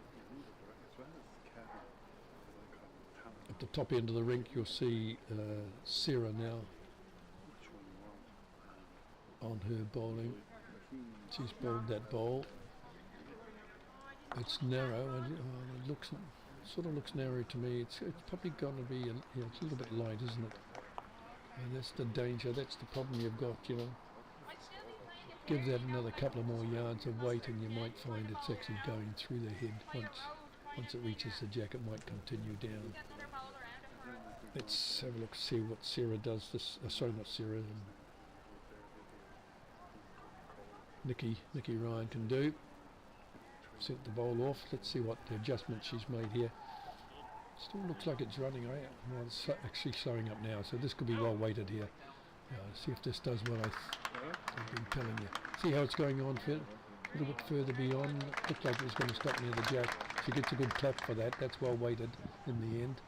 But it looked like it might have been stopping at the jack. And it's okay, it's only gone a foot or two beyond that, but so what have we got? I still think that's probably only one shot to Amy Croof's team. Getting close to the nitty-gritty of the games, aren't we? We've got 19-9 now for Dunleary over Herbert Park. 13 ends played. We just Nolene has sent her bowl down. Green with a red sticker. Coming reasonably quick, and they're all encouraging it on to keep coming, and it looks like it might be a good one. Just misses the jack. Goes on by a yard, I said, and it stopped. It's almost going to be picked up by a player there. Headed for the ditch, and it stayed up. So that would have been a good weighted bowl. In order for it to stop before it even goes in the ditch, that's a good weighted bowl overall. Just beaten by the green, I would say, beaten by the downhill slope. Let's swing back. I'll quickly give you, I know it's been gone already, so I'm a bit slow at times. I look out the window and then realise I've got to give you the view. So this looks alright, doesn't it? It sits on, yes. I don't think it's counting though. I think it's still only one. I can't see Jennifer Heed and Ali Costello are and obstructing the so you can see the jack between their legs, I guess, or between the two bodies. Here comes Norling again. Come on, Norling, I hear the shout. Come on, Norling, they say. Come on, Norling, they say. And she gets it. Takes it over to Sarah's bowl. There's three there. There's three there. That's a wonderful bowl. Well weighted, well pointed. And she has ended up with 3 shots. That'll turn the game on its head a little bit. That'll push them up to 11. That'll make a game of it. Unless, of course, Amy can do something about it. They do have a white bowl there, and they have 4th, 5th and 6th and 7th. Oh, the looks. I don't know. I don't know if anything's in the ditch. I didn't see it, but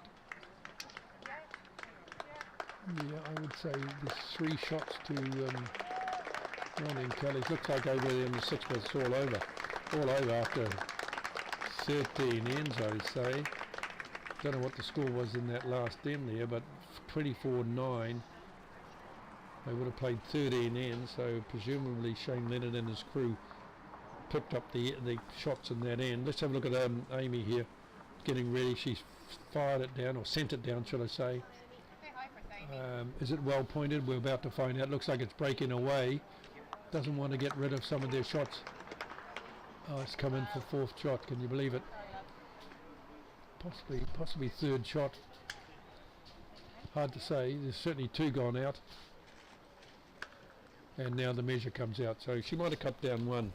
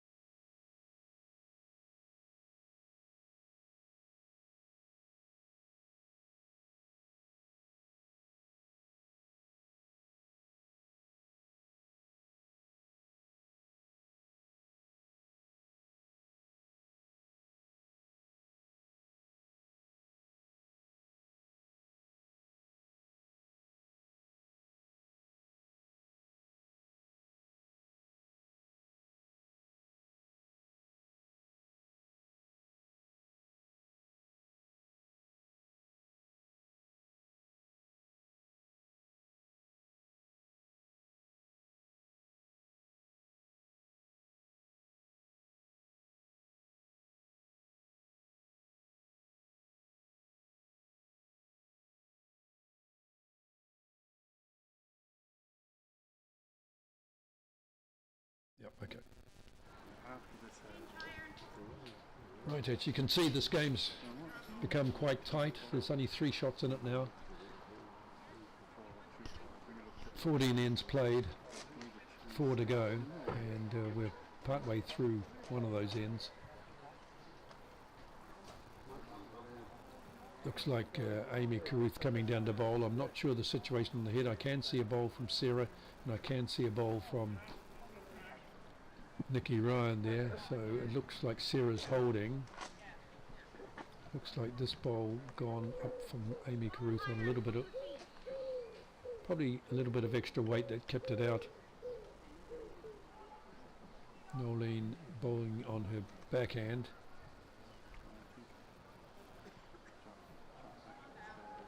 I would say, unless that's got a bit of turn in it, it looks like it has. It is turning, but it's not turning enough. It's got a bit more weight on it as well. Not too bad actually in the weight department. Amy on the forehand.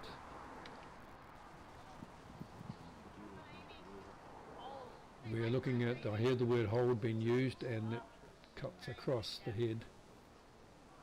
So that would suggest, I think, I would suspect that Sarah's holding here, but they're looking at it. And they might call the umpire, I'm not sure. Nikki's taking out her measure.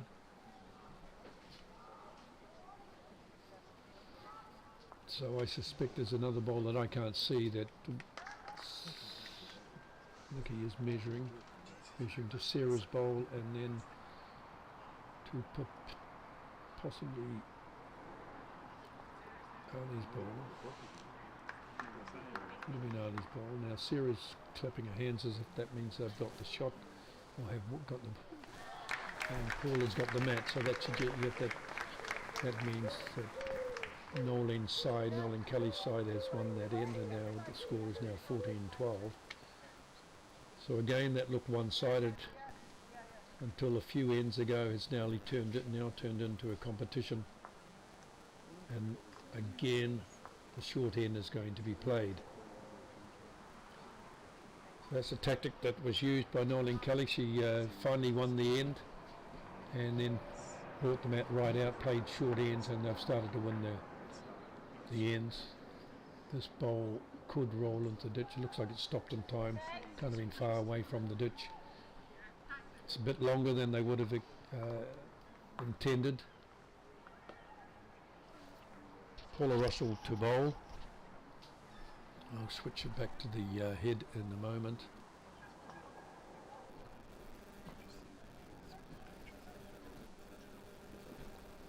Let's get a view of the jack now, about 2 from the ditch, and still being urged along by Sarah Kelly. It's coming in. Probably gets a clap for that. This doesn't look too bad. It looks close to jack high at least. Jennifer on the mat, choosing the same hand. Bowl doesn't look too bad. Just pulling up a little bit, probably a yard, 2 feet. Might have come back to a foot. It's got that little bit of run on down this end of the rink. Paula to bowl.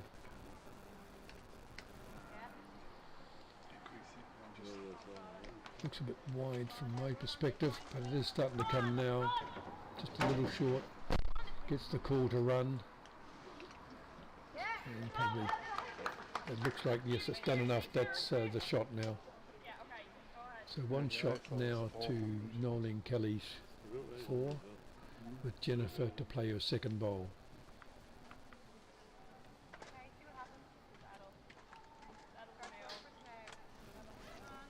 You can see it coming in, the blue bowl coming in, could be catching. if I could adjust the contrast a little bit. Oh, it's fallen just short of the ditch. I think it might have caught a little bit of Paula's bowl. Mags McNevin on the mat. Let's have a look. I haven't got view of the outside the window, but I have got view on the TV.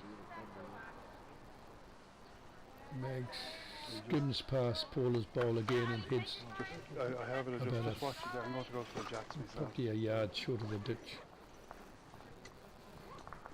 Ali just bowled up now. Seems to be on a good line. Might be knocking up to Paula's bowl. Misses both of them and heads to the ditch. Gets caught and stopped by Mags McNevon's bowl, so stays in the field of play.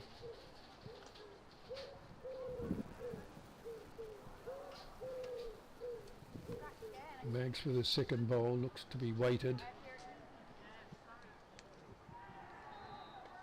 Running past, and I suspect that's ditch bound, and it is. So now we have Ali Costello bowling her second bowl. Made an adjustment, looks as though it's a good adjustment to make. Coming through, hitting one bowl of Paula's, pushing it out of the head, but still looks as though actually I might think that that's a good measure. Possibly the blue bowl of Jennifer Heed for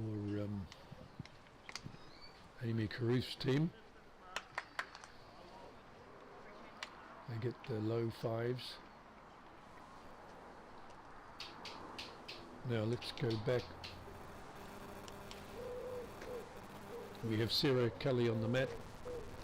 The game is on the 16th end, so we're in the balance really, aren't we? 14-12 to Amy Caruth's team. We're in the balance here. Sarah's bowl coming down.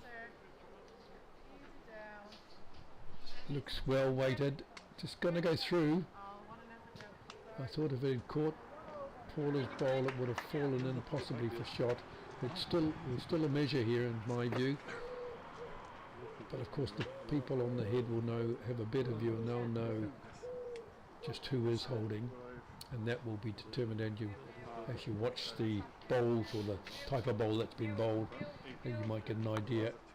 Now that definitely gives shot to Amy Caruth's team. It's Nikki Ryan has pushed out Paula's bowl. So now Sarah Kelly coming down. I should put that on the head for you. She's coming very nice here. This is going to be shot, I would say. She runs. What do I know? Gone past.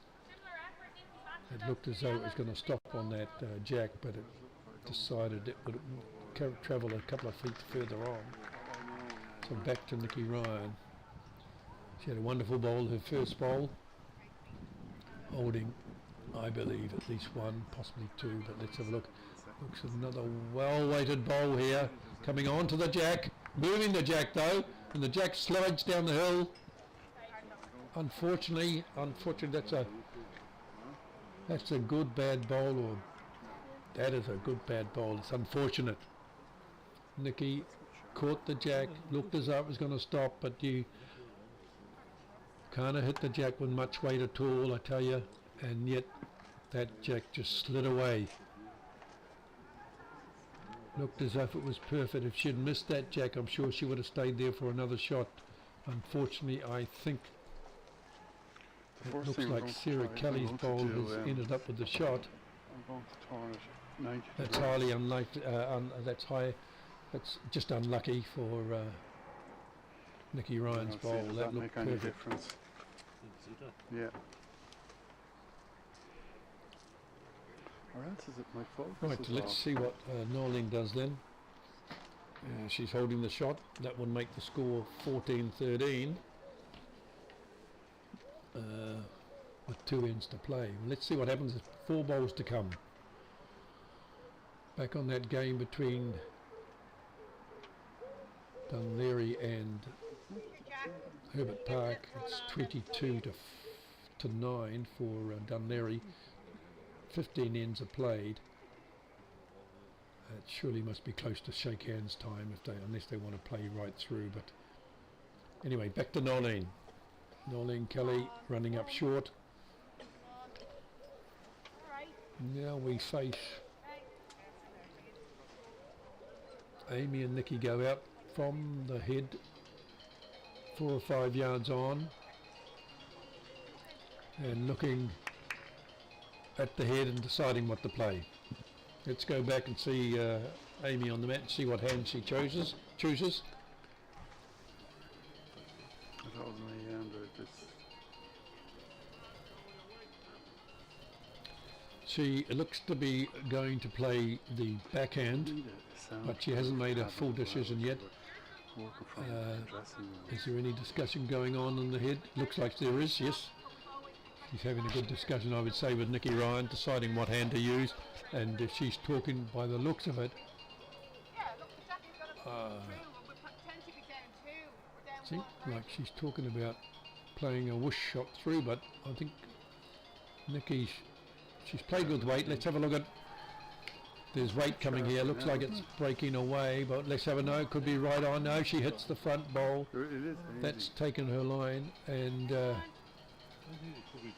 only one down, I believe. But it wouldn't be smart to lose your own bowl there. If they were to lose both Nikki Ryan's bowl and Ali Costello's bowl, what have you got? they would be 1, 2, 3, 4 down probably. You have everything in your pocket. I'm sorry about the noise in the background. That's somebody's phone within the cabin here. It's in the bowling bag, and I wouldn't have a clue who owns it. Only thing I can tell you for sure is that it's not going to be answered. There's nobody in this room except myself. I could take you off mic, but then you wouldn't be kept up to play with what's happening. I can tell you that Nolene Kelly is talking to her daughter Sarah, and Sarah's indicating a backhand shot. They part ways now. Nolene goes up to the mat with her last bowl to come. Sarah walks back down to the head, looking now at the head, suggesting what's going to happen. We're on a backhand here. We've gone out of focus, but we're on a backhand. The bowl looks a little I keep saying that, don't I? A little overweighted, but it runs into Nikki Ryan's bowl. Wouldn't have been overweighted at all. It's just my perception of what's coming. Looking out that window, stretching my neck up so I can see out. You probably don't get an appreciation of the speed on the broadcast or the television YouTube channel. Sorry. Let's go back here. That phone call is still must be important. Right. So this time Amy's played again. Let's see what she's got. We're all standing up. She's close here. Oh, she's missed it. Wow. If she'd caught the other side of Nikki's bowl, she would have had it. Looks like 1 to Nolene Kelly's team. Score now goes 14-13. And this game changed on its head when Nolene and Sarah brought the group together. They had a big conflab in the middle of the rink, and from then on, after they won the jack, they started to play short. So Paula, I'll just bring you down here. See Paula getting ready to play. We're on the 17th end, and Paula on the mat. The mat's out a little, not a lot. Probably 2 yards beyond the 2 metre line, maybe 3 or 4. And she's bowled it up. Let's have a look. She's bowled it to the feet of Nolene Kelly. Gets a clap from Sarah Kelly. I'll just whoops you up to the other end. I should have shown there that in the first place. So bring it back to the centre line. That phone call is still going. Something must be pretty urgent there for that phone to keep ringing. It's in a bowling bag, and I can't turn it off. I would suggest. My suggestion would be that there could be some urgency going to. For somebody to be that persistent, knowing that they're. If they know. Oh, it's up there.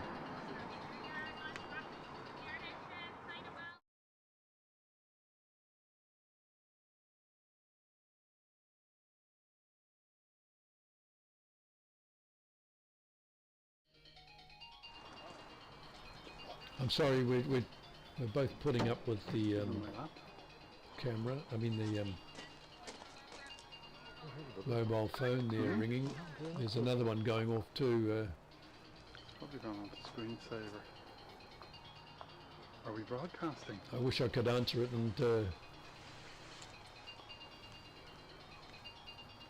I see the white stickers here. I'm going to put the sound off and then talk to my cameraman.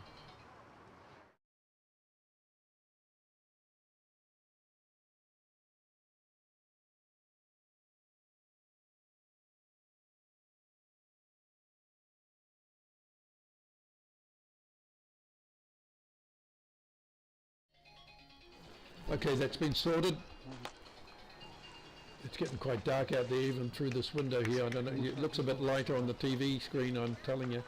It's getting a little bit dull, even though we've got the lights on. We've got Mags McNevin bowling here now. I think the one bowl of Jennifer Heed up there is holding shot. Mags McNevin coming, sliding past the jack by 3 yards. Ali Costello now bowling on her forehand. No, sorry, backhand. Yeah, backhand, and you'll see it coming in soon. Looks overweighted, unless it hits the yellow bowl of Paula's, goes past it. 2 or 3 yards over. Mags McNevin gets ready for her second shot.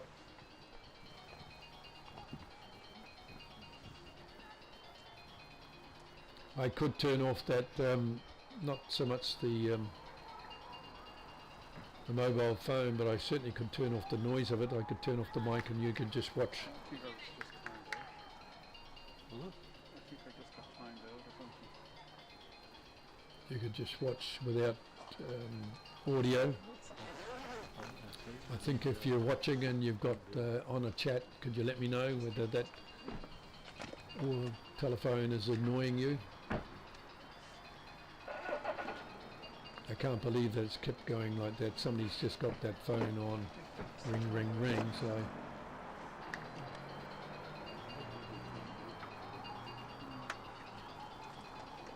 I'll tell you what I'll do. I'll take the audio off, and you can have peace and quiet.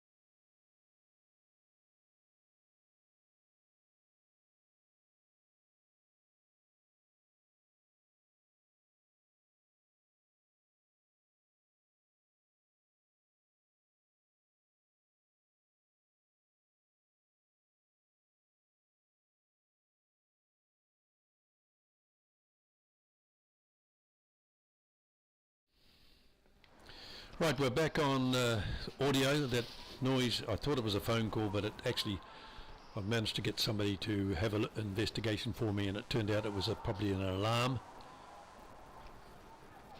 Not sure what, perhaps one of the players out there still playing. What have we got on there? I can't. Looks like the head's been moved around. I can see the jack. I think Nicky Ryan's holding. Oh no, in fact Sarah Kelly might be holding 2 there. This would be a turnaround. That bringing that mat out and putting a short end in certainly has changed this game. Looks like another shot has been delivered by. No, not another shot. Won't be another shot. I can see Nicky Ryan's orange and white and with the white spotted bowl. I think Sarah's holding 2 here, isn't she? Amy Carruth the bowl. Getting quite dark out there, you know.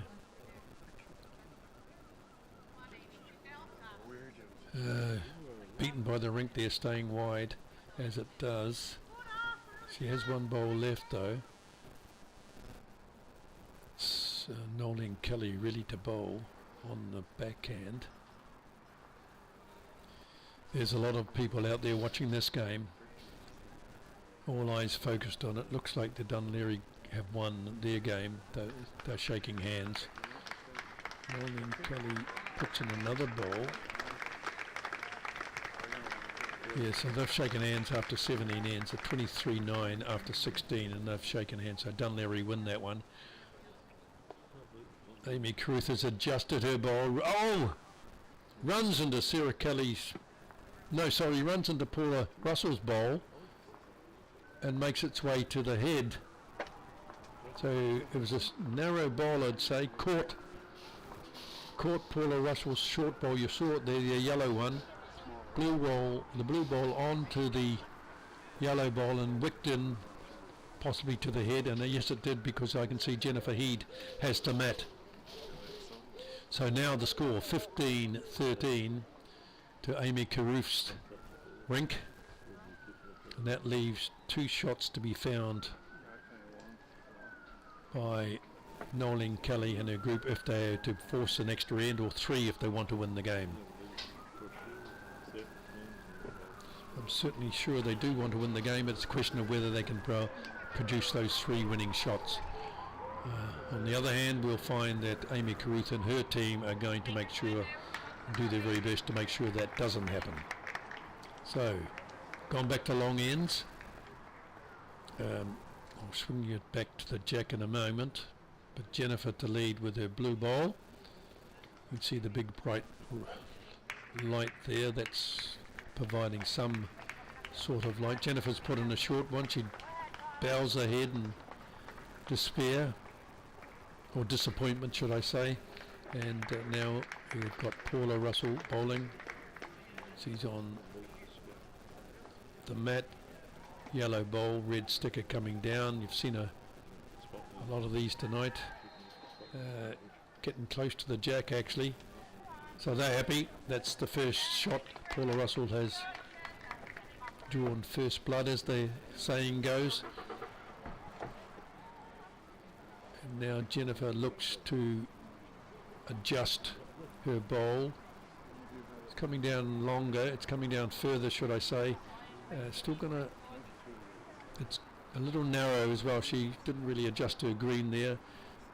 Adjusted her weight quite nicely, but so now we've got Paula with her second shot. She's holding 1 at the moment for her team.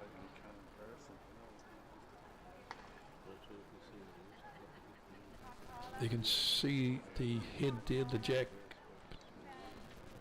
Another good bowl from Paula Russell here. That's 2 good bowls from Paula. That's 2 shots to Noeline Kelly's team. I can hardly see Ali Costello up there on the mat from where I'm sitting. It's a little bit dark. You can probably see it on the screen if I were to show you that camera. She's gone past the head. She's gone through. Put you on to Mags McNevin now on the mat for Noeline Kelly's side. Red spotted, red stickered bowl. Quickly change the camera.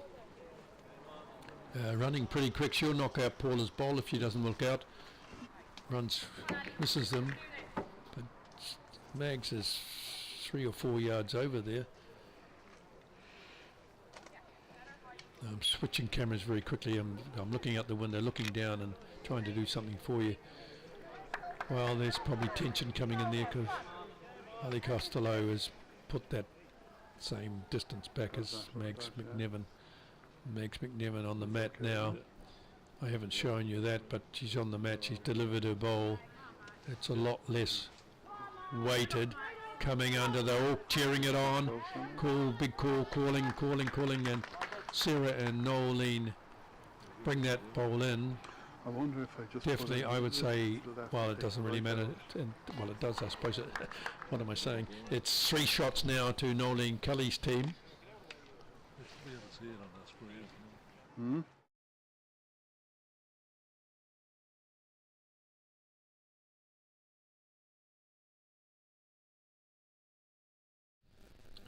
So we've got a few visitors coming into the thing. I'll leave the camera, I'll leave the audio on. It's getting a bit of flare on the... No, that's there. You're going away with I've moved it just a little. No, I could say it, yeah. I Nikki just- Ryan's bowl just ran into Paula Russell's bowl there, but she might have got second shot out of it. It's a bit hard to tell you actually. She comes down to look at the head. Gets a low 5 from her teammates. I'm not going to The touch score is 15-13, so there's 2 shots, and I think she'll be second or third shot, so not all over yet. Sarah on the mat. Sarah Kelly on the mat, and she's delivered her bowl on that forehand, sorry. I'll get it right. No, backhand, I was right the first time. It's a bit difficult to say what's holding. I think you'll find that there are 2 shots to Nolene Kelly's team. Nikki Ryan is suggesting she give her own bowl a bit of a push up. I think Amy Carruth agreed with her. If Nikki can make contact with her own bowl square on, let's have a look, see what hand she's choosing. Yeah, she's on the backhand. She's looking to, I think, to knock her bowl up. If she can do that, then that will cut the number of shots. If she gets it the wrong way, she'll be in trouble though. Look out. Oh, yep, she did probably get it the wrong way, but she's fallen in, so that gives Nolene Kelly's team only 1 shot now. Nikki Ryan's shot looks to be second. If not second, then it's certainly third. And 2 shots to Nolene Kelly's team will force an extra end.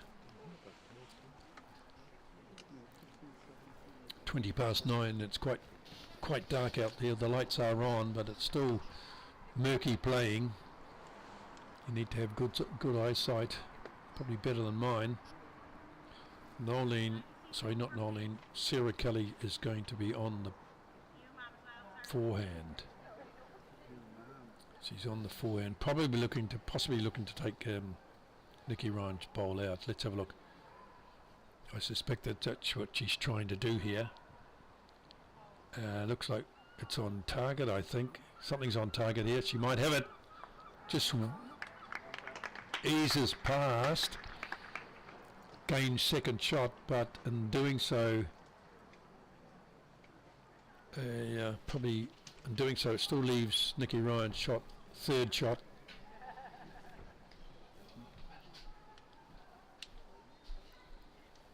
So now Amy Carruth, let's see what hand she's going to choose. Still talking from Nikki Ryan to use that backhand, and she does so. Coming down with a bit of weight though, so we need to make sure that Nikki Ryan's bowl stays. Wow. Missed Nikki Ryan's bowl, but caught some of the bowls just behind the head there and pushed a few out, including her own team. So now we can see that Nolene Kelly's side has 2 shots. Sarah Kelly's bowl is second and fourth shot. So if they get rid of Nikki Ryan's bowl, if they could, then they would win the game. unless Amy Caruth could do something on her last bowl. So, what have we got? We'll watch the head. We're on the forehand from Nolene Kelly, coming down quite quickly. I think she's missed it. Oh, she's got the jack. She's brought the jack back. Wow, wow, wow. She's got 3 shots there. That's the game. Unless I can see, that's 3 shots. 1, 2, 3, possibly 4. Doesn't really matter. It's more than 2. Amazing. That was a wonderful bowl from Nolene Kelly. I thought she was too heavy and too wide, but just shows you my eyesight fails me. If I look at that, that's a definite 3 shots. So we're unfortunately now a game being led all the way. So watch this bowl come in. It's the last bowl from Amy Caruth. What have we got? It looks too wide to me. It's going to miss. And so now we see Nolene Kelly come from the brink to win this game after winning the jack when they were well down on the game. They won the jack, brought the mat out, played short ends and started to make inroads, and that's how it's ended. We had Amy Caruth's side 2 ahead going into the last end, and they were unable to secure the win, with Nolene Kelly playing a brilliant bowl to pick up the jack and take the bowl back to give them 3 or more shots. I guess that's a lesson on whether or not you need back bowls. I think Amy Caruth and Nikki Ryan and their team were looking to try and get into the header, because at that stage Nolene Kelly had 2 shots, just needed 1 more to force win the game, and it was probably still drawable, but Nolene Kelly chose to go on the forehand and try and pick up the jack. Possibly she was looking to disrupt the head maybe as well, I don't know, to promote her existing bowls, but somehow she picked up the jack, which I didn't think was even possible from my view to be able to be picked up. The 2 shot bowls appeared to be, to me, protecting it a little, but she picked up that jack and she's taken it through to then give 3 shots or more to them. They only needed 2 to force an extra end, 3 to win it, and that's what they've done. I'm going to sign off now. Hope you can join us tomorrow for the finals on the Saturday. Tonight we've had 3 finals determined, and tomorrow we'll find there's a few more, probably 6 at least. So there will be the presentations. They might be viewed on the screen here. We'll stay recording or broadcasting, but in terms of what I'm going to do, I'm going to turn off the mics, and you'll be in silence if you want to watch the presentations from a distance, and that's fine. But hopefully we'll have you back tomorrow, where we'll see a few more championships being played. You won't be having me in the afternoon session. Somebody out, you'll have probably the video going, but there won't be any commentary. I'll be out there playing my Milan match with Helen Cummings against Adam Kells and Kelly Matthews. That's at 2:30. I'm not sure what the cameraman is going to do in terms of which games he'll follow, but it's probably unlikely that you'll have a commentary for the afternoon session. We'll be back again in the evening at 6:30 for Saturday night to finish off the championships, and I may be here in the morning at 10:30 to give you some commentary on the earlier game. So thank you for watching, and good night here from Iron Bowling Club in Dublin.